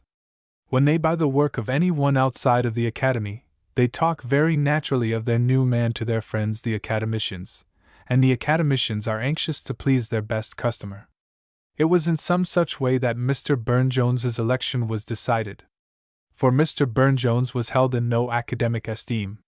His early pictures had been refused at Burlington House, and he resolved never to send there again. For many years he remained firm in his determination. In the meantime, the public showed unmistakable signs of accepting Mr. Jones, whereupon Messrs. Agnew also accepted Mr. Jones. Mr. Jones was popular. He was better than popular, he stood on the verge of popularity. But there was nothing like making things safe. Jones's election to the Academy would do that. Jones's scruples would have to be overcome. He must exhibit once in the Academy. The Academicians would be satisfied with that. Mr. Jones did exhibit in the Academy. He was elected on the strength of this one exhibit. He has never exhibited since. These are the facts, confute them who may, explain them who can. It is true that the dealer cannot be got rid of, he is a vice inherent in our civilization. But if the press withdrew its subvention, his monopoly would be curtailed, and art would be recruited by new talent, at present submerged. Art would gradually withdraw from the bluster and boom of an arrogant commercialism, and would attain her olden dignity, that of a quiet handicraft. And in this great reformation only two classes would suffer, the art critics and the dealers. The newspaper proprietors would profit largely, and the readers of newspapers would profit still more largely, for they would no longer be bored by the publication of dealers' catalogues expanded with insignificant comment. Mr. Burne-Jones and the Academy. To the editor of The Speaker. Sir, your art critic, G.M., is in error on a matter of fact, and as everybody knows the relationship between fact and theory, I am afraid his little error vitiates the argument he propounds with so much vigor. It was after, and not before, his election as an associate that Mr. Burne-Jones made his solitary appearance as an exhibitor at the Royal Academy. Yours truly, etc. R.I. Sir, it has always been my rule not to enter into argument with my critics, but in the instance of R.I., I find myself obliged to break my rule. R.I. thinks that the mistake I slipped into regarding Mr. Burne-Jones's election as an associate vitiates the argument which he says I propound with vigor.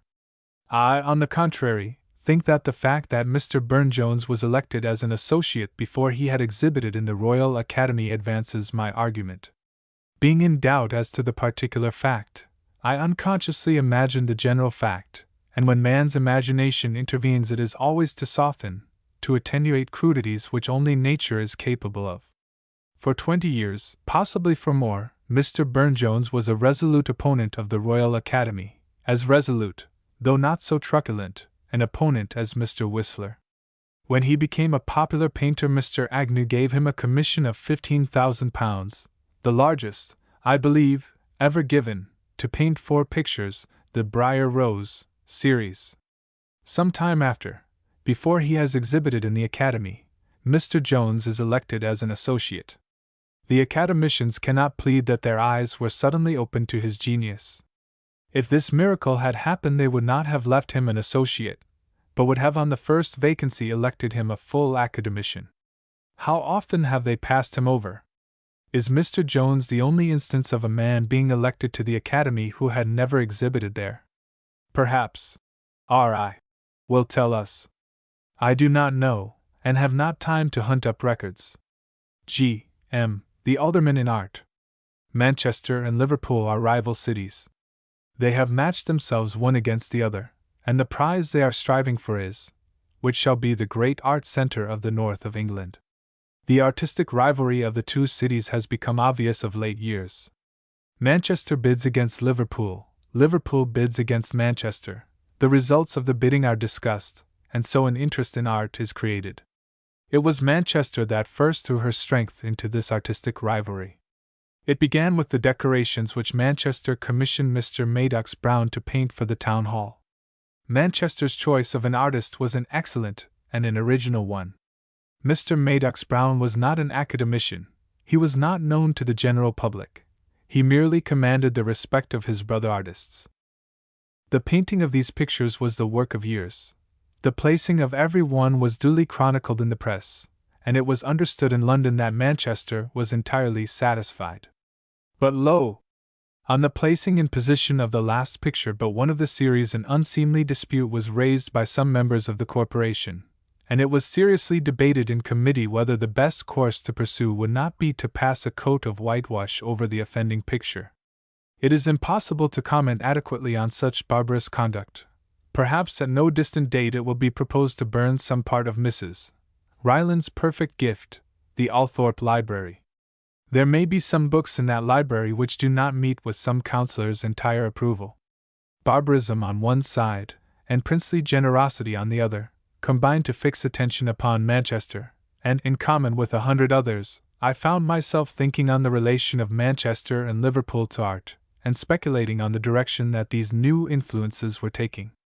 There are 2 exhibitions now open in Manchester and Liverpool, the permanent and the annual. The permanent collections must first occupy our attention, for it is through them that we shall learn what sort and kind of artistic taste obtains in the North. At first sight, these collections present no trace of any distinct influence. They seem to be simply miscellaneous purchases, made from every artist whose name happens to be the fashion, and considered as permanent illustrations of the various fashions that have prevailed in Bond Street during the last 10 years. These collections are curious and perhaps valuable documents in the history of art. But is there any real analogy between a dressmaker's shop and a picture gallery? Plumes are bought because they are very much worn just now. But then plumes are not so expensive as pictures, and it seems to be hardly worth while to buy pictures for the sake of the momentary fashion in painting which they represent. Manchester and Liverpool have not, however, grasped the essential fact that it is impossible to form an art gallery by sending to London for the latest fashions. Now and then the advice of some gentleman knowing more about art than his colleagues has found expression in the purchase of a work of art, but the picture that hangs next to the fortuitous purchase tells how the taste of the cultured individual was overruled by the taste of the uncultured mass at the next meeting. I could give many, but 2 instances must suffice to explain and to prove my point. 2 years ago Mr. Albert Moore exhibited a very beautiful picture in the Academy, 3 women, 1 sleeping and 2 sitting on a yellow couch, in front of a starlit and moonlit sea. In the same Academy there was exhibited a picture by Mr. Bartlett, a picture of some gondoliers rowing or punting or sculling, I am ignorant of the aquatic habits of the Venetians, for a prize. The Liverpool Gallery has bought and hung these pictures side by side. Such divagations of taste make the visitor smile, and he thinks perforce of the accounts of the stormy meetings of councillors that find their way into the papers. Artistic appreciation of these 2 pictures in the same individual is not possible. What should we think of a man who said that he did not know which he preferred, a poem by Tennyson, or a story out of the London Journal? Catholicity of taste does not mean an absolute abandonment of all discrimination, and some thread of intellectual kinship must run through the many various manifestations of artistic temperament which go to form a collection of pictures. Things may be various without being discrepant. The Manchester Gallery has purchased Lawson's beautiful picture, The Deserted Garden. Likewise Mr. Field's picture of a group of Venetian girls sitting on steps, the principal figure in a blue dress with an orange handkerchief round her neck, the simple, I may say childlike, scheme of color beyond which Mr. Field's never seems to stray. The Lawson and the Fields agree no better than do the Moore and the Bartlett, and the only thing that occurs to me is that the cities should toss up which should go for Fields and Bartlett, and which for Lawson and Moore. By such division harmony would be attained, and one city would be going the wrong road, the other the right road. At present both are going zigzag. But notwithstanding the multifarious tastes displayed in these collections, and the artistic chaos they represent, we can, when we examine them closely, detect an influence which abides though it fluctuates, and this influence is that of our discredited Academy. The Manchester and Liverpool collection are merely weak reflections of the Chantry Fund collection. Now, if the object of these cities be to adopt the standard of taste that obtains in Burlington House, to abdicate their own taste, if they have any, and to fortify themselves against all chance of acquiring a taste in art, it would clearly be better for the 2 corporations to hand over the task of acquiring pictures to the academicians. The responsibility will be gladly accepted, and the trust will be administered with the same honesty and straightforwardness as has been displayed in the administration of the moneys which the unfortunate Chantry entrusted to the care of the academicians. The sowing of evil seed is an irreparable evil. None can tell where the wind will carry it, and unexpected crops are found far and wide. I had thought that the harm occasioned to art by the Academy, and its corollary, the Chantry Fund, began and ended in London. But in Manchester and Liverpool I was speedily convinced of my mistake. Art in the provinces is little more than a reflection of the Academy. The majority of the pictures represent the taste of men who have no knowledge of art, and who, to disguise their ignorance, follow the advice which the Academy gives to provincial England in the pictures it purchases under the terms, or rather, under its own reading of the terms, of the Chantry Bequest Fund. One of the first things I heard in Manchester was that the committee had been fortunate enough to secure the nude figure which Mr. Hacker exhibited this year in the Academy. And on my failing to express unbounded admiration for the purchase, I was asked if I was aware that the Academy had purchased the Annunciation for the Chantry Bequest Fund.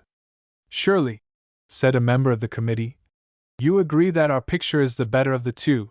I answered, "Per Mr. Chantry's money always goes to buy the worst, or as nearly as possible the worst, picture the artist ever painted, the picture for which the artist would never be likely to find a purchaser." Last month the Liverpool County Council assembled to discuss the purchase of two pictures recommended by the Art Committee, Summer, by Mr. Hornell, and The Higher Alps, by Mr. Stott of Oldham. The discussion that ensued is described by the Liverpool Daily Post as amusing. It was ludicrous, and those who do not care a snap of the fingers about art might think it amusing. The joke was started by Mr. Linsky, who declared that the two pictures in question were mere daubs. Mr. Linsky did not think that the Glasgow School of Painting had yet been recognized by the public, and until it had he did not see why the corporation should pay £500 for these two productions, merely for the sake of experimenting. Thereby we are to understand that in forming a collection of pictures it is the taste of the public that must be considered.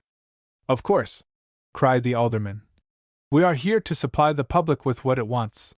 I repeat, the corporations of Manchester and Liverpool do not seem to have yet grasped the fact that there is no real analogy between a picture gallery and a dressmaker's shop." The next speaker was Mr. Burgess. He could not imagine how any one could recommend the purchase of such pictures.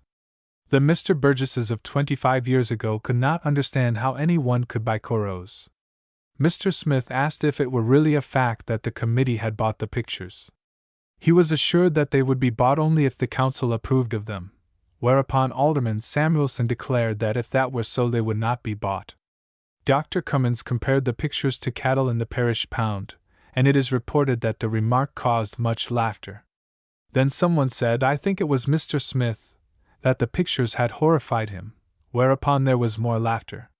Then a member proposed that they should have the pictures brought in, to which proposition a member objected, amid much laughter. Then Mr. Dawkins suggested that the chairman and vice-chairman should explain the meaning of the pictures to the council. More laughter and more county council humor. The meeting was a typical meeting, and it furnishes us with the typical councillor. In the report of the meeting before me a certain alderman seems to have been as garrulous as he was irrepressible. He not only spoke at greater length than the rest of the councillors put together, but did not hesitate to frequently interrupt the members of the committee with remarks. Speaking of pictures by Millais, Holman Hunt, and Rossetti, he said, "We have had exhibitions, and the works of these great artists were at various times closely scrutinized, and they had borne the most careful scrutiny that could be directed to them. Now I defy you to take a number of pictures such as those in dispute, and do the same with them. No one could have spoken the words I have quoted who was not absolutely ignorant of the art of painting.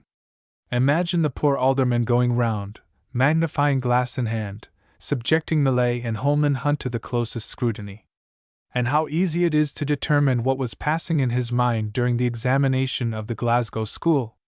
I can't see where this foot finishes. The painter was not able to draw it, so he covered it up with a shadow. In the pictures of that fellow Guthrie the grass is merely a tint of green, whereas in the shadow of the cross I can count all the shavings. But we will not seek to penetrate further into this very alderman-like mind. He declared that the Glasgow School of Painting was no more in comparison to what they recognized as a school of painting than a charity school was to the University of Oxford. I am sorry our alderman did not say what was the school of painting that he and his fellow aldermen admired. In the absence of any precise information on the point, I will venture to suggest that the school they recognize is the school of Bartlett and Solomon. The gallery possesses two large works by these masters, the gondoliers, and the great picture of Samson, which fills an entire end of one room. But what would be of still greater interest would be to hear our alderman explain what he meant by this astonishing sentence. The only motive of Mr. Hornell's picture is a mode of art, or rather artifice, in introducing a number of colors with the idea of making them harmonize, and this could be done, and had been done, by means of the palette knife. I have not the least idea what this means, but I am none the less interested. For, although void of sense, the alderman's words allow me to look down a long line of illustrious ancestry: Prudhomme, Chadband, Stiggins, Fillion, the apothecary Hamason, Madame Bovary. After passing through numerous transformations, an eternal idea at last incarnates itself in a final form. How splendid our alderman is! Never did a corporation produce so fine a flower. He is sententious, he is artistic. And how he lets fall from his thick lips those scraps of art jargon which he picked up in the studio where he sat for his portrait. He is moral. He thinks that nude figures should not be sanctioned by the corporation. He believes in the bank, and proposes the Queen's health as if he were fulfilling an important duty. He goes to the Academy, and dictates the aestheticism of his native town. There he is, his hand in his white waistcoat, in the pose chosen for the presentation portrait, at the moment when he delivered himself of his famous apothegm. When the nude comes into art, art flies out of the window. The alderman is the reef which for the last 25 years has done so much to ruin and to wreck every artistic movement which the enthusiasm and intelligence of individuals have set on foot. The mere checking of the obstruction of the individual will not suffice. Other aldermen will arise, equally ignorant, equally talkative, equally obstructive. And until the race is relegated to its proper function, bimetallism and sewage, the incidents I have described will happen again and again. A marvelous accident that it should have come to be believed that a corporation could edit a picture gallery. Whence did the belief originate? Whence did it spring? And in what fancied substance of fact did it catch root? A tapeworm-like notion, come we know not whence, nor how. And it has thriven unobserved, though signs of its presence stare plainly enough in the pallid face of the wretched gallery. Curious it is that it should have remained undetected so long. Curious, indeed, it is that straying thought should have led no one to remember that every great art collection of the world has grown out of an individual intelligence. Collections have been worthily continued, but each successive growth has risen in obedience to the will of one supreme authority, and that it should have ever come to be believed that 20 aldermen, whose lives are mainly spent in considering bank rates, bimetallism, and sewage, could collect pictures of permanent value is on the face of it as wild a folly as ever tried the strength of the strait waistcoats of Hanwell or Bedlam. But as Manchester and Liverpool enjoy as fair a measure of sanity as the rest of the kingdom, we perforce must admit the theory of unconscious acceptation of a chance idea. But I take it that what is essential in my argument is not to prove that aldermen know little about art, but that 20 men, wise or foolish, ignorant or learned, cannot edit a picture gallery. Proving the obvious is not an amusing task, but it is sometimes a necessary task. It may be thought, too, that I might be more brief. The elderly maxim about brevity being the soul of wit may be flung in my teeth. But lengthy discourse gives time for reflection, and I am seriously anxious that my readers should consider the question which these articles introduce. I believe it to be one of vital interest, reaching down a long range of consequences, and should these articles induce Manchester and Liverpool to place their galleries in the care of competent art directors, I shall have rendered an incalculable service to English art.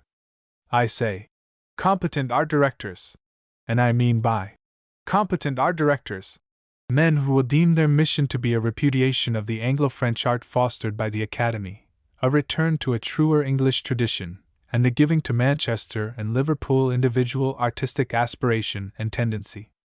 Is the ambition of Manchester and Liverpool limited to paltry imitations of the Chantry Fund collection?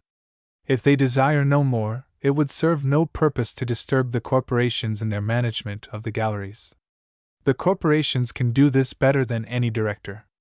But if Manchester and Liverpool desire individual artistic life, if they wish to collect art that will attract visitors and contribute to their renown, they can only do this by the appointment of competent directors. For assurance on this point we have only to think what Sir Frederick Burton has done for the National Gallery, or what the late Mr. Doyle did for Dublin on the meagre grant of 1,000 a year. It is the man and not the amount of money spent that counts. A born collector like the late Mr. Doyle can do more with 1,000 a year than a corporation could do with 100,000 a year. Nothing is of worth except individual passion. It is the one thing that achieves. And I know of no more intense passion, and I will add, no more beautiful passion, than the passion for collecting works of art. Of all passions it is the purest. It matters little to the man possessed of it whether he collects for the state or for himself. The gallery is his child, and all his time and energy are given to the enrichment and service of his gallery. The gallery is his one thought. He will lie awake at night to better think out his plans for the capture of some treasure on which he has set his heart. He will get up in the middle of the night and walk about the gallery, considering some project for improved arrangements. To realize the meaning of the passion for collecting, it is necessary to have known a real collector, and intimately, for collectors do not wear their hearts on their sleeve. With the indifferent they are indifferent, but they are quick to detect the one man or woman who sympathizes, who understands, and they select with eagerness this one from the crowd. But perhaps the collector never really reveals himself except to a fellow collector, and to appreciate the strength and humanity of the passion it is necessary to have seen Duret and Goncourt explaining a new Japanesery which one of them has just acquired. The partial love which a corporation may feel for its collection is very different from the undivided strength of the collector's love of his gallery. And even if we were to admit the possibility of an ideal corporation consisting of men perfectly conversant with art, and animated with passion equal to the collector's passion, the history of its labor would still be written in the words: vexatious discussion and lost chances. The rule that no picture is to be purchased until it has been seen and approved of by the corporation forbids all extraordinary chances, and the unique and only moment is lost in foolish formulae. The machinery is too cumbersome, and chances of sale rooms cannot be seized. It is instinct and not reason that decides the collector, and no dozen or 20 men can ever be got to immediately agree. Not long after my article on Manet was published in the columns of the Speaker, a member of the Manchester Art Committee wrote asking where could the pictures be seen, and if the owners would lend them for exhibition in the annual exhibition soon to open. If they did, perhaps the corporation might be induced to buy them for the permanent collection. Now I will ask my readers to imagine my bringing the pictures, Le Ling and L'Enfant à l'Épée, over from France, and submitting them to the judgment of the Manchester Corporation. As well might I submit to them a Velasquez or a Gainsborough signed Smith and Jones. It is the authority of the signature that induces acquiescence in the beauty of a portrait by Gainsborough or Velasquez. Without the signature, the ordinary or drawing-room lady would prefer a portrait by Mr. Shannon. Mr. Shannon is the fashion, and the fashion, being the essence and soul of the crowd, is naturally popular with the crowd. In my article on Manet I referred to a beautiful picture of his, Boulogne Pier. It was then on exhibition in Bond Street. I asked a friend to buy it. "You will not like the picture now," I said, "but if you have any latent aesthetic feeling in you it will bring it out, and you will like it in 6 months' time." My friend would not buy the picture, and the reason he gave was that he did not like it. It did not seem to occur to him that his taste might advance, and that the picture he was ignorant enough to like today he might be wise enough to loathe 6 years hence. An early customer of Sir John Millais said, "Millais, I'll give you £500 to paint me a picture, and you shall paint me the picture you are minded to paint." Sir John painted him one of the most beautiful pictures of modern times, St. Agnes Eve. But the wisdom of the purchaser was only temporary. When the picture came home he did not like it, his wife did not like it. There was no color in it. It was all blue and green. Briefly, it was not a pleasant picture to live with, and after trying the experiment for a few months this excellent gentleman decided to exchange the picture for a picture by whom? By Mr. Sidney Cooper. I wonder what he thinks of himself today. And his fate is the fate of the aldermen who buy pictures because they like them. The administration of art, as it was pointed out in the Manchester Guardian, is one of extreme difficulty, and it is not easy to find a competent director. but it seems to me to be easy to name many men who would do better in art management than a corporation, and embarrassingly difficult to name one who would do worse. Any one man can thread a needle better than 20 men. Should the needle prove brittle and the thread rotten, the threader must resign. Though a task may be accomplished only by one man, and though all differ as to how it should be accomplished, yet, when the task is well accomplished, an appreciative unanimity seems to prevail regarding the result. We all agree in praising Sir Frederick Burton's administration, and yet how easy it would be to cavil. Why has he not bought an Ingres, a Corot, a Courbet, a Troyel? Why has he showed such excessive partiality for squint-eyed Italian saints? Sir Frederick Burton would answer, "In collecting, like in everything else, you must choose a line. I chose to consider the National Gallery as a museum. The question is whether I have collected well or badly from this point of view. But a corporation cannot choose a line on which to collect. It can do no more than indulge in miscellaneous purchases." Religiosity in art. One Sunday morning, more than 20 years ago, I breakfasted with a great painter, who was likewise a wit, and the account he gave of a recent visit to the door gallery amused me very much. On entering, he noticed that next to the door there was a high desk, so cunningly constructed both as regards height and inclination that all the discomforts of writing were removed, and the brightness of the silver ink pot, the arrangement of the numerous pens and the order book on the desk, all was so perfect that the fingers of the lettered and unlettered itched alike with desire of the calligraphic art. By this desk loitered a large man of bland and commanding presence. He wore a white waistcoat, and a massive gold chain, with which he toyed while watching the guileless spectators or sought with soothing voice to entice one to display his handwriting in the order book. My friend, who was small and thin, almost succeeded in defeating the vigilance of the white waistcoat and honey-voiced Cerberus. But at the last moment, as he was about to slip out, he was stopped, and the following dialogue ensued. "Sir, that is a very great picture." "Yes, it is indeed, it is an immense picture." "Sir, I mean great in every sense of the word." "So do I, it is nearly as broad as it is long." "I was alluding, sir, to the superior excellence of the picture, and not to its dimensions." "Oh! May I ask, sir, if you know what that picture represents?" "I'm sorry, but I can't tell you." "Then, sir, I'll tell you. That picture represents the point of culmination in the life of Christ." "Really, may I ask who says so?" "The dignitaries of the Church say so." Pause, during which my friend made an ineffectual attempt to get past. The waistcoat, however, barred the way, and then the bland and dulcet voice spoke again. "Do you see that man copying the right-hand corner of the picture? That gentleman says that the man who could paint that corner could paint anything."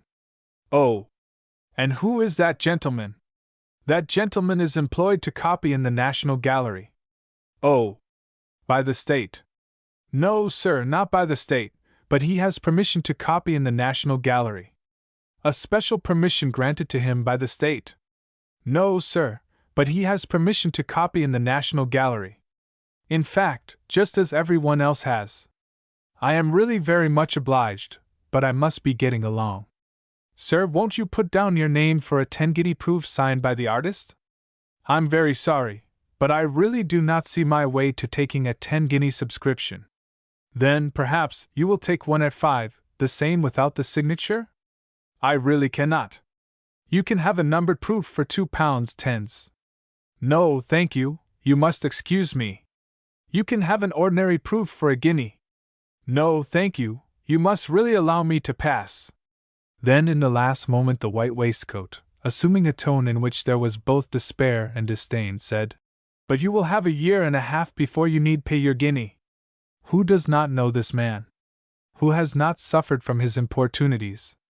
20 years ago he extolled the beauties of Christ leaving the Praetorium. 10 years later he lauded the merits of Christ and Diana. Today he is busy advising the shilling public thronging the Doudeswell galleries to view Mr. Herbert Schmalz's impressive picture of The Return from Calvary. I do not mean that the same gentleman who presided at the desk in the Door Gallery now presides at the desk at 160 New Bond Street. The individual differs, but the type remains unaltered. The waistcoat, the desk, the pens and the silver inkstand, Such paraphernalia are as inseparable from him as the hammer is from the auctioneer. All this I have on the authority of Messrs. Doudeswell themselves. When engaging their canvasser, they offered him a small table at the end of the room. Their ignorance of his art caused him to smile. A table, he said, would necessitate sitting down to write, and the great point in this business is to save the customer from all unnecessary trouble. Any other place in the room except next the door is out of the question. I must have a nice desk there, at which you can write standing up, a lamp shedding a bright glow upon the paper, a handsome silver inkstand, and a long, evenly balanced pen. Give me these things, and leave the rest to me. Messrs. Doudeswell hastened to comply with these requests. I was in the gallery on Monday, and can testify to the pleasantness of the little installation, to the dexterity with which customers were led there, and to the grace with which the canvasser dipped the pen in the handsome silver inkstand. The county squire, the owner of racehorses, the undergraduate, and the Brixton spinster, are easily led by him to the commodious desk. Go and see the man, and you will be led thither likewise. It is a matter for wonder that more artists do not devote themselves to painting religious subjects. There seems to be an almost limitless demand for work of this kind, and almost any amount of praise for it, no matter how badly it is executed. The critic dares not turn the picture into ridicule however bad it may be, for to do so would seem like turning a sacred subject into ridicule. So few distinguish between the subject and the picture. He may hardly venture to depreciate the work, for it would not seem quite right to depreciate the work of a man who had endeavored to depict, however inadequately, a sacred subject. Everything is in favor of the painter of religious subjects, provided certain formalities are observed. The canvasser and the arrangements of the desk are of course the first consideration, but there are a number of minor observances, not one of which may be neglected. The gallery must be thrown into deep twilight with a vivid light from above falling full on the picture. There must be lines of chairs, arranged as if for a devout congregation, and if, in excess of these, the primary conditions of success, one of the dignitaries of the church can be induced to accept a little excursion into the perilous fields of art criticism, all will go well with the show. It would be unseemly for a critic to argue with a bishop concerning the merits of a religious picture. It would be irreverent, anomalous, and in execrable taste. For it must be clear to every one that the best and truest critic of a religious picture is a bishop, and it is still more clear that if the picture contains a view of Jerusalem, the one person who can speak authoritatively on the matter is the Bishop of Jerusalem. And it were indeed impossible to realize the essential nature of these truths better than Messrs. Doudeswell have done. They have even ventured to extend the ordinary program, and have decreed a special matinee in the interests of country parsons, truly an idea of genius. If a fault may be found or forged with the arrangements, it is that they did not enter into some contract with the railway authorities. But this is hypercriticism. They have done their work well, and the matinee, as the order book will testify, was a splendid success. The parsons came up from every part of the country, and as the return from Calvary is the latest thing in religious art, they think themselves bound to put their names down for proofs. How could they refuse? The canvasser dipped the pen in the ink for them, and he has a knack of making a refusal seem so mean. About Mr. Schmalz's picture I have really no particular opinion. I do not think it worse than any picture of the same kind by the late Mr. Long. Nor do I think that it can be said to be very much inferior to the religious works with which Mr. Goodall has achieved so wide a reputation. On the whole I think I prefer Mr. Goodall, though I am not certain. Here is the picture. At the top of a flight of steps and about 2/3 of the way across the picture, to the left, so as not to interfere with the view of Jerusalem, are 3 figures, as Sir Augustus Harris might have set them were he attempting a theatrical representation of the scene. There is a dark man, this is St. John, and over him a woman draped in white is weeping, and behind her a woman with golden hair, the Magdalene, is likewise weeping. 2 other figures are ascending the steps, but as they are low down in the picture they interfere hardly at all with the splendid view. The dark sky is streaked with Naples yellow, and the pale color serves to render distinct the 3 crosses planted upon Calvary in the extreme distance. In this world all is a question of temperament. To the aesthetic temperament, Mr. Schmalz's picture will seem hardly more beautiful or attractive than a Salvationist hymn book. The unaesthetic temperament will, on the other hand, be profoundly moved. The subject stands out clear and distinct, and that class of mind, overlooking all artistic shortcomings, will lose itself in emotional consideration of the grandest of all the world's tragedies. That Mr. Schmalz's picture is capable of exercising a profound effect on the uneducated mind there can be no doubt. While I was there, a lady walked with stately tread into the next room, and seeing there nothing more exciting than rural scenes drawn in watercolor, exclaimed, "Trees, mere trees! What are trees after having had one's soul elevated?"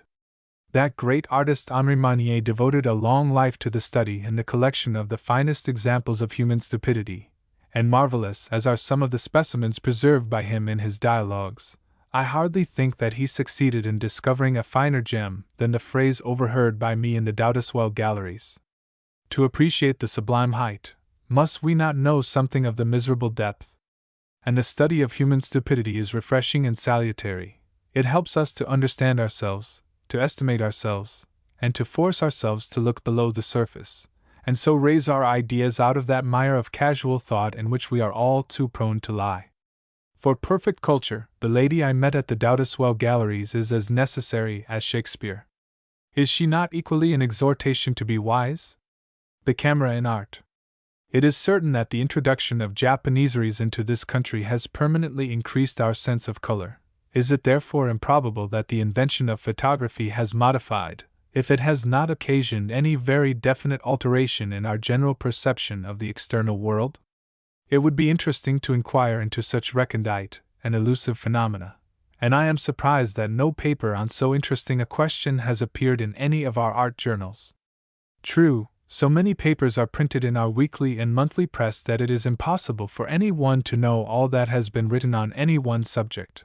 But, so far as I am aware, no such paper has appeared, and the absence of such a paper is, I think, a serious deficiency in our critical literature. It is, however, no part of my present purpose to attempt to supply this want. I pass on to consider rapidly a matter less abstruse and of more practical interest, a growing habit among artists to avail themselves of the assistance of photographs in their work. It will not be questioned that many artists of repute to use photographs to put it briefly, to save themselves trouble, expense, and, in some cases, to supplant defective education. But the influence of photography on art is so vast a subject, so multiple, so intricate, that I may do no more here than lift the very outer fringe. It is, however, clear to almost everybody who has thought about art at all, that the ever-changing color and form of clouds, the complex variety, definite in its very indefiniteness, of every populous street, the evanescent delicacy of line and aerial effect that the most common and prosaic suburb presents in certain lights, are the very enchantment and despair of the artist.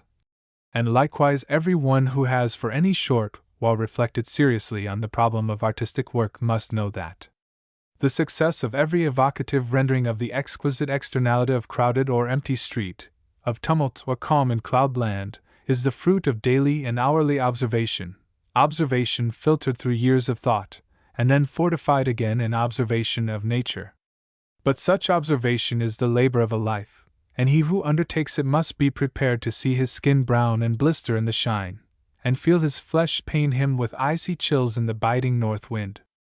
The great landscape painters suffered for the intolerable desire of art. They were content to forego the life of drawing rooms and clubs, and live solitary lives in unceasing communion with art and nature. But artists in these days are afraid of catching cold, and impatient of long and protracted studentship. Everything must be made easy, comfortable, and expeditious, and so it comes to pass that many an artist seeks assistance from the camera. A moment, and it is done, no wet feet, no tiresome sojourn in the country when town is full of merry festivities, and above all, hardly any failure, that is to say, no failure that the ordinary public can detect, nor, indeed, any failure that the artist's conscience will not get used to in time. Mr. Gregory is the most celebrated artist who is said to make habitual use of photography. Mr. Gregory has no warmer admirer than myself. His picture of Dawn is the most fairly famous picture of our time. but since that picture his art has declined. It has lost all the noble synthetical life which comes of long observation and gradual assimilation of nature. His picture of a yachtsman in this year's Academy was as paltry, as realistic, as may be. Professor Herkimer is another well-known artist who is said to use photography. It is even said that he has his sitter photographed onto the canvas, and the photographic foundation he then covers up with those dreadful browns and ochres which seem to constitute his palette. Report credits him with this method, which it is possible he believes to be an advance on the laborious process of drawing from nature, to which, in the absence of the ingenious instrument, the old masters were perforce obliged to resort. It will be said that what matter how the artists work, that it is with the result, not the method, with which we are concerned. Dismissing report from our ears, surely we must recognize all the cheap realism of the camera in Professor Herkimer's portraits, and this is certainly their characteristic, although photography may have had nothing to do with their manufacture. Mr. Bartlett is another artist who, it is said, makes habitual use of photographs, and surely in some of his boys' bathing the photographic effects are visible enough.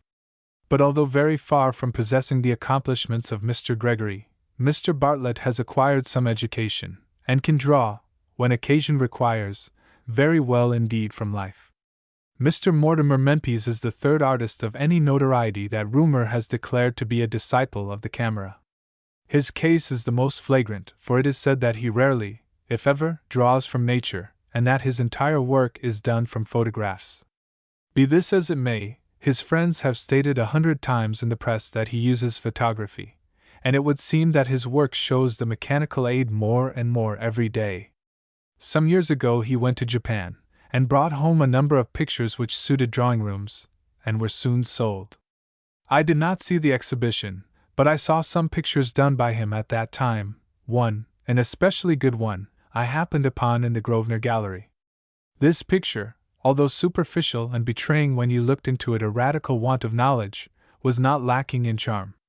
In French studios there is a slang phrase which expresses the meretricious charm of this picture, c'est du chic, and the meaning of this very expressive term is ignorance affecting airs of capacity. Now the whole of Mr. Menpes' picture was comprised in this term.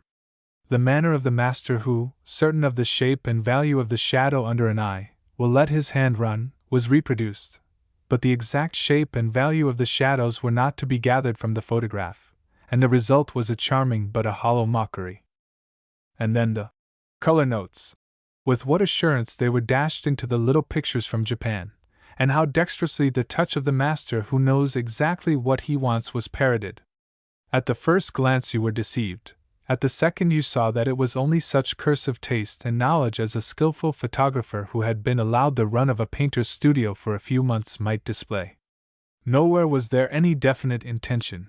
It was something that had been well committed to memory, that had been well remembered, but only half understood. Everything floated, drawing, values, colors, for there was not sufficient knowledge to hold and determine the place of any one. Since those days Mr. Menpes has continued to draw from photographs, and, the base of his artistic education being deficient from the first, the result of his long abstention from nature is apparent, even to the least critical, in the some 170 paintings, etchings, and what he calls diamond points on ivory, on exhibition at Messrs. Dowdeswell's. Diamond points on ivory may astonish the unthinking public, but artists are interested in the drawing, and not what the drawing is done upon. Besides the diamond points, there is quite sufficient matter in this exhibition to astonish visitors from Peckham, Pentonville, Islington, and perhaps Clapham, but not Bayswater. No, not Bayswater. There are frames in every sort of pattern, some are even adorned with gold tassels, and the walls have been especially prepared to receive them. These pictures and etchings purport to be representations of India, Burma, and Kashmir. The diamond points, I believe, purport to be diamond points. In some of the etchings there is the same ingenious touch of hand, but anything more woeful than the oil pictures cannot easily be imagined. In truth, they do not call for any serious criticism, and were it not for the fact that they afforded an opportunity of making some remarks, which seemed to me to be worth making, about the influence of photography in modern art, I should have left the public to find for itself the value of this attempt, in the grandiloquent words of the catalogue, to bring before my countrymen the aesthetic and artistic capabilities, and the beauty in various forms, that are to be found in our great Indian Empire. To criticize the pictures in detail is impossible, but I will try to give an impression of the exhibition as a whole. Imagine a room hung with ordinary school slates.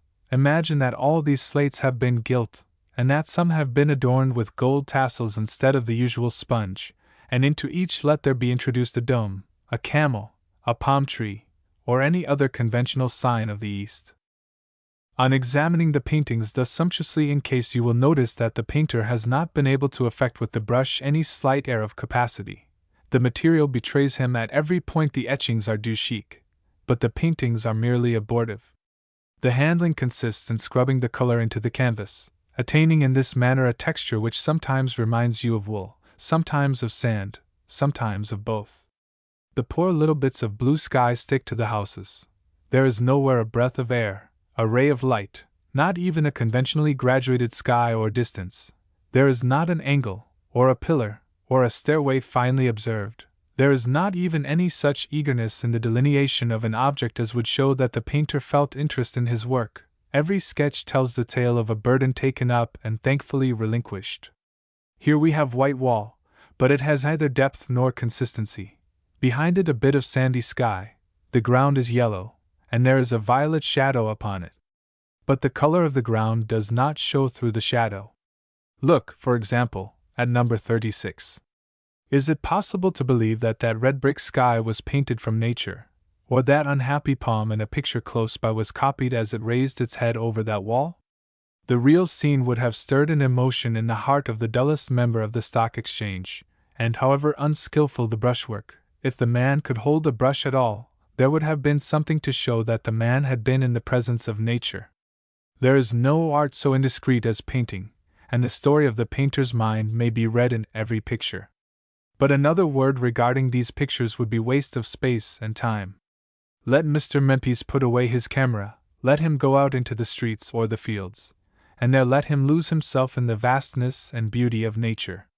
Let him study humbly the hang of a branch or the surface of a wall, striving to give to each their character. Let him try to render the mystery of a perspective in the blue evening, or its harshness and violence in the early dawn.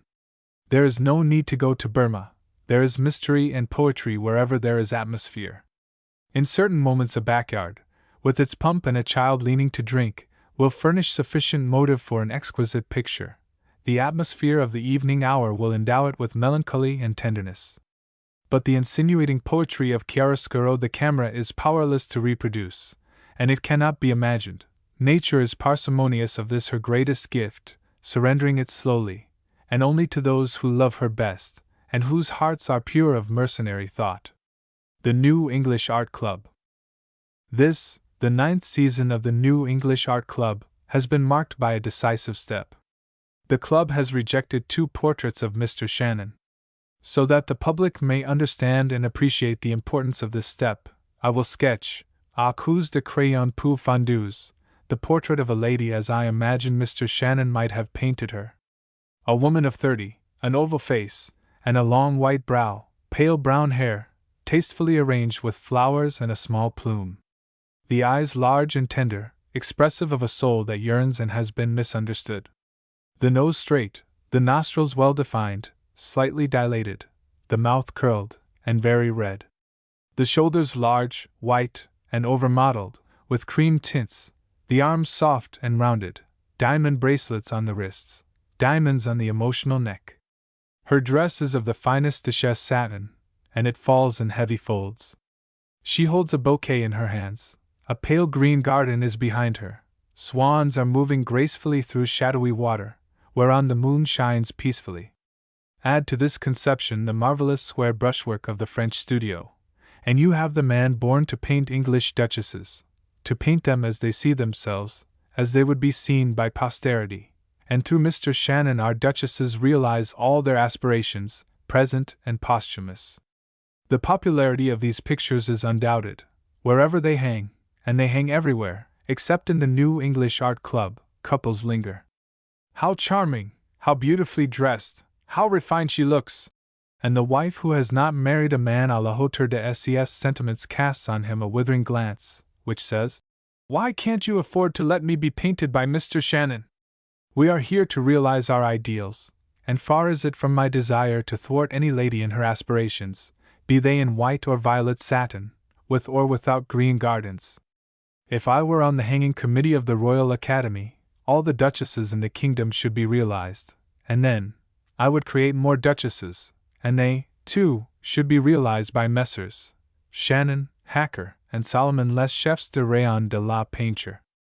And when these painters arrived, each with a van filled with new satin duchesses, I would say, "Go to Mr. Agnew, ask him what space he requires, and anything over and above they shall have it." I would convert the Chantry Fund into white satin duchesses, and build a museum opposite Mr. Tate's for the blue. I would do anything for these painters and their duchesses except hang them in the New English Art Club. For it is entirely necessary that the public should never be left for a moment in doubt as to the intention of this club. It is open to those who paint for the joy of painting, and it is entirely disassociated from all commercialism. Muslin ballet girl or satin duchess, it matters no jot, nothing counts with the jury but l'idée plastique, comradeship, money gain or loss, are waived. The rejection of Mr. Shannon's portraits will probably cost the club 4 guineas a year, the amount of his subscription, and it will certainly lose to the club the visits of his numerous drawing-room following. This is to be regretted, in a way. The club must pay its expenses, but it were better that the club should cease than that its guiding principles should be infringed. Either we may or we may not have a gallery from which popular painting is excluded. I think that we should, but I know that academicians and dealers are in favor of enforced prostitution in art. That men should practice painting for the mere love of paint is wholly repugnant to every healthy-minded Philistine. The critic of the Daily Telegraph described the pictures in the present exhibition as things that no one would wish to possess. He then pointed out that a great many were excellently well painted. Quite so. I have always maintained that there is nothing that the average Englishman, the reader of the Daily Telegraph, dislikes so much as good painting. He regards it in the light of an offense, and what makes it peculiarly irritating in his eyes is the difficulty of declaring it to be an immoral action. He instinctively feels that it is immoral, but somehow the crime seems to elude definition. The independent theatre was another humble endeavor which sorely tried the conscience of the average Englishman. That any one should wish to write plays that were not intended to please the public, that did not pay, was an unheard of desire, morbid and unwholesome as could well be, and meriting the severest rebuke. But the independent theatre has somehow managed to struggle into a third year of life, and the New English Art Club has opened its 9th exhibition, so I suppose that the Daily Telegraph will have to make up its mind, sorrowfully, of course, and with regret, that there are folks still in London who are not always ready to sell their talents to the highest bidder. For painters and those who like painting, the exhibitions at the New English Art Club are the most interesting in London. We find there no anecdotes, sentimental, religious, or historical, nor the conventional measuring and modeling which the Academy delights to honor in the name of art. At the New English Art Club, from the first picture to the last, we find artistic effort. Very often the effort is feeble, but nowhere, try as persistently as you please, will you find the loud stupidity of ordinary exhibitions of contemporary painting. This is a plain statement of a plain truth, plain to artists, and those few who possess the slightest knowledge of the art of painting, or even any faint love of it. But to the uncultivated, to the ignorant, and to the stupid, the New English Art Club is the very place where all the absurd and abortive attempts done in painting in the course of the year are exposed on view. If I wished to test a man's taste and knowledge in the art of painting, I would take him to the English Art Club and listen for 1 or 2 minutes to what he had got to say. Immediately on entering the room, before we see the pictures, we know that they are good. For a pleasant soft color, delicate and insinuating as an odor of flowers, pervades the room. So we are glad to loiter in this vague sensation of delicate color, and we talk to our friends, avoiding the pictures, until gradually a pale-faced woman with arched eyebrows draws our eyes and fixes our thoughts. It is a portrait by Mr. Sargent, one of the best he has painted. By the side of a fine Hals it might look small and thin, but nothing short of a fine Hals would affect its real beauty. My admiration for Mr. Sargent has often hesitated, but this picture completely wins me. It has all the qualities of Mr. Sargent's best work, and it has something more. It is painted with that measure of calculation and reserve which is present in all work of the first order of merit. I find the picture described with sufficient succinctness in my notes. A half-length portrait of a woman, in a dress of shot silk, a sort of red violet, the color known as puce.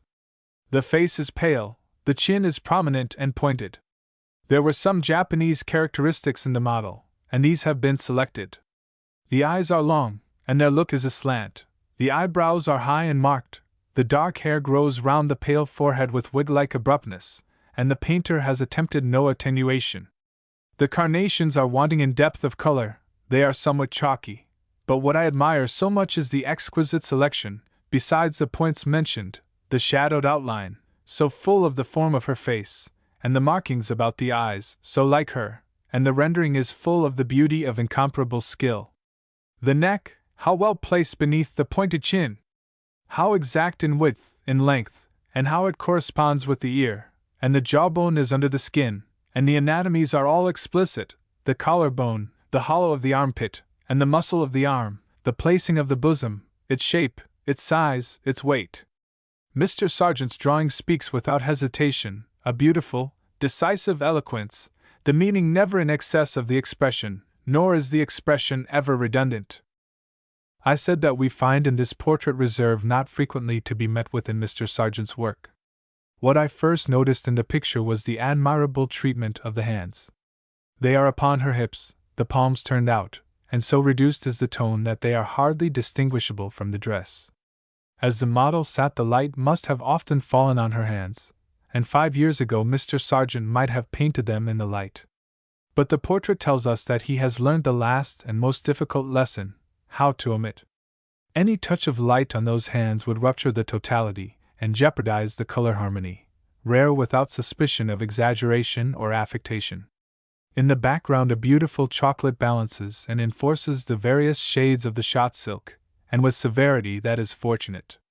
By aid of 2 red poppies, worn in the bodice, a final note in the chord is reached, a resonant and closing consonance. A beautiful work, certainly. I should call it a perfect work were it not that the drawing is a little too obvious.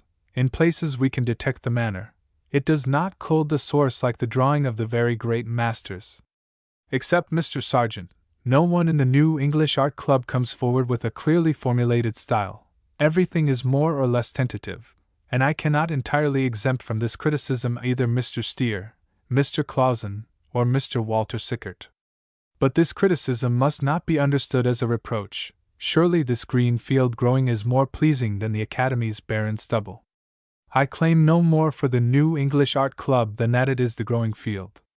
Say that the crop looks thin, and that the yield will prove below the average, but do not deny that what harvest there may be the New English Art Club will bring home. So let us walk round this May field of the young generation and look into its future, though we know that the summer months will disprove for better or for worse. Mr. Bernard Sickert, the youngest member of this club, a mere beginner, a 5 or 6-year-old painter, has made, from exhibition to exhibition, constant and consistent progress, and this year he comes forward with 2 landscapes, both seemingly conclusive of a true originality of vision, and there is a certain ease of accomplishment in his work which tempts me to believe that a future is in store for him. The differences of style in these 2 pictures do not affect my opinion, for, on looking into the pictures, the differences are more apparent than real. The palette has been composed differently, but neither picture tells of any desire of a new outlook, or even to radically change his mode of expression.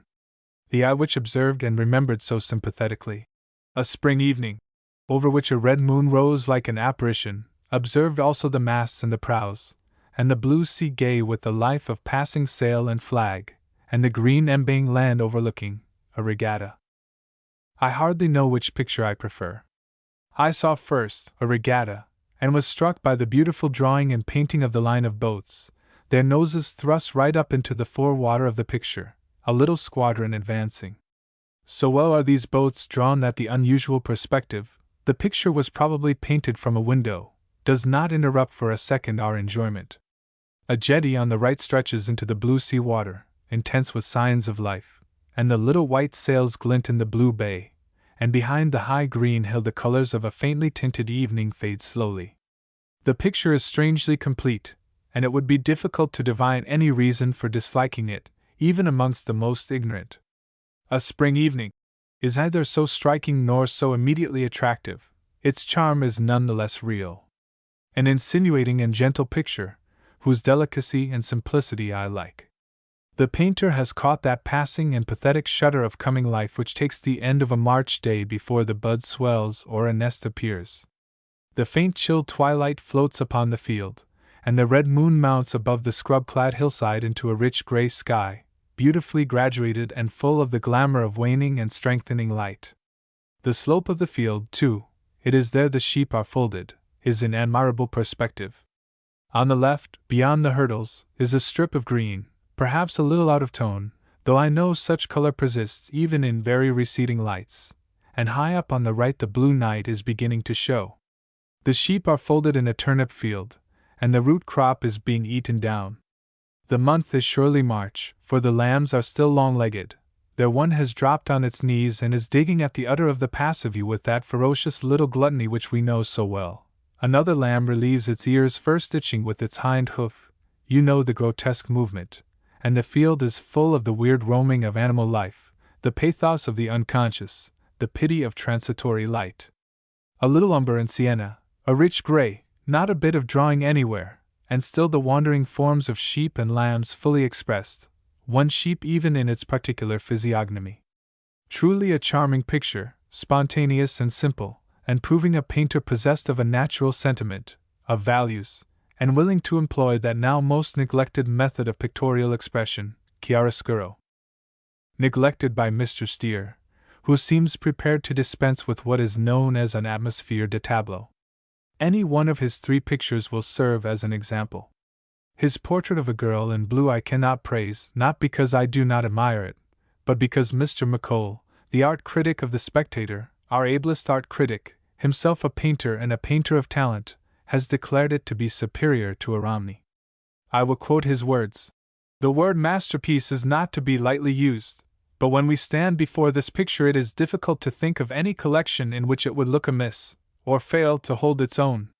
If we talk of English masters, Romney is the name that most naturally suggests itself, because in the bright clear face and brown hair and large simplicity of presentment, there is a good deal to recall that painter. But Romney's color would look cheap beside this, and his drawing conventional in observation, however big in style. To go one better than this, I should have to say the picture was as good as Velázquez, and to simply endorse Mr. McColl's words would be a second-hand sort of criticism to which I am not accustomed. Besides, to do so would be to express nothing of my own personal sensations in regard to this picture. So I will say at once that I do not understand the introduction of Romney's name into the argument. If comparison there must be, surely Mr. Watts would furnish one more appropriate. Both in the seeing and in the execution the portrait seems nearer to Mr. Watts than to Romney. Of Romney's gaiety there is no trace in Mr. Steer's picture. The girl sits in a light wooden armchair, her arms stretched in front of her, the hands held between her knees, looking out of the picture somewhat stolidly. The Lady Hamilton mood was an exaggerated mood, but there is something of it in every portrait at all characteristic of our great 18th century artist. The portrait exhibited in this year's show of Old Masters in the Academy will do. The lady who walks forward, her hands held in front of her bosom, the fingers pressed together, the white dress floating from the hips, the white brought down with a yellow glaze. I do not think that we find either that gaiety or those glazes in Mr. Steer. From many a Romney the cleaner has removed an outer skin, but I am not speaking of those pictures. But if I see very little Romney in Steer's picture, I am thankful that I see at least very rare distinction in the figuration of a beautiful and decorative ideal. A girl in blue sitting with her back to an open window, full of the blue night, and on the other side the gray blind, yellowing slightly under the glare of the lamp. I appreciate the very remarkable and beautiful compromise between portrait painting and decoration. I see rare distinction. We must not be afraid of the word distinction in speaking of Mr. Steer, in his choice of what to draw. The color scheme is well maintained, somewhat in the manner of Mr. Watts, but neither the blue of the dress nor the blue of the night is intrinsically beautiful, and we have only to think of the blues that Whistler or Manet would have found to understand how deficient they are. The drawing of the face is neither a synthesis, nor is it intimately characteristic of the model, it is simply rudimentary. A round girlish face with a curled mouth and an ugly shadow which does not express the nose.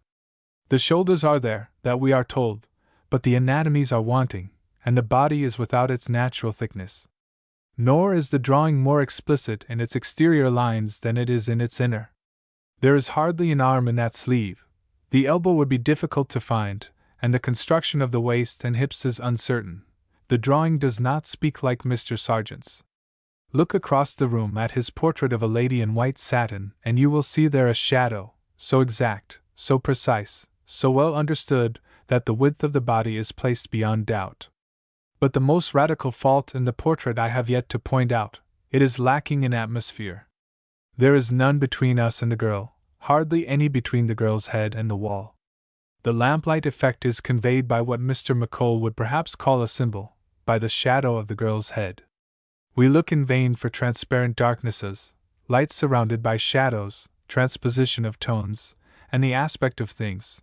The girl sits in a full diffused light, and were it not for the shadow on the wall and the shadow cast by the nose, she might be sitting in a conservatory.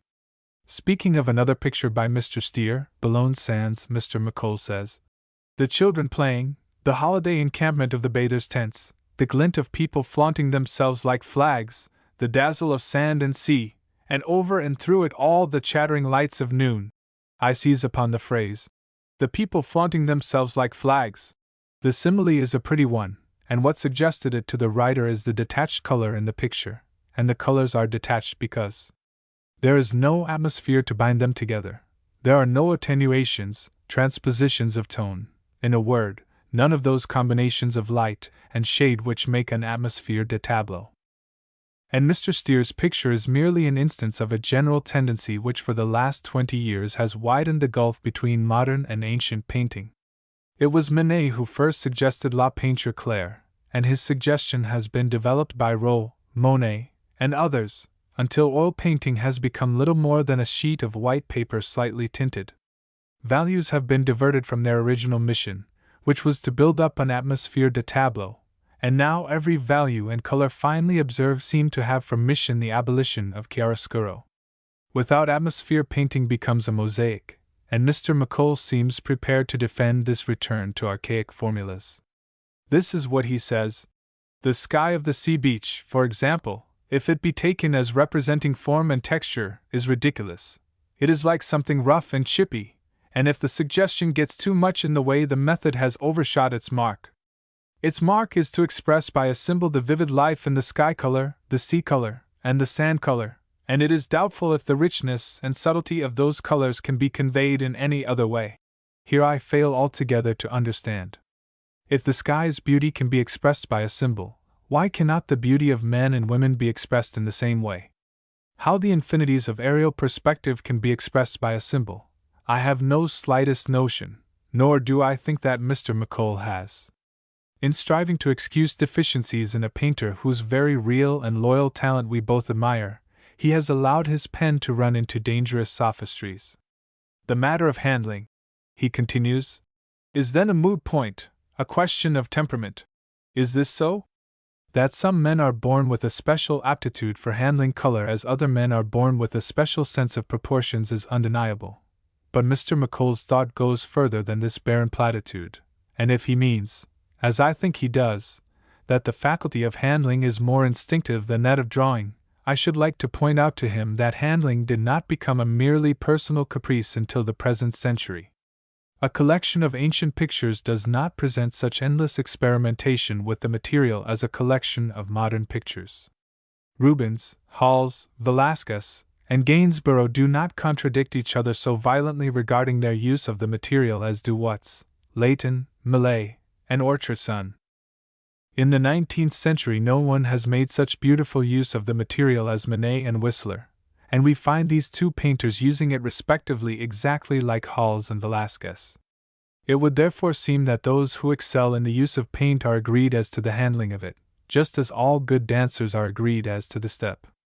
But though all good dancers dance the same step, each brings into his practice of it an individuality of movement and sense of rhythm sufficient to prevent it from becoming mechanical. The ancient painters relied on differences of feeling and seeing for originality rather than on eccentric handling of color, and all these extraordinary executions which we meet in every exhibition of modern pictures are in truth no more than frantic efforts either to escape from the thraldom of a bad primary education, or attempts to disguise ignorance in fantastic formulas. That which cannot be referred back to the classics is not right, and I at least know not where to look among the acknowledged masters for justification for Mr. Steere's jagged brushwork.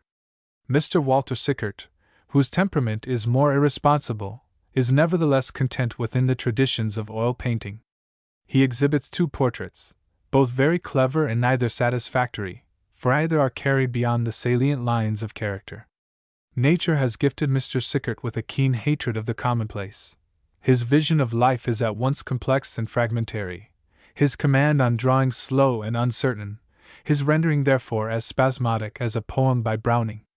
He picks up the connecting links with difficulty, and even his most complete work is full of omissions. The defect, for it is a defect, is by no means so fatal in the art value of a painting as the futile explanations so dearly beloved by the ignorant. Manet was to the end the victim of man's natural dislike of ellipses, and Mr. Walter Sickert is suffering the same fate. Still, even the most remote intelligence should be able to gather something of the merit of the portrait of Miss Minnie Cunningham. How well she is in that long red frock, a vermilion silhouette on a rich brown background. I should be still more pleased if the vermilion had been slightly broken with yellow ochre. But then, at heart, I am no more than un vieux classique. The edges of the vermilion hat are lightened where it receives the glare of the footlights, and the face does not suffer from the red. It is as light, as pretty, as suggestive as may be. The thinness of the hand and wrist is well insisted upon, and the trip of the legs, just before she turns, realizes, and in a manner I have not seen elsewhere, the enigma of the artificial life of the stage. The aestheticism of the Glasgow school, of which we have heard so much lately, is identical with that of the New English Art Club, and the 2 societies are in a measure affiliated. Nearly all the members of the Glasgow School are members of the New English Art Club, and it is regrettable that they do not unite and give us an exhibition that would fairly stare the Academy out of countenance. Among the Glasgow painters the most prominent and valid talent is Mr. Guthrie's. His achievements are more considerable and more personal, and he seems to approach very near to a full expression of the pictorial aspirations of his generation. Years ago his name was made known to me by a portrait of singular beauty, an oasis it was in a barren and bitter desert of salon pictures. Since then he has adopted a different and better method of painting, and an excellent example of his present style is his portrait of Miss Spencer, a lady in a mauve gown. The slightness of the intention may be urged against the picture. It is no more than a charming decoration faintly flushed with life. But in his management of the mauve Mr. Guthrie achieved quite a little triumph, and the foreground, which is a very thin grey passed over a dark ground, is delicious, and the placing of the signature is in the right place. Most artists sign their pictures in the same place. But the signature should take a different place in every picture, for in every picture there is one and only one right place for the signature, and the true artist never fails to find the place which his work has chosen and consecrated for his name. I confess myself to be a natural and instinctive admirer of Mr. Guthrie's talent. His picture, Midsummer, exhibited at Liverpool, charmed me. Turning to my notes, I find this description of it: a garden in the summer's very moment of complete efflorescence, a bower of limpid green, here and there interwoven with red flowers. And 3 ladies are there with their tiny Japanese tea-table. One dress, that on the left, is white, like a lily, drenched with green shadows. The dress on the right is a purple, beautiful as the depth of foxglove bells, a delicate, and yet a full sensation of the beauty of modern life, from which all grossness has been omitted, a picture for which I think Corot would have had a good word to say. In the same exhibition there was a pastel by Mr. Guthrie, which quite enchanted me with its natural, almost naive, grace. Turning to my notes, I extract the following lines: a lady seated on a light chair, her body in profile, her face turned towards the spectator, She wears a dress with red stripes. One hand hanging by her side, the other hand holding open a flame-colored fan, and it is this that makes the picture. The feet laid one over the other.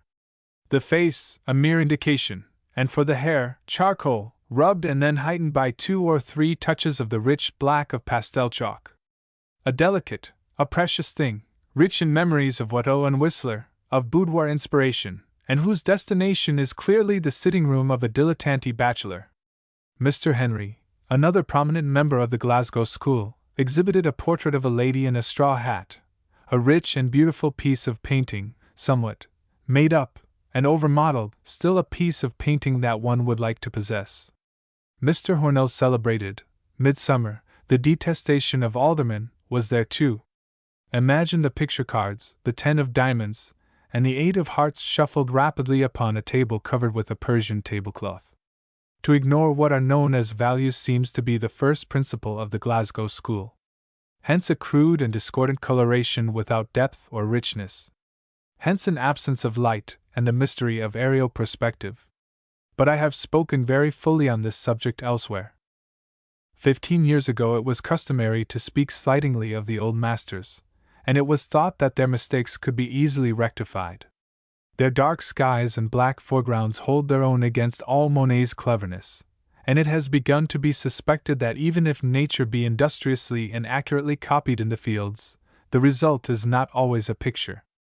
The palette gives the value of the grass and of the trees, but, alas, not of the sky. The sky is higher in tone than the palette can go. The painter therefore gets a false value. Hence the tendency among the plein airists to leave out the sky or to do with as little sky as possible. A little reef is sufficient to bring about a great shipwreck. A generation has wasted half its life, and the old masters are again becoming the fashion. Mr. First seems to be deeply impressed with the truth of the new aestheticism, and he has succeeded within the limits of a tiny panel, a slight but charming intention. The great cloud rolls over a strip of lowland, lowering in a vast imperial whiteness, vague and shadowy as sleep or death. Royston would have stopped for a moment to watch it. But its lyrical lilt would trouble a mind that could only think in prose. Shelley would like it better, and most certainly it would not fail to recall to his mind his own immortal verses. I am the daughter of earth and water, and the nursling of the sky. I pass through the pores of ocean and shores. I change, but I cannot die. What will become of our young artists and their aspirations is a tale that time will unfold gradually, and for the larger part of its surprises we shall have to wait 10 years. In 10 years many of these aesthetes will have become common academicians, working for the villas and perambulators of numerous families. Many will have disappeared forever. Some may be resurrected 2 generations hence, may be raised from the dead like Mr. Brabazon, our modern Lazarus. Lazare allait mourir en secondes fois. Or perchance to sleep forever in Sir Joshua's bosom. That a place will be found there for Mr. Brabazon is one of the articles of faith of the younger generation. Mr. Brabazon is described as an amateur, and the epithet is marvelously appropriate. No one, not even the great masters, deserved it better. The love of a long life is in those watercolors. They are all love. Out of love they have grown, in its light they have flourished, and they have been made lovely with love. In a time of slushy David Coxes, Mr. Brabazon's eyes were strangely his own. Even then he saw nature hardly explained at all, films of flowing color transparent as rose leaves, the lakes blue, and the white clouds curling above the line of hills, a sense of color and a sense of distance, that was all, and he had the genius to remain within the limitations of his nature. And with the persistency of true genius, Mr. Brabazon painted, with a flowing brush, rose-leaf watercolors, unmindful of the long indifference of 2 generations, until it happened that the present generation, with its love of slight things, came upon this undiscovered genius. It has hailed him as master, and has dragged him into the popularity of a special exhibition of his work at the Goupil Galleries. And it was inevitable that the present young men should discover Mr. Brabazon, for in discovering him, they were discovering themselves. His art is no more than a curious anticipation of the artistic ideal of today. The sketch he exhibits at the New English Art Club is a singularly beautiful tint of rose, spread with delicate grace over the paper. A little less, and there would be nothing. But a little beauty has always seemed to me preferable to a great deal of ugliness. And what is true about one is true about nearly all his drawings. We find in them always an harmonious color contrast, and very rarely anything more. Sometimes there are those evanescent gradations of color which are the lordship and signature of the colorist, and when le ton local is carried through the picture, through the deepest shadows as through the highest lights, when we find it persisting everywhere, as we do in number 19, Lake Maggiore, we feel in our souls the joy that comes of perfect beauty. But too frequently Mr. Brabazon's color is restricted to an effective contrast. He often skips a great many notes, touching the extremes of the octave with certainty and with grace. But it is right that we should make a little fuss over Mr. Brabazon, for though this work is slight, it is an accomplishment. He has indubitably achieved a something, however little that something may be. And when art is disappearing in the destroying waters of civilization, we may catch at straws. Beyond color, and even in color his limitations are marked, Mr. Brabazon cannot go. He entered St. Marks, and of the delicacy of ornamentation, of the balance of the architecture, he saw nothing, either the tracery of carven column nor the aerial perspective of the groined arches. It was his genius not to see these things. To leave out the drawing is better than to fumble with it, and all his life he has done this. And though we may say that a watercolor with the drawing left out is a very slight thing, we cannot fail to perceive that these sketches, though less than sonnets or ballades, or even rondeaux or rondels, at most they are triolets, are akin to the masters, however distant the relationship. I have not told you about the very serious progress that Mr. George Thompson has made since the last exhibition. I have not described his two admirable pictures, nor mentioned Mr. Linder's landscape, nor Mr. Buxton Knight's haymaking meadows, nor Mr. Christie's pretty picture, A May's Frolic, nor Mr. McColl's Donkey Race. I have omitted much that it would have been a pleasure to praise, for my intention was not to write a guide to the exhibition, but to interpret some of the characteristics of the young generation. The New English Art Club is very typical of this end of the century. It is young, it is interesting, it is intelligent, it is emotional, it is cosmopolitan, not the Bouillon Duval cosmopolitanism of the Newland School, but rather an agreeable assimilation of the Montmartre Café of 15 years ago. Art has fallen in France, and the New English seems to me like a seed blown oversea from a ruined garden. It has caught English root, and already English color and fragrance are in the flower. A frail flower, but frail or strong, it is all we have of art in the present generation. It is slight, and so most typical, for, surely, no age was ever so slight in its art as ours. As the century runs on it becomes more and more slight and more intelligent. A sheet of Whitman's faintly flushed with a rose tint, a few stray verses characterized with a few imperfect rhymes and a wrong accent, are sufficient foundation for two considerable reputations. The education of the younger generation is marvelous, its brains are excellent, it seems to be lacking in nothing except guts. As education spreads, guts disappear, and that is the most serious word I have to say. Without thinking of those great times when men lived in the giddiness and the exultation of a constant creation, when a day was sufficient for Rubens to paint the Kermesse, 13 days to paint the Mages, even or 8 to paint the Communion de St. François d'Assise, and blotting from our mind the fabulous production of Tintoretto and Veronese, let us merely remember that 30 years ago Millet painted a beautiful picture every year until marriage and its consequences brought his art to a sudden close. One year it was Autumn Leaves, the following year it was St. Agnes Eve, and behind these pictures there were at least 10 masterpieces: The Orchard, The Rainbow, Mariana in the Moated Grange, Ophelia, etc. Millet is far behind Veronese and Tintoretto in magnificent excellence and extraordinary rapidity of production, but is not the New English Art Club even as far behind the excellence and fertility of production of 30 years ago? A great artist. We have heard the words, great artist, used so often and so carelessly that their tremendous significance escapes. The present is a time when it is necessary to consider the meaning, latent and manifest, of the words, for we are about to look on the drawings of the late Charles Keene. In many the words evoke the idea of huge canvases in which historical incidents are depicted, conquerors on black horses covered with gold trappings, or else figures of Christ, or else the agonies of martyrs. The portrayal of angels is considered by the populace to be especially imaginative, and all who affect such subjects are at least in their day termed great artists. But the words are capable of a less vulgar interpretation. To the select few, the great artist is he who is most racy of his native soil, he who has most persistently cultivated his talent in one direction, and in one direction only, he who has repeated himself most often, he who has lived upon himself the most avidly. In art, eclecticism means loss of character, and character is everything in art. I do not mean by character personal idiosyncrasies. I mean racial and territorial characteristics. Of personal idiosyncrasy we have enough and to spare. Indeed, it has come to be accepted almost as an axiom that it does not matter much how badly you paint, provided you do not paint badly like anybody else. But instead of noisy idiosyncrasy, we want the calm of national character in our art. A national character can only be acquired by remaining at home and saturating ourselves in the spirit of our land until it oozes from our pens and pencils in every slightest word, in every slightest touch. Our lives should be one long sacrifice for this one thing, national character. Foreign travel should be eschewed. We should turn our eyes from Paris and Rome and fix them on our own fields.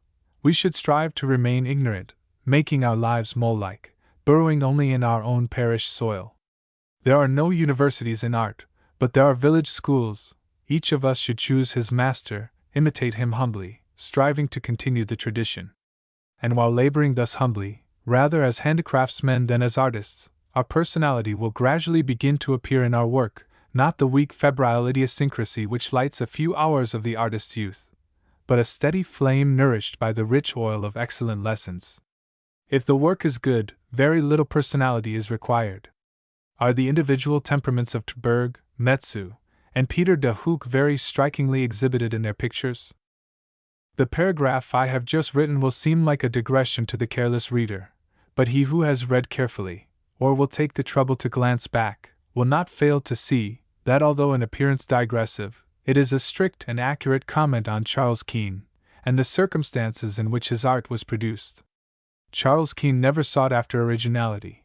On the contrary, he began by humbly imitating John Leech, the inventor of the method. His earliest drawings, few if any of them are exhibited in the present collection, were hardly distinguishable from Leech's. He continued the tradition humbly, and originality stole upon him unawares.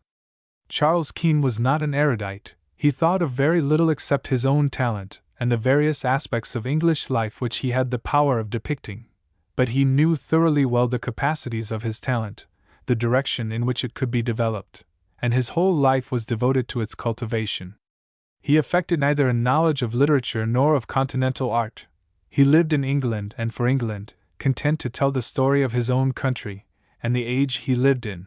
In a word, he worked and lived as did the Dutchman of 1630. He lived pure of all foreign influence. No man's art was ever so purely English as Keene's. Even the great Dutchmen themselves were not more Dutch than Keene was English, and the result is often hardly less surprising. To look at some of these drawings and not think of the Dutchman is impossible, for when we are most English we are most Dutch. Our art came from Holland. These drawings are Dutch in the strange simplicity and directness of intention.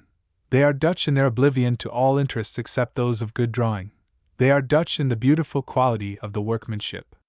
Examine the rich, simple drawing of that long coat or the side of that cab, and say if there is not something of the quality of a Terburg. Terburg is simple as a page of 17th-century prose, and in Keene there is the same deep, rich, classic simplicity. The material is different, but the feeling is the same.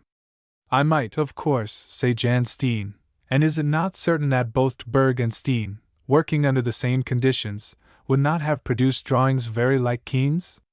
And now, looking through the material deep into the heart of the thing, is it a paradox to say that number 221 is in feeling and quality of workmanship a Dutch picture of the best time? The scene depicted is the honeymoon. The young wife sits by an open window full of sunlight, and the curtains likewise are drenched in the pure white light. How tranquil she is, how passive in her beautiful animal life! No complex passion stirs in that flesh. Instinct drowses in her just as in an animal. With what animal passivity she looks up in her husband's face. Look at that peaceful face, that high forehead, how clearly conceived and how complete is the rendering. How slight the means, how extraordinary the result. The sunlight floods the sweet face so exquisitively stupid, and her soul, and the room, and the very conditions of life of these people are revealed to us. And now, in a very rough and fragmentary fashion, hardly attempting more than a hurried transcription of my notes, I will call attention to some 3 or 4 drawings which especially arrested my attention. In number 10 we have a cab scene in wonderful perspective. The hind wheel is the nearest point, and in extraordinarily accurate proportion the vehicle and the animal attached to it go up the paper. The cabman turns half round to address some observation to the fare, an old gentleman, who is about to step in. The roof of the cab cuts the body of the cabman, composing the picture in a most original and striking manner.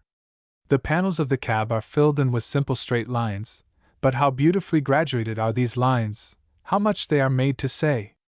Above all, the hesitating movement of the old gentleman, how the exact moment has been caught! And the treatment of the long coat, how broad, how certain, how well the artist has said exactly what he wanted to say! Another very fine drawing is number 11. The fat farmer stands so thoroughly well in his daily habit. The great stomach, how well it is drawn, and the short legs are part and parcel of the stomach. The man is redolent of turnip fields and rickyards. All the life of the fields is upon him. And the long parson, clearly from the university, how well he clasps his hands and how the very soul of the man is expressed in the gesture. Number 16 is very wonderful. What movement there is in the skirts of the fat woman, and the legs of the vendor of penny toys! Are they not the very legs that the gutter breeds? Number 52, a big, bluff artist, deep-seated amid the ferns and grasses. The big, bearded man, who thinks of nothing but his art, who lives in it, who would not be thin because fat enables him to sit longer out of doors, the man who will not even turn round on his campstool to see the woman who is speaking to him. We have all known that man, but to me that man never really existed until I looked on this drawing. And the treatment of the trees that make the background. A few touches of the pencil, and how hot and alive the place is with sunlight. But perhaps the most wonderful drawing in the entire collection is number 89. Never did Keene show greater mastery over his material. In this drawing every line of the black lead pencil is more eloquent than Demosthenes' most eloquent period. The roll and the lurch of the vessel, the tumult of waves and wind, the mental and physical condition of the passengers, all are given as nothing in this world could give them except that magic pencil. The figure, the man that the wind blows out of the picture, his hat about to leave his head, is not he really on board in a gale? Did a frock coat flap out in the wind so well before? And do not the attitudes of the 2 women leaning over the side represent their suffering? The man who is not seasick sits, his legs stretched out, his hands thrust into his pockets, his face sunk on his breast, his hat crushed over his eyes. His pea-jacket, how well drawn! And can we not distinguish the difference between its cloth and the cloth of the frock of the city merchant, who watches with such a woeful gaze the progress of the gathering wave? The weight of the wave is indicated with a few straight lines, and strangely enough, only very slightly varied are the lines which give the very sensation of the merchant's thin frock coat made in the shop of a fashionable tailor.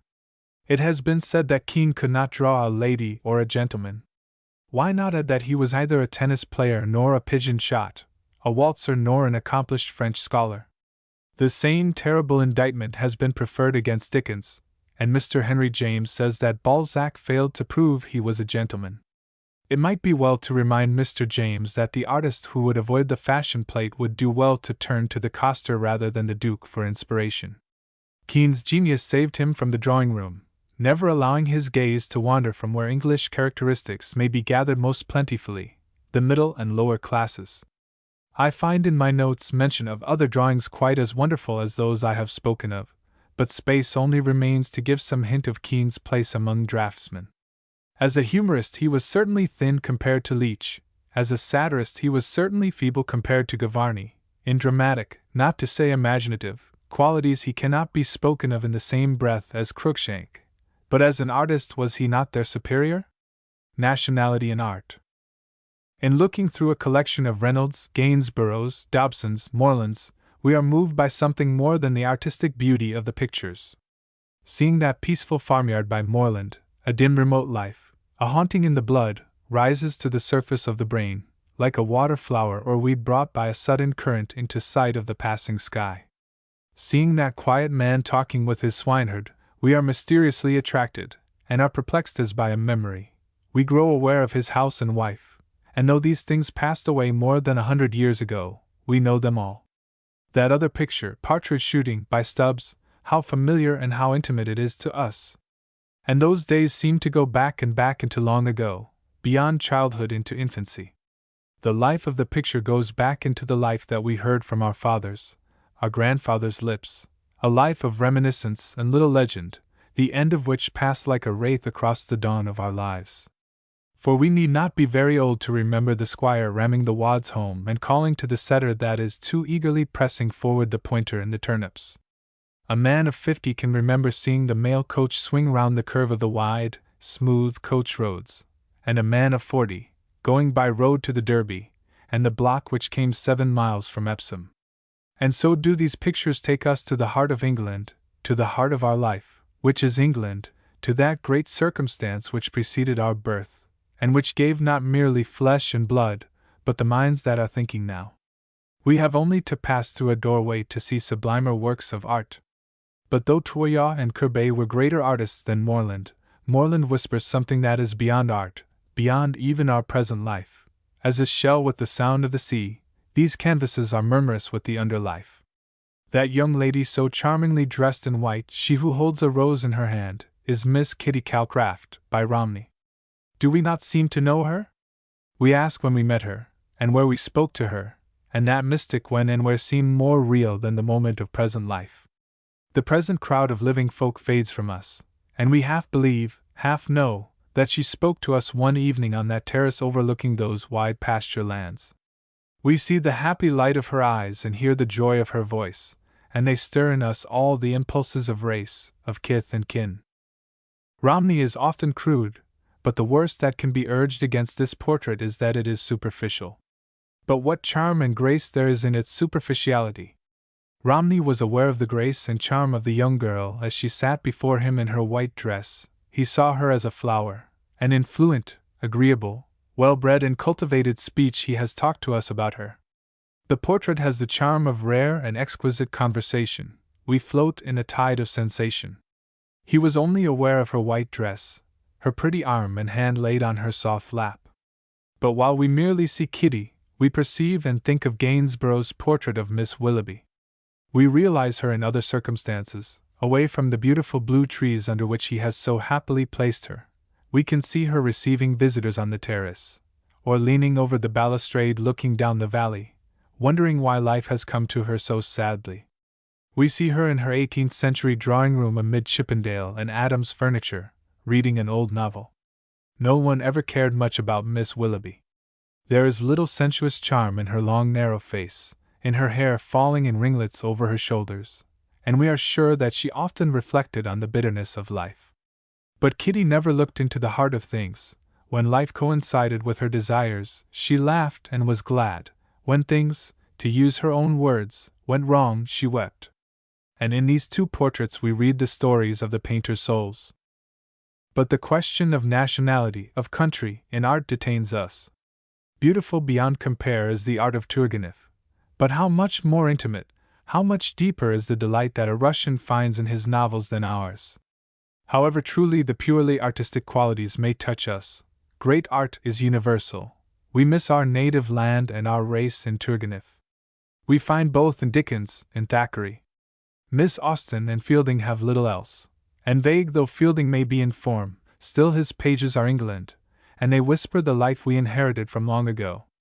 The superb Rembrandt in the next room, The Gentleman with a Hawk, lent by the Duke of Westminster, is a human revelation. We only perceive in it the charm, the adorableness, the eternal adventure of youth. Nationality disappears in the universal. This beautiful portrait was painted in 1643, a year after the Night Watch. The date of the portrait of the lady with the fan is not given. They differ widely in style. The portrait of the man is 10 years in advance of the portrait of the woman. It seems to approach very closely, to touch on, the great style which he attained in 1664, the year when he painted the Syndics. Of his early style, thin, crabbed, and yellow, there is hardly a trace in the portrait of the man with the hawk. It is almost a complete emancipation, yet it would be rash to say that the lady with the fan is an early work, painted in the days of the lesson in anatomy. In Rembrandt's work we find sudden advancements towards the grand final style, and these are immediately followed by hasty returnings to the hard, dry, and essentially unromantic manner of 1634. The portrait of the young man with the hawk was painted in middle life. But if it contains something more than the suggestion of the qualities which 20 years later he developed and perfected for the admiration of all time, if the immortal flower of Rembrandt's genius was still unblown, this is blossom prematurely breaking. The young man is shown upon darkness like a vision, the face is illuminated mysteriously, the brushwork is large and firm, the paint is substantial without being heavy, the canvas is smoky and unnatural, and yet a real atmosphere surrounds the head. The black velvet cap strikes in sharp relief against the background, which lightens to a gray-green about the head. The modeling of the face is extraordinarily large and simple, and yet without omissions. We have in this portrait a perfect example of the art of being precise without being small. The young man is a young nobleman. He stands before us looking at us, and yet his eyes are not fixed. His mustache is golden and frizzled. His cheeks are colored slightly. But the picture is practically made of a few grays and greens, and white, slightly tinted with bitumen, yet we do not feel, or feel very little, any lack of coloring matter. Rembrandt realized in the romantic young man his ideal of young masculine beauty. Truly a beautiful work, neither the boyhood nor the manhood, but the adolescence of Rembrandt's genius. Between the portrait of the lady with the fan and Sir Joshua's portrait of Miss Frances Crewe it would be permissible to hesitate. But to hesitate even for one instant between Miss Crewe and the young man with the hawk would be unpardonable. Sir Joshua painted as he thought. He had an instinctive sense of decoration and a deep and tender feeling for beauty. He was especially sensible to the agreeable and gay aspect of things. His eyes at once seized the pleasing and picturesque contour, and his mind divined a charming and effective scheme of color. He saw character too. All the surface characteristics of his model were plain to him, and when he was so minded he painted with rare intelligence and insight. He did not see deeply, but he saw clearly. Gainsborough did not see so clearly, nor was his hand as prompt to express his vision as Sir Joshua's. But Gainsborough saw further, for he felt more keenly and more profoundly. But light indeed were their minds compared with Rembrandt's.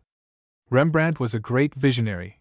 To him the outsides of things were symbols of elemental truths, which he expressed in a form mighty as the truths themselves. There is no question of comparison between him on one hand and Reynolds and Gainsborough on the other. Yet we should hesitate to destroy our Reynolds and Gainsboroughs, to preserve any works of art, however beautiful. Were we to keep what our reason told us was the greatest, we should feel as one who surrendered England to save the rest of the world, or as a parent who sacrificed his children to save 1,000,000 men from the scaffold. Sex in art. Woman's nature is more facile and fluent than man's. Women do things more easily than men, but they do not penetrate below the surface, and if they attempt to do so the attempt is but a clumsy masquerade in unbecoming costume. In their own costume they have succeeded as queens, courtesans, and actresses, but in the higher arts, in painting, in music, and literature, their achievements are slight indeed, best when confined to the arrangements of themes invented by men, amiable transpositions suitable to boudoirs and fans. I have heard that some women hold that the mission of their sex extends beyond the boudoir and the nursery. It is certainly not within my province to discuss so important a question, but I think it is clear that all that is best in woman's art is done within the limits I have mentioned. This conclusion is well nigh forced upon us when we consider what would mean the withdrawal of all that women have done in art. The world would certainly be the poorer by some half-dozen charming novels, by a few charming poems and sketches in oil and watercolor, but it cannot be maintained, at least not seriously, that if these charming triflings were withdrawn there would remain any gap in the world's art to be filled up. Women have created nothing, they have carried the art of men across their fans charmingly. with exquisite taste, delicacy, and subtlety of feeling, and they have hideously and most mournfully parodied the art of men. George Eliot is one in whom sex seems to have hesitated, and this unfortunate hesitation was afterwards intensified by unhappy circumstances. She was one of those women who so entirely mistook her vocation as to attempt to think, and really if she had assumed the dress and the duties of a policeman, her failure could hardly have been more complete. Jane Austen, on the contrary, adventured in no such dismal masquerade. She was a nice maiden lady, gifted with a bright clear intelligence, diversified with the charms of light wit and fancy, and as she was content to be in art what she was in nature, her books live, while those of her ponderous rival are being very rapidly forgotten.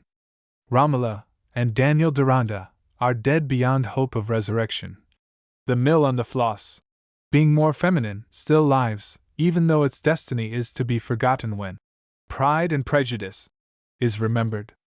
Sex is as important an element in a work of art as it is in life. All art that lives is full of sex. There is sex in Pride and Prejudice. Jane Eyre and Aurora Leigh are full of sex. Romola, Daniel Deronda, and Adam Bede are sexless, and therefore lifeless. There is very little sex in George Sand's works, and they, too, have gone the way of sexless things. When I say that all art that lives is full of sex, I do not mean that the artist must have led a profligate life. I mean, indeed, the very opposite. George Sand's life was notoriously profligate, and her books tell the tale. I mean by sex that concentrated essence of life which the great artist jealously reserves for his art, and through which it pulsates. Shelley deserted his wife, but his thoughts never wandered far from Mary. Dante, according to recent discoveries, led a profligate life, while adoring Beatrice through interminable cantos. So profligacy is clearly not the word I want. I think that gallantry expresses my meaning better. The great artist and Don Juan are irreparably antagonistic. One cannot contain the other. Notwithstanding all the novels that have been written to prove the contrary, it is certain that woman occupies but a small place in the life of an artist. She is never more than a charm, a relaxation, in his life, and even when he strains her to his bosom, oceans are between them. Profligate, I am afraid, history proves the artist sometimes to have been, but his profligacy is only ephemeral and circumstantial. What is abiding in him is chastity of mind, though not always of body. His whole mind is given to his art, and all vague philanderings and sentimental musings are unknown to him. The women he knows and perceives are only food for it, and have no share in his mental life. And it is just because man can raise himself above the sentimental cravings of natural affection that his art is so infinitely higher than woman's art. Man's love is from man's life a thing apart. You know the quotation from Byron. 'Tis woman's whole existence. The natural affections fill a woman's whole life, and her art is only so much sighing and gossiping about them.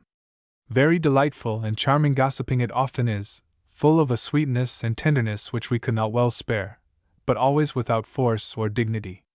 In her art woman is always in evening dress, there are flowers in her hair, and her fan waves to and fro, and she wishes to sigh in the ear of him who sits beside her.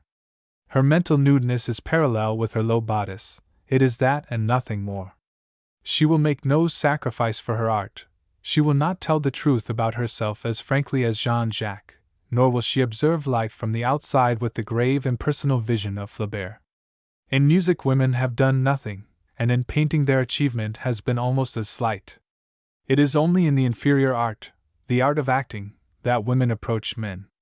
In that art it is not certain that they do not stand even higher. Whatever women have done in painting has been done in France. England produces countless thousands of lady artists. 20 English women paint for one Frenchwoman, but we have not yet succeeded in producing two that compare with Madame Lebrun and Madame Berthe Morisot. The only two English women who have in painting come prominently before the public are Angelica Kauffman and Lady Butler. The first named had the good fortune to live in the great age, and though her work is individually feeble, it is stamped with the charm of the tradition out of which it grew and was fashioned. Moreover, she was content to remain a woman in her art. She imitated Sir Joshua Reynolds to the best of her ability, and did all in her power to induce him to marry her. How she could have shown more wisdom it is difficult to see. Lady Butler was not so fortunate, either in the date of her birth, in her selection of a master, or her manner of imitating him. Angelica imitated as a woman should. She carried the art of Sir Joshua across her fan. She arranged and adorned it with ribbons and size, and was content with such modest achievement. Lady Butler, however, thought she could do more than to sentimentalize with de Neuville soldiers. She adopted his method, and from this same standpoint tried to do better.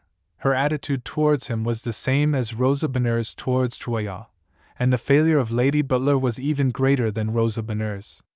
But perhaps the best instance I could select to show how impossible it is for women to do more than to accept the themes invented by men, and to decorate and arrange them according to their pretty feminine fancies, is the collection of Lady Waterford's drawings now on exhibition at Lady Brownlow's house in Carlton House Terrace. Lady Waterford for many years, for more than a quarter of a century, has been spoken of as the one amateur of genius, and the greatest artists vied with each other as to which should pay the most extravagant homage to her talent. Mr. Watts seems to have distanced all competitors in praise of her, for in a letter of his quoted in the memoir prefixed to the catalogue, he says that she has exceeded all the great Venetian masters. It was nice of Mr. Watts to write such a letter. It was very foolish of Lady Brownlow to print it in the catalogue, for it serves no purpose except to draw attention to the obvious deficiencies of originality in Lady Waterford's drawings. Nearly all of them are remarkable for facile grouping, and the color is rich, somewhat heavy, but generally harmonious. The drawing is painfully conventional. It would be impossible to find a hand, an arm, a face that has been tenderly observed and rendered with any personal feeling or passion. The cartoons are not better than any mediocre student of the Beaux-Arts could do, insipid parodies of the Venetian, whom she excels, according to Mr. Watts. When Lady Waterford attempted no more than a decorative ring of children dancing in a richly colored landscape, or a group of harvesters seen against a rich decorative sky, such a design as might be brought across a fan, her talent is seen to best advantage. It is a fluent and facile talent, strangely unoriginal, but always sustained by taste acquired by long study of the Venetians, and by a superficial understanding of their genius. Many times superior to Lady Waterford is Miss Armstrong, a lady in whose drawings of children we perceive just that light tenderness and fanciful imagination which is not of our sex. Perhaps memory betrays me. It is a long while since I have seen Miss Armstrong's pastels, but my impression is that Miss Armstrong stands easily at the head of English lady artists, above Mrs. Swinnerton, whose resolute and distinguished talent was never more abundantly and strikingly manifested than in her picture entitled Midsummer, now hanging in the New Gallery. Midsummer is a fine piece of intellectual painting, but it proceeds merely from the brain. There is hardly anything of the painter's nature in it. There are no surprising admissions in it. The painter never stood back abashed and asked herself if she should have confessed so much, if she should have told the world so much of what was passing in her intimate soul and flesh. Impersonality in art really means mediocrity. If you have nothing to tell about yourself, or if courage be lacking in you to tell the truth, you are not an artist. Are women without souls, or is it that they dare not reveal their souls unadorned with the laces and ribbons of convention? Their memoirs are a tissue of lies, suppressions, and half-truths. George Sand must fain suppress all mention of her Italian journey with Musset, a true account of which would have been an immortal story, but of hypocritical hare-hearted allusions Rousseau and Casanova were not made. In their memoirs women never get further than some slight fingering of laces, and in their novels they are too subject to their own natures to attain the perfect and complete realization of self, which the so-called impersonal method alone affords. Women astonish us as much by their want of originality, as they do by their extraordinary powers of assimilation. I am thinking now of the ladies who marry painters, and who, after a few years of married life, exhibit work identical in execution with that of their illustrious husbands, Mrs. E. M. Ward, Madame Fantin-Latour, Mrs. Swan, Mrs. Almeda-Dama. How interesting these households must be! Immediately after breakfast, husband and wife sit down at their easels.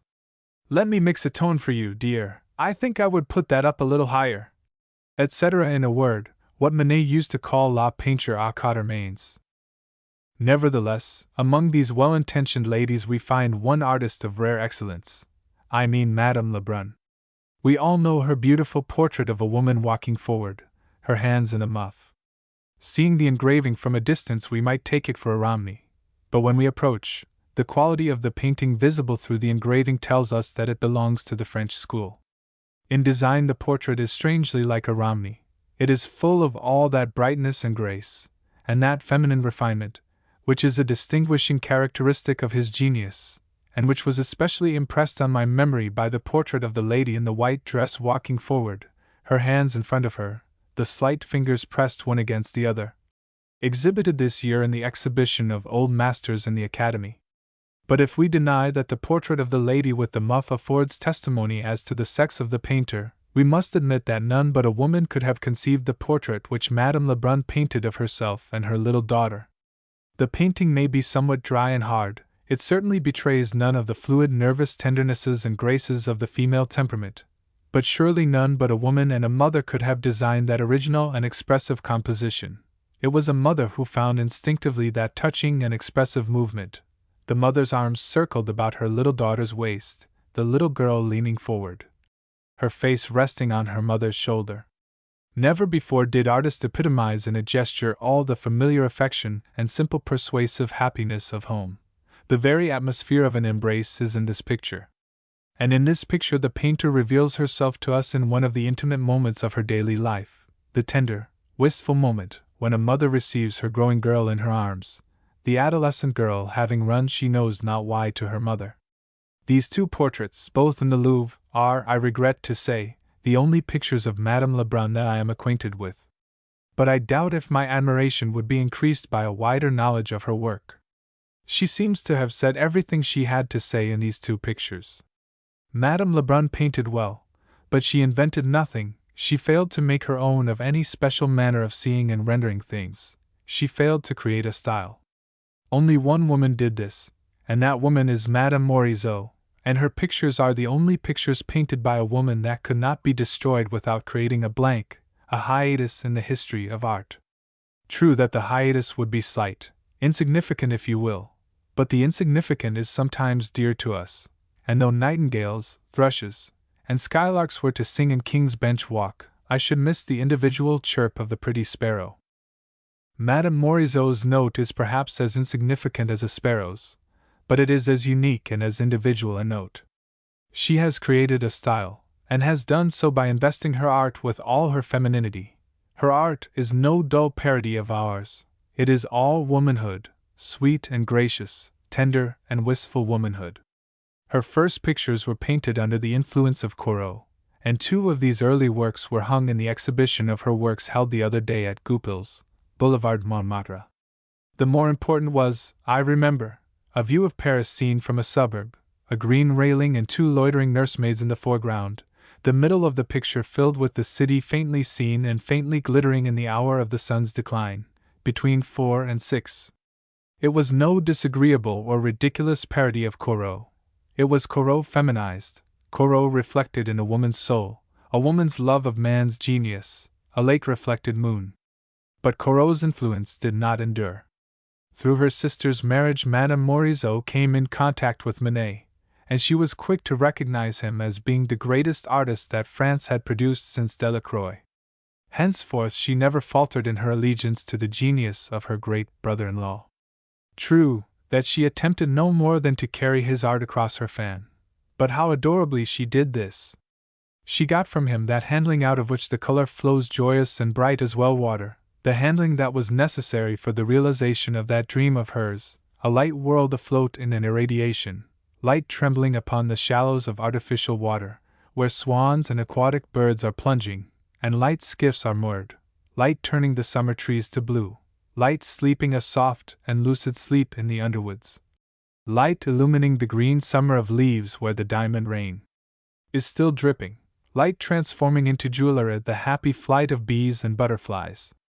Her swans are not diagrams drawn upon the water, their whiteness appears and disappears in the trembling of the light, and the underwood, how warm and quiet it is, and penetrated with the life of the summer, and the yellow painted skiff, how happy and how real! Colors, tints of faint green and mauve passed lightly, a few branches indicated. Truly, the art of Manet transporte and eventail. A brush that writes rather than paints, that writes exquisite notes in the sweet seduction of a perfect epistolary style, notes written in a boudoir, notes of invitation, sometimes confessions of love, the whole feminine heart trembling as a hurt bird trembles in a man's hand. And here are yachts and blue water, the water full of the blueness of the sky, and the confusion of masts and rigging is perfectly indicated without tiresome explanation. The color is deep and rich, for the values have been truly observed, and the pink house on the left is an exquisite note. No deep solutions, an art afloat and adrift upon the canvas, as a woman's life floats on the surface of life. My sister-in-law would not have existed without me. I remember Manet saying to me in one of the long days we spent together in the Rue d'Amsterdam. True, indeed, that she would not have existed without him, and yet she has something that he has not, the charm of an exquisite feminine fancy, the charm of her sex. Madame Morisot is the 18th century quick with the 19th, she is the 19th turning her eyes regretfully looking back on the 18th. Chaplin parroted the 18th century. In Madame Morisot something of its gracious spirit naturally resides. She is 18th century especially in her drawings. They are fluent and flowing. Nowhere do we detect a measurement taken, they are free of tricks, that is to say of ignorance assuming airs of learning. That red chalk drawing of a naked girl, how simple, loose, and unaffected, how purged of the odious erudition of the modern studio. And her precious and natural remembrance of the great century, with all its love of youth and the beauties of youthful lines, is especially noticeable in the red chalk drawing of the girl wearing a bonnet, the veil falling and hiding her beautiful eyes. As I stood lost in admiration of this drawing, I heard a rough voice behind me. C'est bien beau, n'est pas? It was Claude Monet. Yes, isn't it superb? I answered. I wonder how much they'll sell it for. I'll soon find out that, said Monet, and turning to the attendant he asked the question. Pour vous, 750 francs. C'est bien, il est à moi. This anecdote will give a better idea of the value of Berthe Morisot than 70 columns of mine, or any other man's criticism. Mr. Steele's Exhibition. 1892. Before sitting down to paint a landscape, the artist must make up his mind whether he is going to use the trees, meadows, streams, and mountains before him as subject matter for a decoration in the manner of the Japanese, or whether he will take them as subject matter for the expression of a human emotion in the manner of Wilson and Millet. I offer no opinion which is the higher and which is the lower road. They may be wide apart, they may draw very close together, they may overlap so that it is difficult to say along which the artist is going. But speaking roughly, there are but two roads, and it is necessary that the artist should choose between them. But this point has been fully discussed elsewhere, and I only allude to it here because I wish to assure my readers that Mr. Steele's exhibition is not Folkestone at low tide, and Folkestone at high tide. In all the criticisms I have seen of the present exhibition, it has been admitted that Mr. Steele takes a foremost place in what is known as the modern movement. I also noticed that it was admitted that Mr. Steele is a born artist. The expression, from constant use, has lost its true significance, yet to find another phrase that would express the idea more explicitly would be difficult. The born artist, meaning the man in whom feeling and expression are one. The growth of a work of art is as inexplicable as that of a flower. We know that there are men who feel deeply and who understand clearly what a work of art should be, but when they attempt to create, their efforts are abortive. Their ideas, their desires, their intentions, their plans are excellent, but the passage between the brain and the canvas, between the brain and the sheet of paper, is full of shipwrecking reefs, and the intentions of these men do not correspond in the least with their execution. Noticing our blank faces, they explain their ideas in front of their works. They meant this, they meant that. Inwardly we answer, all you say is most interesting, but why didn't you put all that into your picture, into your novel? Then Mr. Steele is not an abortive genius, for his ideas do not come to utter shipwreck in the perilous passage. They often lose a spar or two, they sometimes appear in a more or less dismantled condition, but they retain their masts. They come in with some yards of canvas still set, and the severest criticism that can be passed on them is, With a little better luck, that would have been a very fine thing indeed. And not infrequently Mr. Steere's pictures correspond very closely with the mental conception in which they originated. Sometimes little or nothing has been lost as the idea passed from the brain to the canvas, and it is on account of these pictures that we say that Mr. Steere is a born artist. This once granted, the question arises, is this born artist likewise a great artist? Will he formulate his sensation, and give us a new manner of feeling and seeing, or will he merely succeed in painting some beautiful pictures when circumstances and the mood of the moment combine in his favor? This is a question which all who visit the exhibition of this artist's work, now on view in the Goupil galleries, will ask themselves. They will ask if this be the furthest limit to which he may go, or if he will discover a style entirely his own which will enable him to convey all his sensation of life upon the canvas.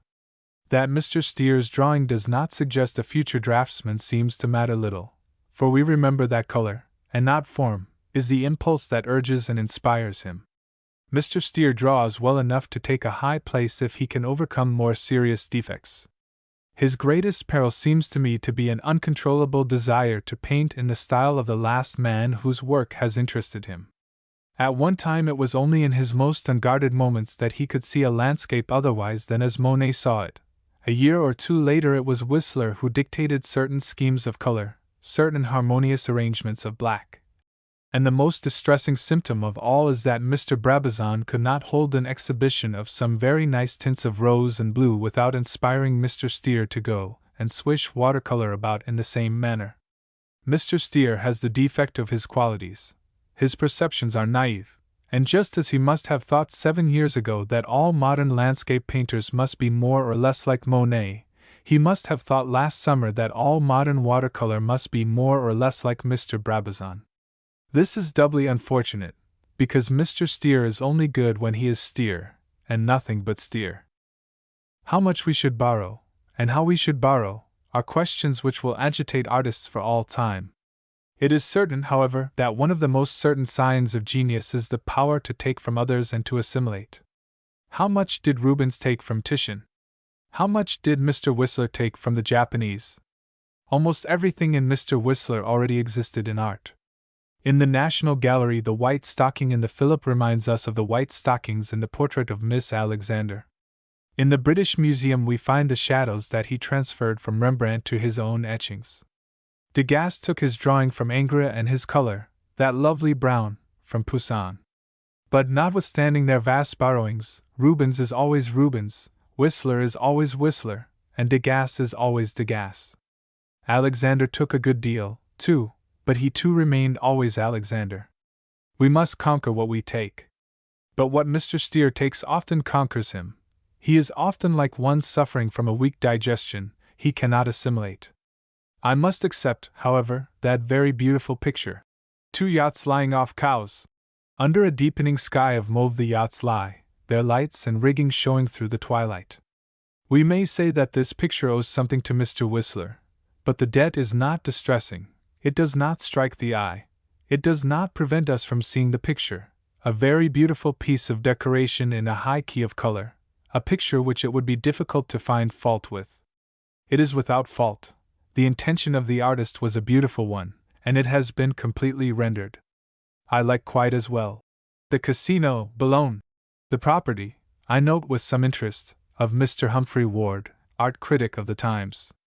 Mr. Humphrey Ward must write conventional commonplace, otherwise he could not remain art critic of the Times, so it is pleasant to find that he is withal an excellent judge of a picture. The picture, I suppose, in a very remote and distant way, may be said to be in the style of Wilson. Again a successful assimilation. The buildings stand high up, they are piled high up in the picture, and a beautiful blue envelopes sky, sea, and land. Numbers 1 and 2 show Mr. Steere at his best. That beautiful blue, that beautiful mauve, is the optimism of painting. Such color is to the colorist what the drug is to the opium eater. Nothing matters, the world is behind us, and we dream on, lost in an infinity of suggestion. This quality, which, for want of a better expression, I call the optimism of painting, is a peculiar characteristic of Mr. Steere's work. We find it again in Children Paddling. Around the long breakwater the sea winds, filling the estuary, or perchance recedes, for the incoming tide is noisier, a delicious, happy, opium blue, the blue of oblivion. Paddling in the warm seawater gives oblivion to those children. They forget their little worries in the sensation of sea and sand, as I forget mine in that dreamy blue which fades and deepens imperceptibly, like a flower from the intense heart to the delicate edge of the petals. The vague sea is drawn up behind the breakwater, and out of it the broad sky ascends solemnly in curves like palms. Happy sensation of daylight, a flower-like afternoon, little children paddling, the world is behind them, they are as flowers, and are conscious only of the benedictive influences of sand and sea and sky. The exhibition contains nearly every description of work, full-length portraits in oil, life-size heads, 8-inch panels, and some half-dozen watercolors. A little girl in a starched white frock is a charming picture, and a large picture entitled The Sofa is a most distinguished piece of work, full of true pictorial feeling. Mr. Steer is never common or vulgar. He is distinguished even when he fails. A girl in a large hat is a picture which became my property some 3 or 4 months ago. Since then I have seen it every day, and I like it better and better. That hat is so well placed in the canvas. The expression of the face and body, are they not perfect? What an air of resignation, of pensiveness, this picture exhales. The jacket is done with a few touches, but they are sufficient, for they are in their right places. And the color? Hardly do you find any, and yet there is an effect of color which few painters could attain when they had exhausted all the resources of the palette. Claude Monet? Whether the pictures in the Royal Academy be bad or good, the journalists must describe them. The public goes to the Academy, and the journalists must follow the traffic, like the omnibuses. But the public, the English public, does not go to the Salon or to the Champ de Mars. Why, then, should our newspapers waste space on the description of pictures which not one reader in 50 has seen or will see?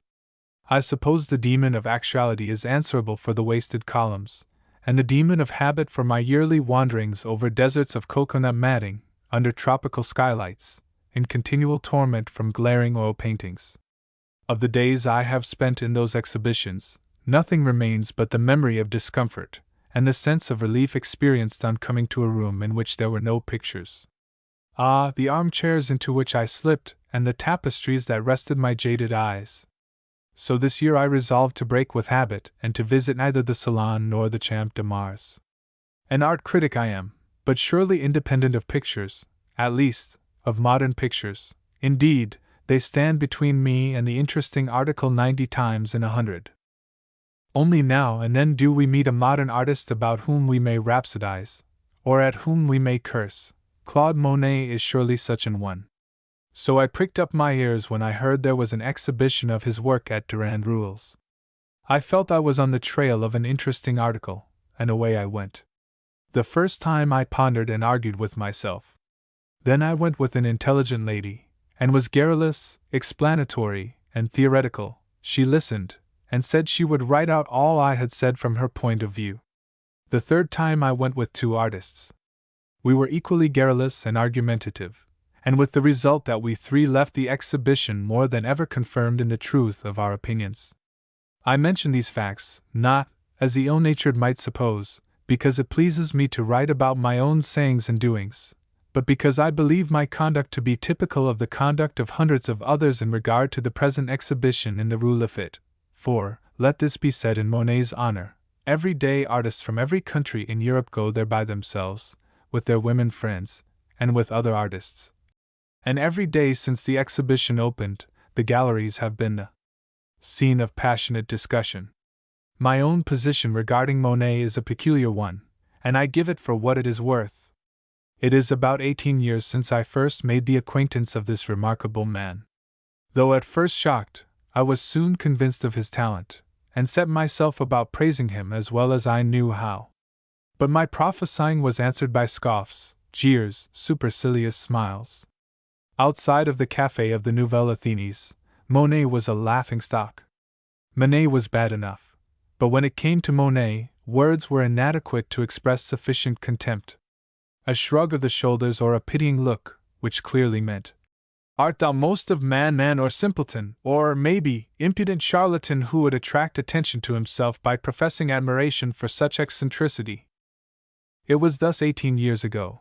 But revolution has changed depth to height, and Monet is now looked upon as the creator of the art of landscape painting. Before him nothing was, after him nothing can be, for he has said all things and made the advent of another painter impossible, inconceivable. He who could never do a right thing can now do no wrong one. Canvases beside which the vaguest of Mr. Whistler's nocturnes are clear statements of plain fact, lilac-colored canvases void of design or tone, or quality of paint, are accepted by a complacent public, and bought by American millionaires for vast sums, and the early canvases about which Paris would not once tolerate a word of praise, are now considered old-fashioned. My personal concern in all this enthusiasm, the enthusiasm of the fashionable marketplace, is that I once more find myself a dissident, and a dissident in a very small minority. I think of Monet now as I thought of him 18 years ago. For no moment did it seem to me possible to think of him as an equal of Corot or of Millet. He seemed a painter of great talent, of exceptional dexterity of hand, and of clear and rapid vision. His vision seemed then somewhat impersonal. The temper of his mind did not illuminate his pictures. He was a marvelous mirror, reproducing all the passing phenomena of nature, and that was all. And looking at his latest work, his views of Rouen Cathedral, it seems to me that he has merely continued to develop the qualities for which we first admired him, clearness of vision and a marvelous technical execution. So extraordinary is this later execution that, by comparison, the earlier seems timid and weak.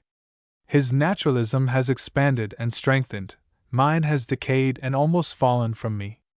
Monet's handicraft has grown like a weed, it now overtops and chokes the idea, it seems in these facades to exist by itself, like a monstrous and unnatural ivy, independent of support, and when expression outruns the thought, it ceases to charm. We admire the marvelous mastery with which Monet drew tower and portico. See that tower lifted out of blue haze. No delicacy of real perspective has been omitted. See that portico bathed in sunlight and shadow. No form of ornament has been slurred.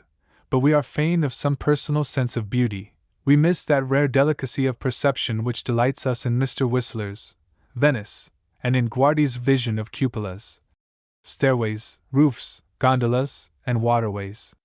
Monet sees clearly, and he sees truly, but does he see beautifully? Is his an enchanted vision?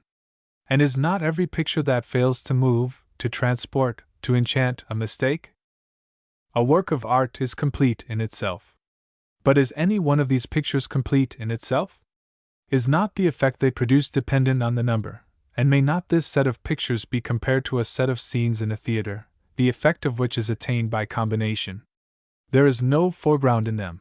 The cathedral is always in the first plane, directly, under the eye of the spectator, the wall running out of the picture. The spectator says, "What extraordinary power was necessary to paint 12 views of that cathedral without once having recourse to the illusion of distance?"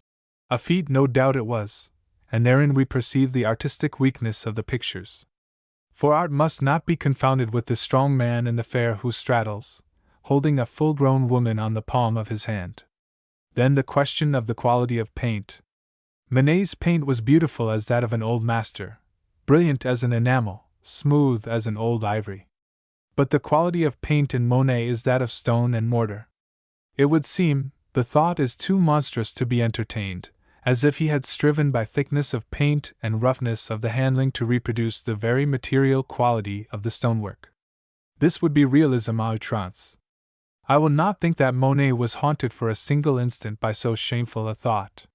However this may be, the fact remains that a trompe-l'œil has been achieved, and 4 inches of any one of these pictures looked at separately would be mistaken by sight and touch for a piece of stonework. In another picture, in a haystack with the sun shining on it, the trompe-l'œil has again been as cleverly achieved as by the most cunning of scene painters. So the haystack is a popular delight. Notes. Mr. Mark Fisher. Mark Fisher is a 19th-century Morland. The disposition of mind and character of vision seem the same in both painters, the outlook almost identical, the same affectionate interest in humble life, the same power of apprehending the pathos of work, the same sympathy for the life that thinks not. But beyond these qualities of mind common to both painters, Moreland possessed a sense of beauty and grace which is absent in Mark Fisher. Moreland's pigsties are more beautifully seen than Mark Fisher could see them. But is the sense of beauty, which was most certainly Moreland's, so inherent and independent a possession that we must regard it as his rather than the common inheritance of those who lived in his time? Surely Mark Fisher would have seen more beautifully if he had lived in the 18th century?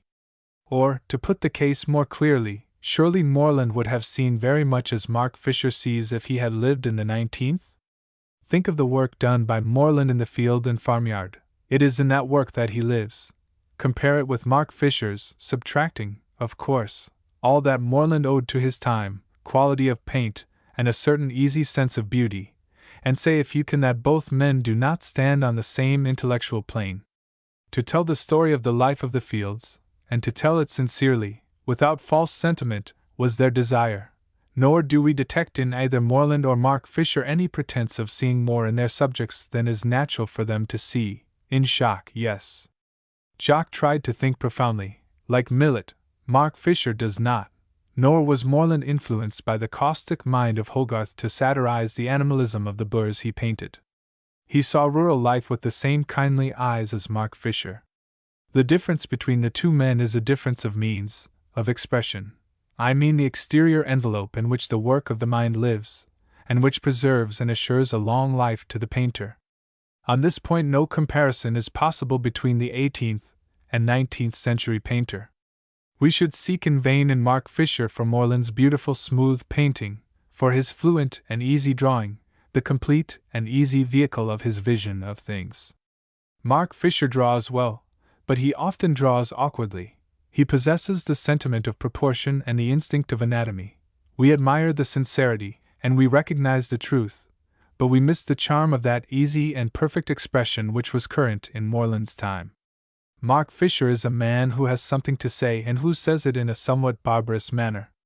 He dreams hardly at all, his thoughts are ordinary, and are only saved from commonplace by his absence of affectation. He is not without sentiment, but his sentiment is a little plain. His hand is his worst enemy. The touch is seldom interesting or beautiful. I said that Moreland saw nature with the same kindly eyes as Mark Fisher. I would have another word on that point. Mark Fisher's painting is optimistic. His skies are blue, his sunlight dozes in the orchard, his chestnut trees are in bloom. The melodrama of nature never appears in his pictures. His lanes and fields reflect a gentle mind that has found happiness in observing the changes of the seasons. Happy Mark Fisher! An admirable painter, the best, the only landscape painter of our time, the one who continues the tradition of Potter and Moreland, and lives for his art, uninfluenced by the clamor of cliques. A portrait by Mr. Sargent. Mr. Sargent has painted the portrait of a beautiful woman and of a beautiful drawing room. The picture is full of technical accomplishment. But is it a beautiful picture?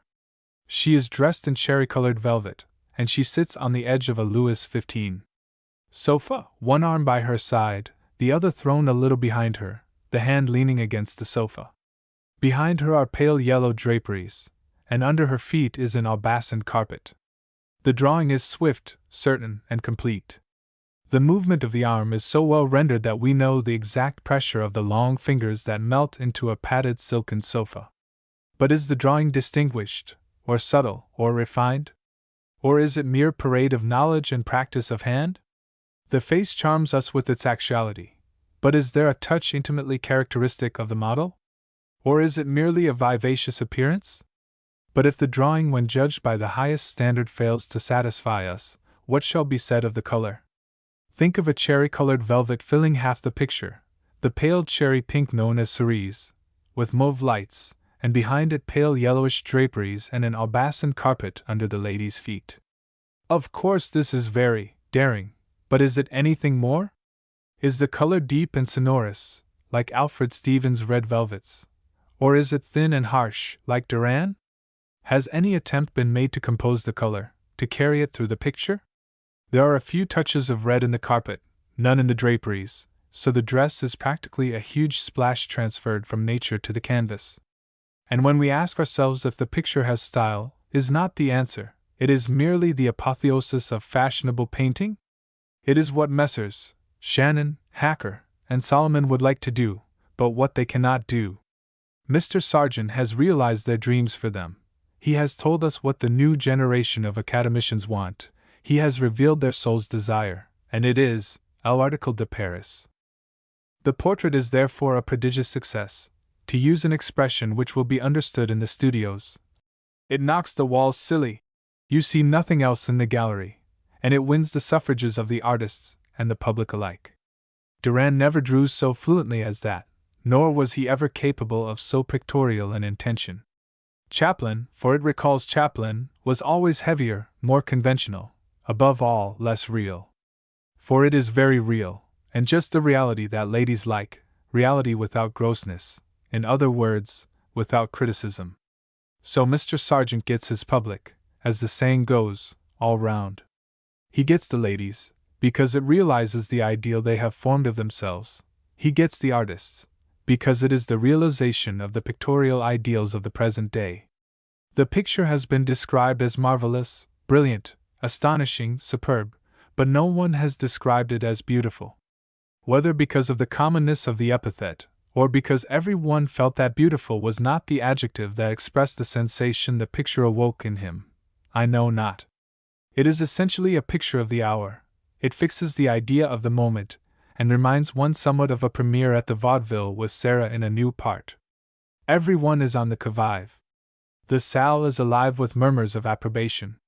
It is the joy of the passing hour, the delirium of the sensual present. The appeal is the same as that of food and drink and air and love. But when painters are pursuing new ideals, when all that constitutes the appearance of our day has changed, I fear that many will turn with a shudder from its cold, material accomplishment. An orchid by Mr. James. A Kensington Museum student would have drawn that flower carefully with a lead pencil. It would be washed with color and stippled until it reached the quality of wool, which is so much admired in that art training school. And whenever the young lady was not satisfied with the turn her work was taking, she would wash the displeasing portion out and start afresh. The difference.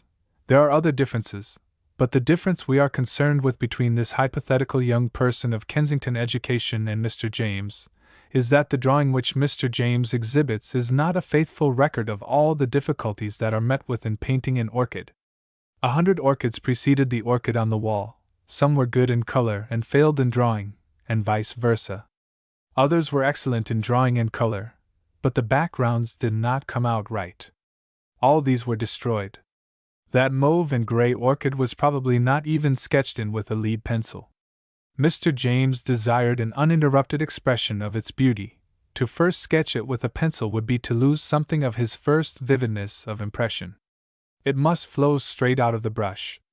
But to attain such fluency it was necessary to paint that orchid 100 times before its form and color were learnt sufficiently to admit of the expression of all the flower's beauty in one painting. It is not that Mr. James has labored less but 10 times more than the Kensington student. But all the preliminary labor having been discarded, it seems as simple and as slight a thing as may be, a flower in a glass, the flower drawn only in its essentials, the glass faintly indicated, a flowing tint of mauve dissolving to gray, the red heart of the flower for the center of interest. A decoration for where? I imagine it in a boudoir whose walls are stretched and whose windows are curtained with gray silk. From the ceiling hangs a chandelier, cut glass, pure Louis XV. The furniture that I see is modern, but here and there a tabouret, a garridon, or a delicate étagère, filled with tiny volumes of Musset and 2 or 3 rare modern writers, recall the 18th century. And who sits in this delicate boudoir perfumed with a faint scent, a sachet-scented pocket handkerchief? Surely one of Sargent's ladies. Perhaps the lady in the shot silk dress who sat on an 18th century French sofa 2 years ago in the Academy, her tiny, plump, curved white hand, drawn as well in its interior as in exterior limits, hanging over the gilt arm of the sofa. But she sits now, in the boudoir I have imagined, in a low armchair covered with gray silk. Her feet lie one over the other on the long-haired rug. The fire burns low in the grate, and the soft spring sunlight laps through the lace curtains, filling the room with a bland, moody, retrospective atmosphere. She sits facing Mr. James's watercolor. She is looking at it, she does not see it. Her thoughts are far away, and their importance is slight. The Whistler Album. The photograph of the portrait of Miss Alexander is as suggestive of the color as a pianoforte arrangement of Tristan is of the orchestration. The sounds of the different instruments come through the thin tinkle of the piano just as the color of the blonde hair, the delicate passages of green, gray, and green, come through the black and white of the photograph. Truly a beautiful thing. But, before the mirror, reflects perhaps a deeper beauty. The influence of that strange man, Dante Gabriel Rossetti, is sufficiently plain in this picture. He who could execute hardly at all in paint, and whose verse is Italian, though the author wrote and spoke no language but English, foisted the character of his genius upon all the poetry and painting of his generation. It is as present in this picture as it is in Swinburne's first volume of Poems and Ballads. Mr. Whistler took the type of woman and the sentiment of the picture from Rossetti. He saw that even in painting Rossetti had something to say, and lest an artistic thought should be lost to the world through inadequate expression, he painted this picture. He did not go on painting pictures in the Rossetti sentiment, because he thought he had exhausted Rossetti in one picture. In this he was possibly mistaken, but the large, white, indolent shoulders, misshapen, almost grotesque in original Rossetti's, are here in beautiful prime and plenitude. The line of the head and neck, the hair falling over the stooped shoulder, a sensuous dream it is. All her body's beauty, to borrow a phrase from Rossetti, is in that white dress, and the beauty of the arm in its full white sleeve lies along the white chimney-piece. The fingers languidly open, two fallen over the edge, two touching the blue vase. Note how beautiful is the placing of this figure in the picture, how the golden head shines, high up in the right-hand corner, and the white dress and white-sleeved arms fill the picture with an exquisite music of proportion. The dress cuts against the black grate, and the angle of black is the very happiest. It is brightened with pink sprays of azaleas, and they seem to whisper the very enchanted bloom of their life into the picture. Never did Dutch or Japanese artist paint flowers like these. And the fluent music of the painting seems only to enforce the languor and reverie which this canvas exhales. The languor of white dress and gold hair, languor and golden reverie float in the mirror like a sunset in placid waters. The profile in full light is thrilled with grief of present hours, the full face half lost in shadow, far away, a ghost of a dead self, is dreaming with half-closed eyes, unmindful of what may be. By her mirror, gowned in white as if for dreams, she watches life flowing past her, and she knows of no use to make of it. Ingres. Raphael was a great designer, but there are a purity and a passion in Ingres line for the like of which we have to go back to the Greeks. Apelles could not have realized more exquisite simplifications, could not have dreamed into any of his lost works a purer soul of beauty than Ingres did into the head, arms, and torso of La Source. The line that floats about the muscles of an arm is elusive, evanescent, as an evening-tinted sky, and none except the Greeks and Ingres have attained such mystery of line, not Raphael, not even Michelangelo in the romantic anatomies of his stupendous creations. Ingres was a Frenchman animated by the soul of an ancient Greek who lost himself in Japan. There is as much mystery in Ingres line as in Rembrandt's light and shade. The arms and wrists and hands of the lady seated among the blue cushions in the Louvre are as elusive as any one of Mr. Whistler's nocturnes. The beautiful Andromeda, head and throat lean back almost out of nature, while the eyes and mass of heavy hair, long white arms uplifted, chained to the basalt. How rare the simplifications, those arms, that body, the straight flanks and slender leg advancing, are made of lines simple and beautiful as those which in the Venus of Milo realize the architectural beauty of woman. We shrink from such comparison, for perforce we see that the grandeur of the Venus is not in the Andromeda, but in both is the same quality of beauty. In the drawing for the odalisque, in her long back, wonderful as a stem of woodbine, there is the very same love of form which a Greek expressed with the benign ease of a god speaking his creation through the harmonious universe. But the pure, unconscious love of form, inherited from the Greeks, sometimes turned to passion in Ingres, not in La Source, she is wholly Greek, but in the beautiful sinuous back of the odalisque we perceive some of the exasperation of nerves which betrays our century. If Phidias' sketches had come down to us, the margin filled with his hesitations, we should know more of his intimate personality. You notice, my dear reader, how intolerant I am of criticism of my idol, how I repudiate any slight suggestion of imperfection, how I turn upon myself and defend my God. Before going to bed, I often stand, candle in hand, before the Roman lady and enumerate the adorable perfections of the drawing.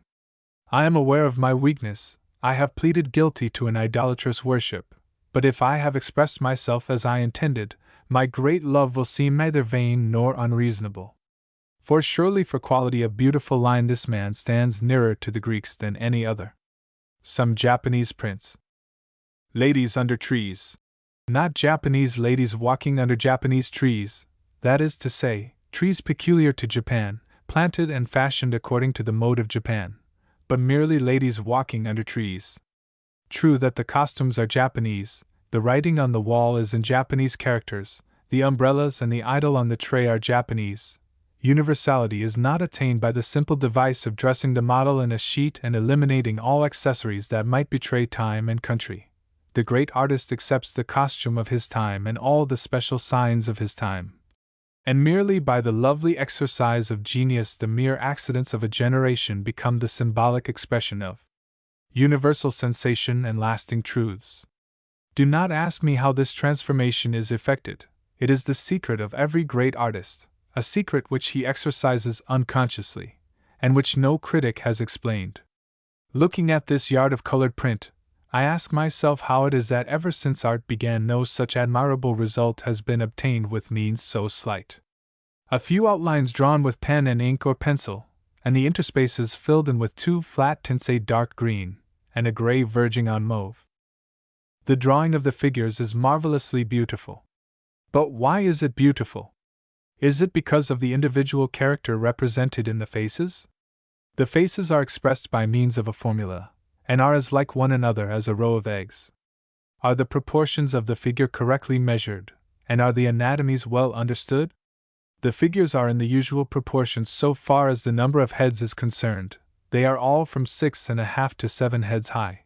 But no motion of limbs happens under the draperies, and the hands and feet, like the faces, are expressed by a set of arbitrary conventions. It is not even easy to determine whether the posture of the woman on the right is intended for sitting or kneeling. She holds a tray, on which is an idol, and to provide sufficient balance for the composition the artist has placed a yellow umbrella in the idol's hand. Examine this design from end to end, and nowhere will you find any desire to imitate nature. With a line Unabridged expresses all that he deems it necessary to express of a face's contour. 3 or 4 conventional markings stand for eyes, mouth, and ears.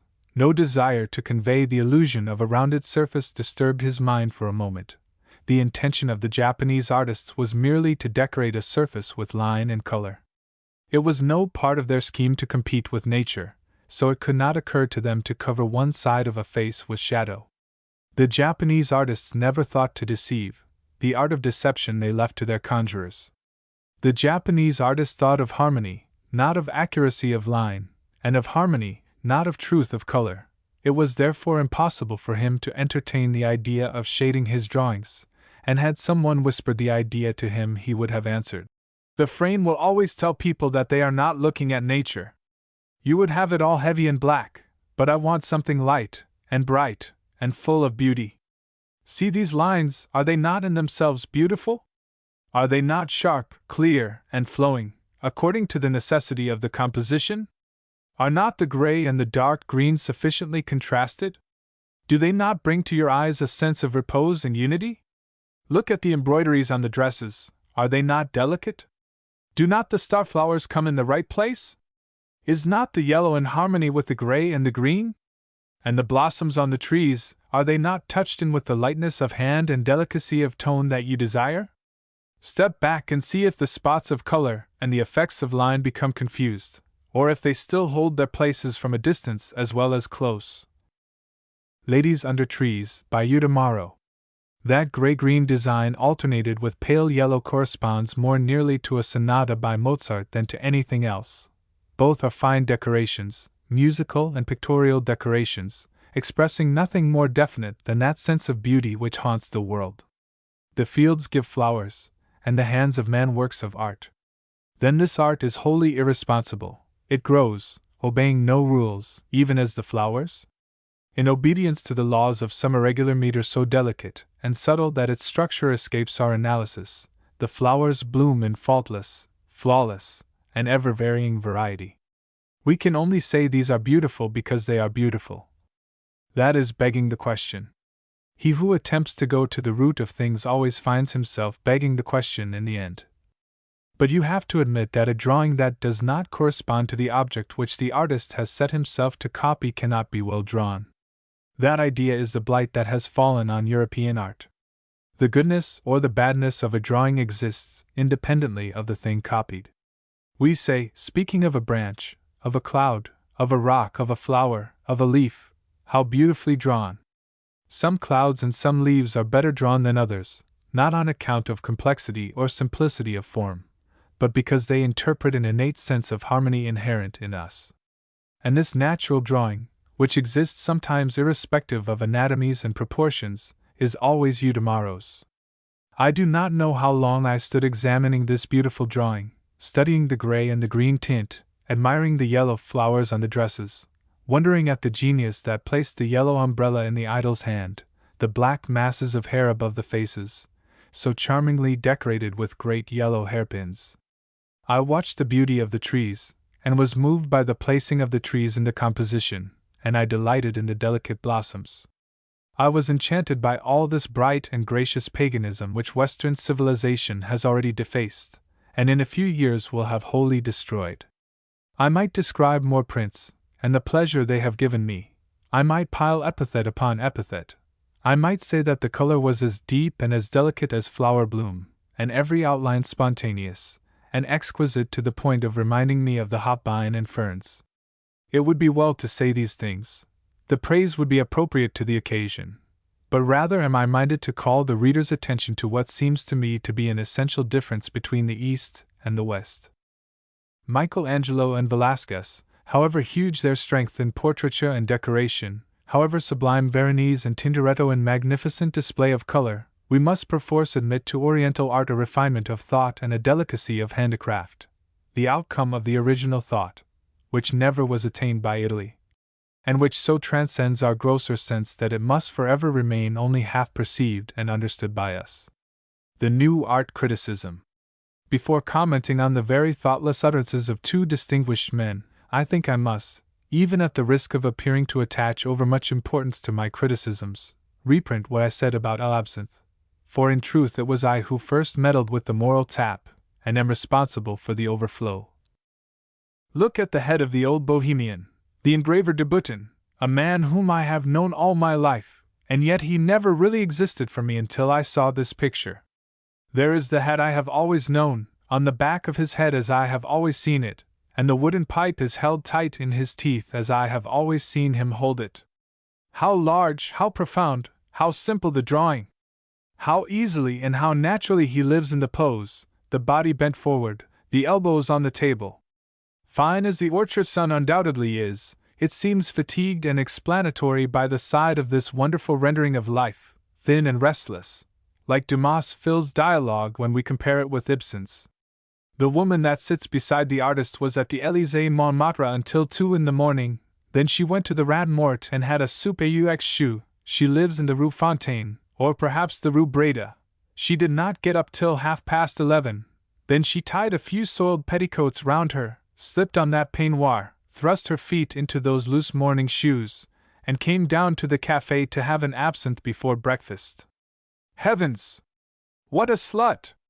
A life of idleness and low vice is upon her face. We read there her whole life. The tale is not a pleasant one, but it is a lesson.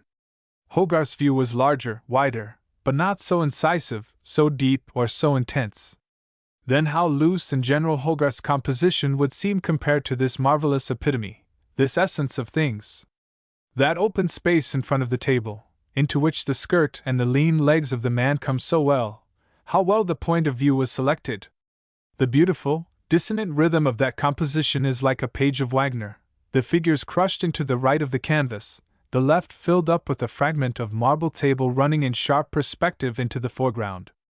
The newspaper lies as it would lie across the space between the tables. The color, almost a monochrome, is very beautiful, a deep, rich harmony. More marvelous work the world never saw, and will never see again, a maze of assimilated influences, strangely assimilated, and eluding definition, remembrances of Watteau and the Dutch painters, a good deal of Angers spirit, and in the vigor of the arabesque, we may perhaps trace the influence of Poussin. But these influences float evanescent on the canvas, and the reading is difficult and contradictory. I have written many a negligent phrase, many a stupid phrase, but the italicized phrase is the first hypocritical phrase I ever wrote. I plead guilty to the grave offense of having suggested that a work of art is more than a work of art. The picture is only a work of art, and therefore void of all ethical signification. In writing the abominable phrase, but it is a lesson. I admitted as a truth the ridiculous contention that a work of art may influence a man's moral conduct.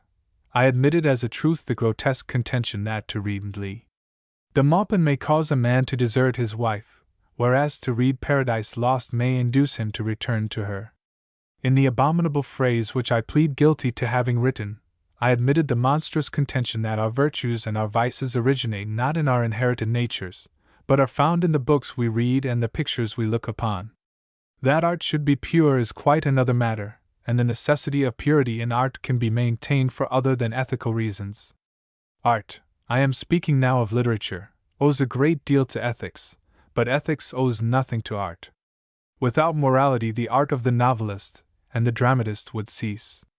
So we are more deeply interested in the preservation of public morality than any other class, the clergy, of course, excepted. To accuse us of indifference in this matter is absurd. We must do our best to keep up a high standard of public morality. Our living depends upon it, and it would be difficult to suggest a more powerful reason for our advocacy. Nevertheless, by a curious irony of fate, we must preserve, at least in our books, a distinctly impartial attitude on the very subject which most nearly concerns our pockets. To remove these serious disabilities should be our serious aim. It might be possible to enter into some arrangement with the bishops to allow us access to the pulpits. Mr. So-and-so's episcopal style, I refer not only to this gentleman's writings, but also to his style of figure, which, on account of the opportunities it offers for a display of calf, could not fail to win their lordships' admiration, marks him as the proper head and spokesman of the deputation. And his well-known sympathies for the pecuniary interests of authors would enable him to explain that not even their lordships' pockets were so gravely concerned in the maintenance of public morality as our own. I have allowed my pen to wander somewhat from the subject in hand, for before permitting myself to apologize for having hypocritically declared a great picture to be what it was not, and could not be, a lesson, it was clearly incumbent on me to show that the moral question was the backbone of the art which I practice myself, and that of all classes none are so necessarily moral as novelists. I think I have done this beyond possibility of disproof, or even of argument, and may therefore be allowed to lament my hypocrisy with as many tears and groans as I deem sufficient for the due expiation of my sin. Confession eases the heart. Listen. My description of Degas' picture seemed to me a little unconventional, and to soothe the reader who is shocked by everything that lies outside his habitual thought, and to dodge the reader who is always on the watch to introduce a discussion on that sterile subject. Morality in art. To make things pleasant for everybody, to tickle the Philistine in his tenderest spot, I told a little lie. I suggested that someone had preached. I ought to have known human nature better. What one dog does another dog will do. And straightway preaching began, Zola and the drink question from Mr. Richmond, sociology from Mr. Crane. But the picture is merely a work of art, and has nothing to do with drink or sociology, and its title is not El Absinthe, nor even Un homme et une femme assis dans un café, as Mr. Walter Sickert suggests, but simply Au Café. Mr. Walter Crane writes, "Here is a study of human degradation, male and female." Perhaps Mr. Walter Crane will feel inclined to apologize for his language when he learns that the man who sits tranquilly smoking his pipe is a portrait of the engraver de Bouton, a man of great talent, and at least Mr. Walter Crane's equal as a writer, and as a designer. True that M. de Botton does not dress as well as Mr. Walter Crane, but there are many young men in Pall Mall who would consider Mr. Crane's velvet coat, red necktie, and soft felt hat quite intolerable, yet they would hardly be justified in speaking of a portrait of Mr. Walter Crane as a study of human degradation. Let me assure Mr. Walter Crane that when he speaks of M. de Botton's life as being degraded, he is speaking on a subject of which he knows nothing. M. de Botton has lived a very noble life, in no way inferior to Mr. Crane's. His life has been entirely devoted to art and literature. His etchings have been for many years the admiration of artistic Paris, and he has had a play in verse performed at the Théâtre Français. The picture represents M. de Botton in the café of the Nouvelle Athènes. He has come down from his studio for breakfast, and he will return to his dry points when he has finished his pipe. I have known M. de Botton a great number of years, and a more sober man does not exist, and Mr. Crane's accusations of drunkenness might as well be made against Mr. Bernard Shaw. When, hypocritically, I said the picture was a lesson, I referred to the woman, who happens to be sitting next to M. de Botton. Mr. Crane, Mr. Richmond, and others have jumped to the conclusion that M. de Botton has come to the café with the woman, and that they are boozing together. Nothing can be farther from the truth. De Botton always came to the café alone, as did Manet, Degas, Duranty. De Botton is thinking of his dry points. The woman is incapable of thought. If questioned about her life, she would probably answer, Je suis à l'école. But there is no implication of drunkenness in the phrase. In England, this class of woman is constantly drunk, in France, hardly ever, and the woman Degas has painted is typical of her class, and she wears the habitual expression of her class. And the interest of the subject, from Degas' point of view, lies in this strange contrast: the man thinking of his dry points, the woman thinking, as the phrase goes, of nothing at all. Au café, that is the title of the picture. How simple, how significant! And how the picture gains in meaning when the web of false melodrama that a couple of industrious spiders have woven about it is brushed aside. I now turn to the more interesting, and what I think will prove the more instructive, part of my task, the analysis of the art criticism of Mr. Richmond and Mr. Crane. Mr. Richmond says, "It is not painting at all. We must understand, therefore, that the picture is void of all accomplishment, composition, drawing, and handling." We will take Mr. Richmond's objections in their order. The subject matter out of which the artist extracted his composition was a man and woman seated in a café furnished with marble tables. The first difficulty the artist had to overcome was the symmetry of the lines of the tables. Not only are they exceedingly ugly from all ordinary points of view, but they cut the figures in two. The simplest way out of the difficulty would be to place one figure on one side of a table, the other on the other side, and this composition might be balanced by a waiter seen in the distance. That would be an ordinary arrangement of the subject. But the ingenuity with which Degas selects his point of view is without parallel in the whole history of art. And this picture is an excellent example. One line of tables runs up the picture from left to right, another line of tables, indicated by three parts of one table, strikes right across the foreground. The triangle thus formed is filled by the woman's dress, which is darker than the floor and lighter than the leather bench on which both figures are seated. Looking still more closely into the composition, we find that it is made of several perspectives: the dark perspective of the bench, the light perspective of the partition behind, on which the light falls, and the rapid perspective of the marble table in the foreground. The man is high up on the right-hand corner, the woman is in the middle of the picture, and Degas has been careful to place her in front of the opening between the tables, for by so doing he was able to carry his half-tint right through the picture. The empty space on the left, so characteristic of Degas's compositions, admirably balances the composition, and it is only relieved by the stone matchbox, and the newspaper thrown across the opening between the tables. Everywhere a perspective, and these are combined with such strange art that the result is synthetic. A beautiful dissonant rhythm, always symphonic coulant long hours de source, an exasperated vehemence and a continual desire of novelty penetrated and informed by a severely classical spirit. That is my reading of this composition. The qualities admired by this new school are certainly the mirrors of that side of the 19th century development most opposed to fine painting, or, say, fine craftsmanship. Hurry, rush, fashion are the enemies of toil, patience, and seclusion, without which no great works are produced. Hence the admiration for an art fully answering to a demand. No doubt Impressionism is an expression in painting of the deplorable side of modern life.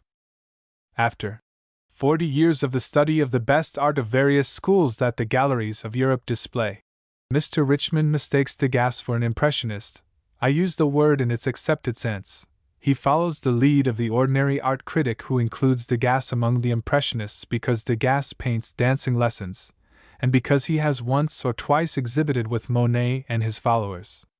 The best way, possibly the only way, to obtain any notion of the depth of the abyss on which we stand will be by a plain statement of the facts. When Ingres fell down in the fit from which he never recovered, it was Degas who carried him out of his studio. Degas had then been working with Ingres only a few months, but that brief while convinced Ingres of his pupil's genius, and it is known that he believed that it would be Degas who would carry on the classical tradition of which he was a great exponent. Degas has done this, not as Flandrin tried to, by reproducing the externality of the master's work, but as only a man of genius could by the application of the method to new material. Degas's early pictures, The Spartan Youth, and Semiramis building the walls of Babylon, are pure Ingres. To this day Degas might be very fairly described as un petit Ingres. Do we not find Ingres penetrating an intense line in the thin straining limbs of Degas's ballet girls, in the heavy shoulders of his laundresses bent over the ironing table, and in the coarse forms of his housewives who sponge themselves in tin baths? The vulgar, who see nothing of a work of art but its external side, will find it difficult to understand that the art of La Source and of Degas's cumbersome housewives is the same. To the vulgar, Bouguereau and not Degas is the interpreter of the classical tradition. Hurry, rush, fashion are the enemies of toil, patience, and seclusion, without which no great works are produced. For the sake of his beloved drawing, Degas has for many years locked himself into his studio from early morning till late at night, refusing to open even to his most intimate friends. Coming across him one morning in a small cafe, where he went at midday to eat a cutlet, I said, "My dear friend, I haven't seen you for years. When may I come?" The answer I received was, "You're an old friend, and if you'll make an appointment I'll see you. But I may as well tell you that for the last 2 years no one has been in my studio. On the whole it is perhaps as well that I declined to make an appointment, for another old friend who went, and who stayed a little longer than he was expected to stay, was thrown down the staircase. And that staircase is spiral, as steep as any ladder." Until he succeeded in realizing his art, Degas's tongue was the terror of artistic Paris. His solitary days, the strain on the nerves that the invention and composition of his art, so entirely new and original, entailed, wrecked his temper, and there were moments when his friends began to dread the end that his striving might bring about. But with the realization of his artistic ideal his real nature returned, and he is now full of kind words for the feeble, and full of indulgence for the slightest artistic effort. The story of these terrible years of striving is written plainly enough on every canvas signed by Degas, yet Mr. Richmond imagines him skipping about airily from cafe to cafe, dashing off little impressions. In another letter Mr. Richmond says, "Perfect craftsmanship, such as was Van Eyck's, Holbein's, Bellini's, Michelangelo's, becomes more valuable as time goes on." It is interesting to hear that Mr. Richmond admires Holbein's craftsmanship, but it will be still more interesting if he will explain how and why the head of the old Bohemian in the picture entitled L'Absinthe is inferior to Holbein. The art of Holbein, as I understand it, and if I do not understand it rightly I shall be delighted to have my mistake explained to me, consists of measurements, and the power of observing and following an outline with remorseless precision. Now Degas in his early manner was frequently this. His portrait of his father listening to pagans singing whilst he accompanied himself on the guitar is pure Holbein. Whether it is worse or better than Holbein is a matter of individual opinion, but to affect to admire Holbein and to decline to admire the portrait I speak of is, well, incomprehensible. The portrait of de Botton in the picture entitled L'Absinthe is a later work, and is not quite so nearly in the manner of Holbein, but it is quite nearly enough to allow me to ask Mr. Richmond to explain how, and why it is inferior to Holbein. Inferior is not the word I want, for Mr. Richmond holds Holbein to be one of the greatest painters the world ever knew, and Degas to be hardly a painter at all. For 3 weeks the pens of art critics, painters, designers, and engravers have been writing about this picture, about this rough bohemian who leans over the café table with his wooden pipe fixed fast between his teeth, with his large soft felt hat on the back of his head, upheld there by a shock of bushy hair, with his large battered face grown around with scanty, unkempt beard, illuminated by a fixed and concentrated eye which tells us that his thoughts are in pursuit of an idea, about one of the finest specimens of the art of this century. And what have they told us? Mr. Richmond mistakes the work for some hurried sketch, impressionism, and practically declares the painting to be worthless. Mr. Walter Crane says it is only fit for a sociological museum, or for an illustrated tract in a temperance propaganda. He adds some remarks about a new Adam and Eve and a paradise of unnatural selection, which escaped my understanding. An engraver said that the picture was a vulgar subject vulgarly painted. Another set of men said the picture was wonderful, extraordinary, perfect, complete, excellent. But on neither side was any attempt made to explain why the picture was bad or why the picture was excellent. The picture is excellent, but why is it excellent? Because the scene is like a real scene passing before your eyes? Because nothing has been omitted that might have been included? Because nothing has been included that might have been omitted? Because the painting is clear, smooth, and limpid and pleasant to the eye? Because the color is harmonious, and though low in tone, rich and strong?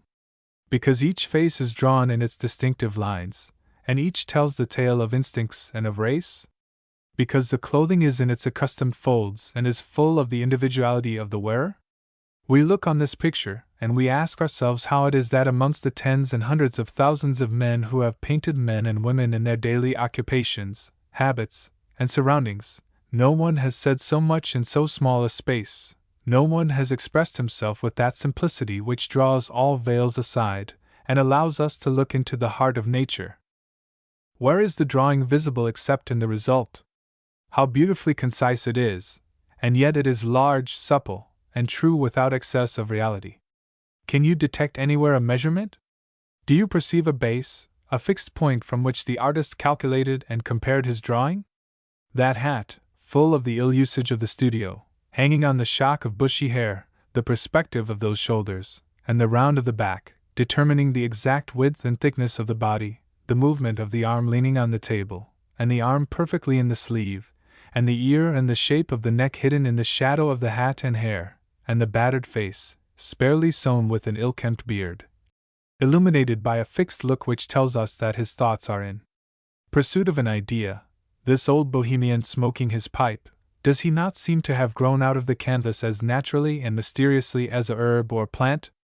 By the side of this drawing do not all the drawings in the gallery of English, French, Belgian, and Scandinavian seem either childish, ignorant-timed, or presumptuous? By the side of this picture do not all the other pictures in the gallery seem like little painted images?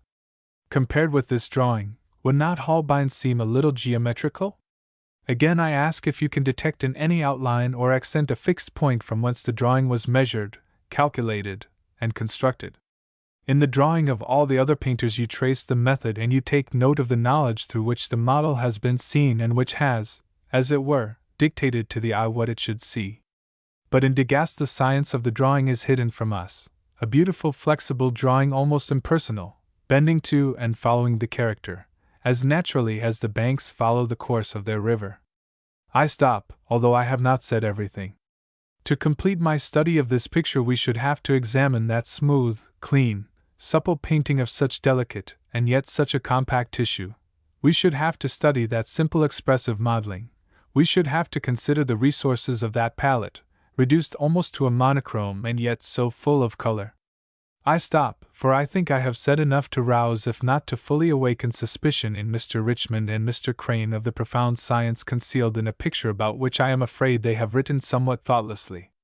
In the midst of a somewhat foolish and ignorant argument regarding the morality, and the craftsmanship of a masterpiece, the right of the new art criticism to adversely criticize the work of Royal Academicians has been called into question. I culled the following from the columns of the Westminster Gazette.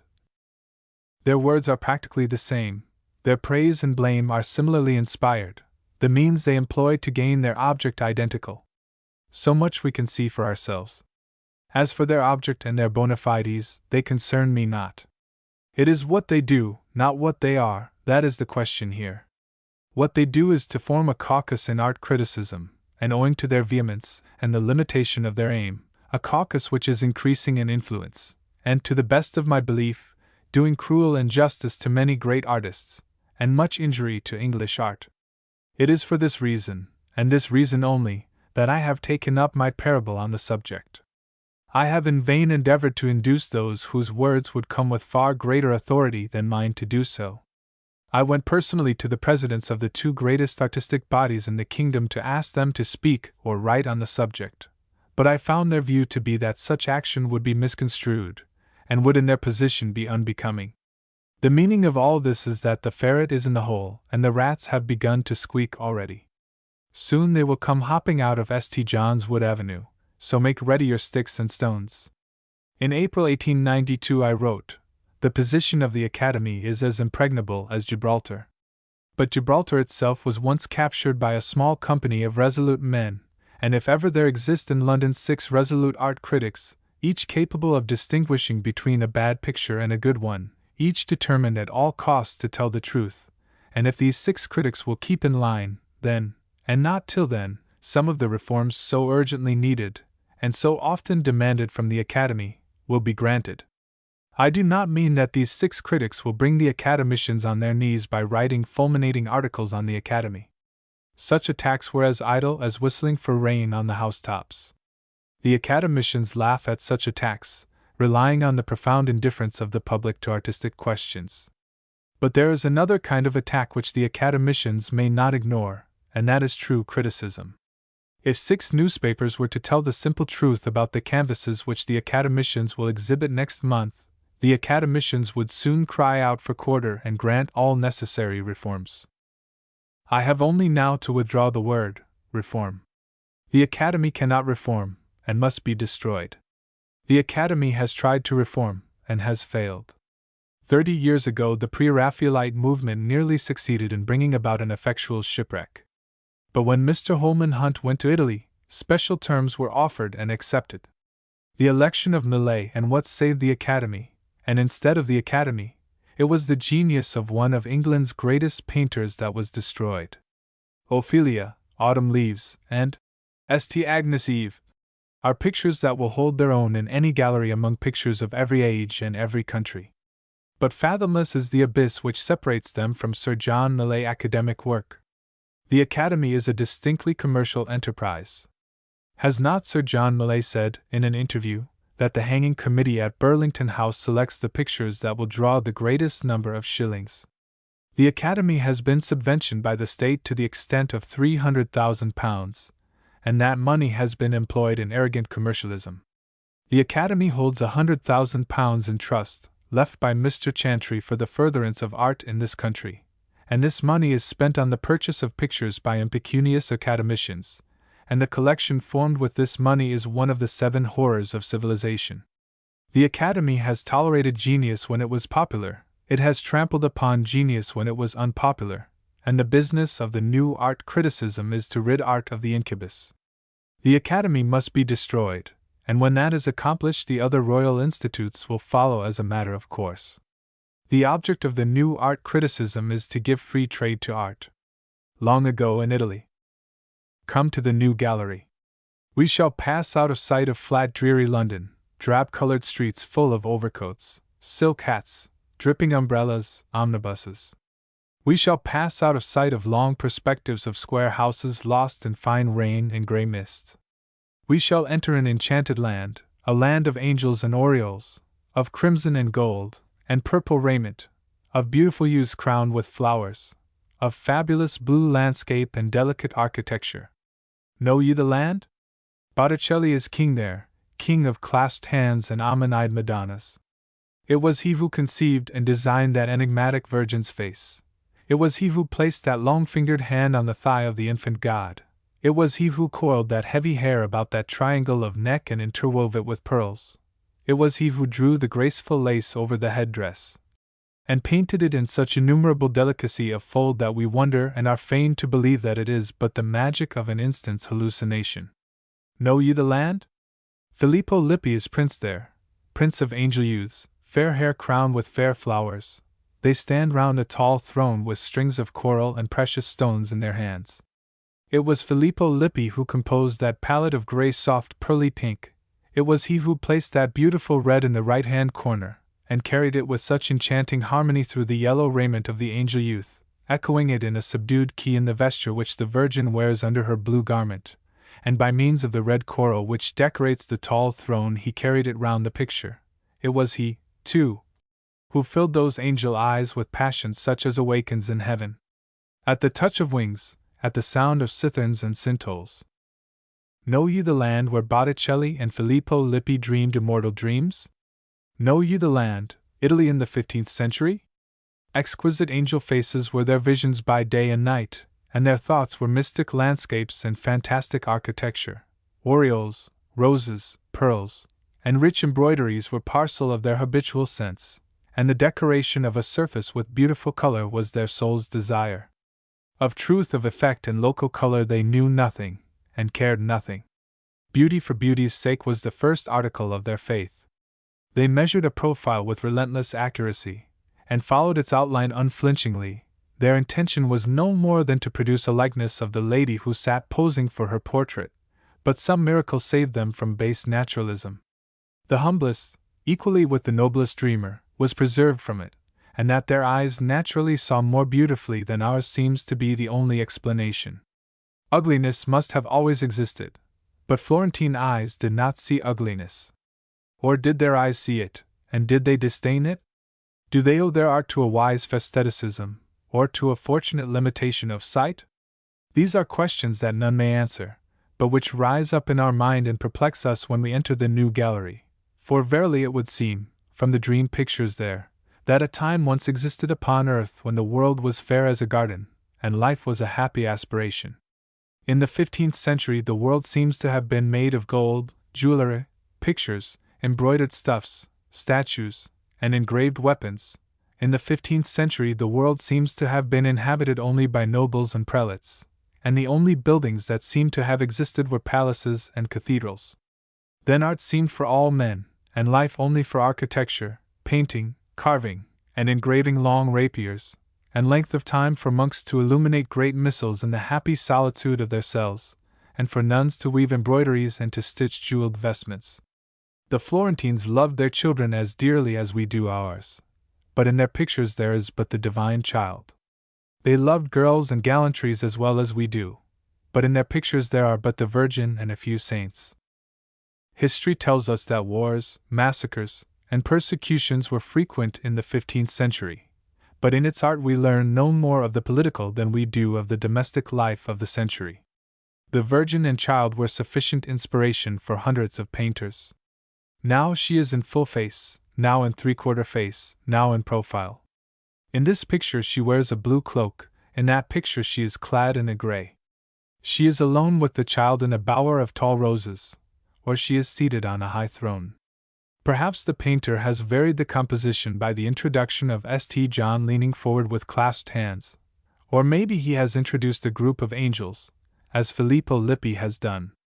The throne is sometimes high, sometimes low, but such slight alteration is enough for a new picture. And several generations of painters seem to have lived and died believing that their art was to all practical and artistic purposes limited to the continual variation of this theme. Among these painters Botticelli was the incontestable master, but about him crowd hundreds of pictures rather than names. Imagine a number of workmen anxious to know how they should learn to paint well, to paint with brilliancy, with consistency, with ease, and with lasting colors. Imagine a collection of gold ornaments, jewels, and enamels, in which we can detect the skill of the goldsmith, of the painter of stained glass, of the engraver, and of the illuminator of missals. The inspiration is grave and monastic, The destination a palace or a cathedral, the effect dazzling, and out of this miraculous handicraft Filippo Lippi is always distinct, soft as the dawn, mysterious as a flower. Less vigorous but more elusive than Botticelli, and so strangely personal that while looking at him we are absorbed. To differentiate between the crowd of workmen that surrounded Filippo Lippi and Botticelli were impossible. They painted beautiful things because they lived in an age in which ugliness hardly existed, or was not as visible as it is now. They were content to merge their personalities in an artistic formula. None sought to invent a personality which did not exist in himself. Employing without question a method of drawing and of painting that was common to all of them, they worked in perfect sympathy, almost in collaboration. Plagiarism was then a virtue. They took from each other freely, and the result is a collective rather than individual inspirations. Now and then genius breaks through, as a storm breaks a spell of summer weather. The Virgin and Child, with St. Clare and St. Agatha, lent by Mrs. Austen and the trustees of the late J.T. Austen, is one of the most beautiful pictures I have ever seen. The temperament of the painter, his special manner of feeling and seeing, is strangely, almost audaciously, affirmed in the mysterious sensuality of the angels' faces. The painter lays bare a rare and remote corner of his soul. Something has been said that was never said before, and never has been said so well since. But if the expression given to these angels is distinctive, it is extraordinarily enhanced by the beauty of the color. Indeed, the harmony of the color scheme is inseparable from the melodious expressiveness of the eyes. Look at the gesture of the hand on the right. Is not the association of ideas strangely intimate, curious, and profound? But come and let us look at a real Botticelli, a work which convinces at the first glance by the extraordinary expressiveness of the drawing, by the originality of the design, by the miraculous handicraft. Let us look at the Virgin and Child and St. John, lent by Messrs. Colnaghi. It is a panel some 36 by 25 inches, almost filled by a life-sized three-quarter-length figure of the Virgin. She is seated on the right, and holds the infant Savior in her arms. In the foreground on the left there is a book and cushion, behind which St. John stands, his hands clasped, bearing a cross. Never was a head designed with more genius than that strange Virgin, ecstatic, mysterious, sphinx-like. With half-closed eyes she bends her face to meet her God's kiss. In this picture Botticelli sought to realize the awfulness of the Christian mystery. The mother leans to the kiss of her son, who is likewise her God, and her brain is dim with its ecstasy. She is perturbed and overcome. The kiss is in her brain, and it trembles on her lips. You who have not seen the picture will think that this description is but the tale of the writer who reads his fancies into the panel before him. But the intention of the painter did not outstrip the power of expression which his fingers held. He expressed what I say he expressed, and more perfectly, more suggestively, than any words. And how? It will be imagined that it was by means of some elusive line that Botticelli rendered the very touch and breath of this extraordinary kiss. By that elusive line which Degas employs in his expressions of the fugitive and the evanescent. How great, therefore, is our surprise when we look into the picture to find that the mystery and ecstasy of this kiss are expressed by a hard, firm, dark line. And the sensation of this strange ecstatic kiss pervades the entire composition. It is embodied in the hand placed so reverently on the thigh of the infant God and in the eyes of St. John, who watches the divine mystery which is being accomplished. On St. John's face there is earthly reverence and awe. On Christ's face, though it is drawn in rigid outline, though it looks as if it were stamped out of iron, there is universal love, cloud-like and ineffable, and Christ's knees are drawn close, and the hand of the Virgin holds them close, and through the hand come bits of draperies exquisitely designed. Indeed, the distribution of line through the picture is as perfect as the distribution of color. The form of the blue cloak is as perfect as the color, and the green cape falls from the shoulder, satisfying both senses. The crimson vesture which she wears underneath her cloak is extraordinarily pure, and balances the crimson cloak which St. John wears. But these beauties are subordinate to the beauty of the Virgin's head. How grand it is in style! How strange and enigmatic! And in the design of that head Botticelli has displayed all his skill. The fair hair is covered with delicate gauze edged with lace, and overcoming the difficulties of that most rebellious of all mediums, tempera, his brush worked over the surface, fulfilling his slightest thought, realizing all the transparency of gauze, the intricacy of lace, the brightness of crimson silk, the very gravity of the embossed binding of the book, the sway and texture of every drapery, the gold of the tall cross, and the darker gold of the aureole high up in the picture, set against a strip of Florentine sky.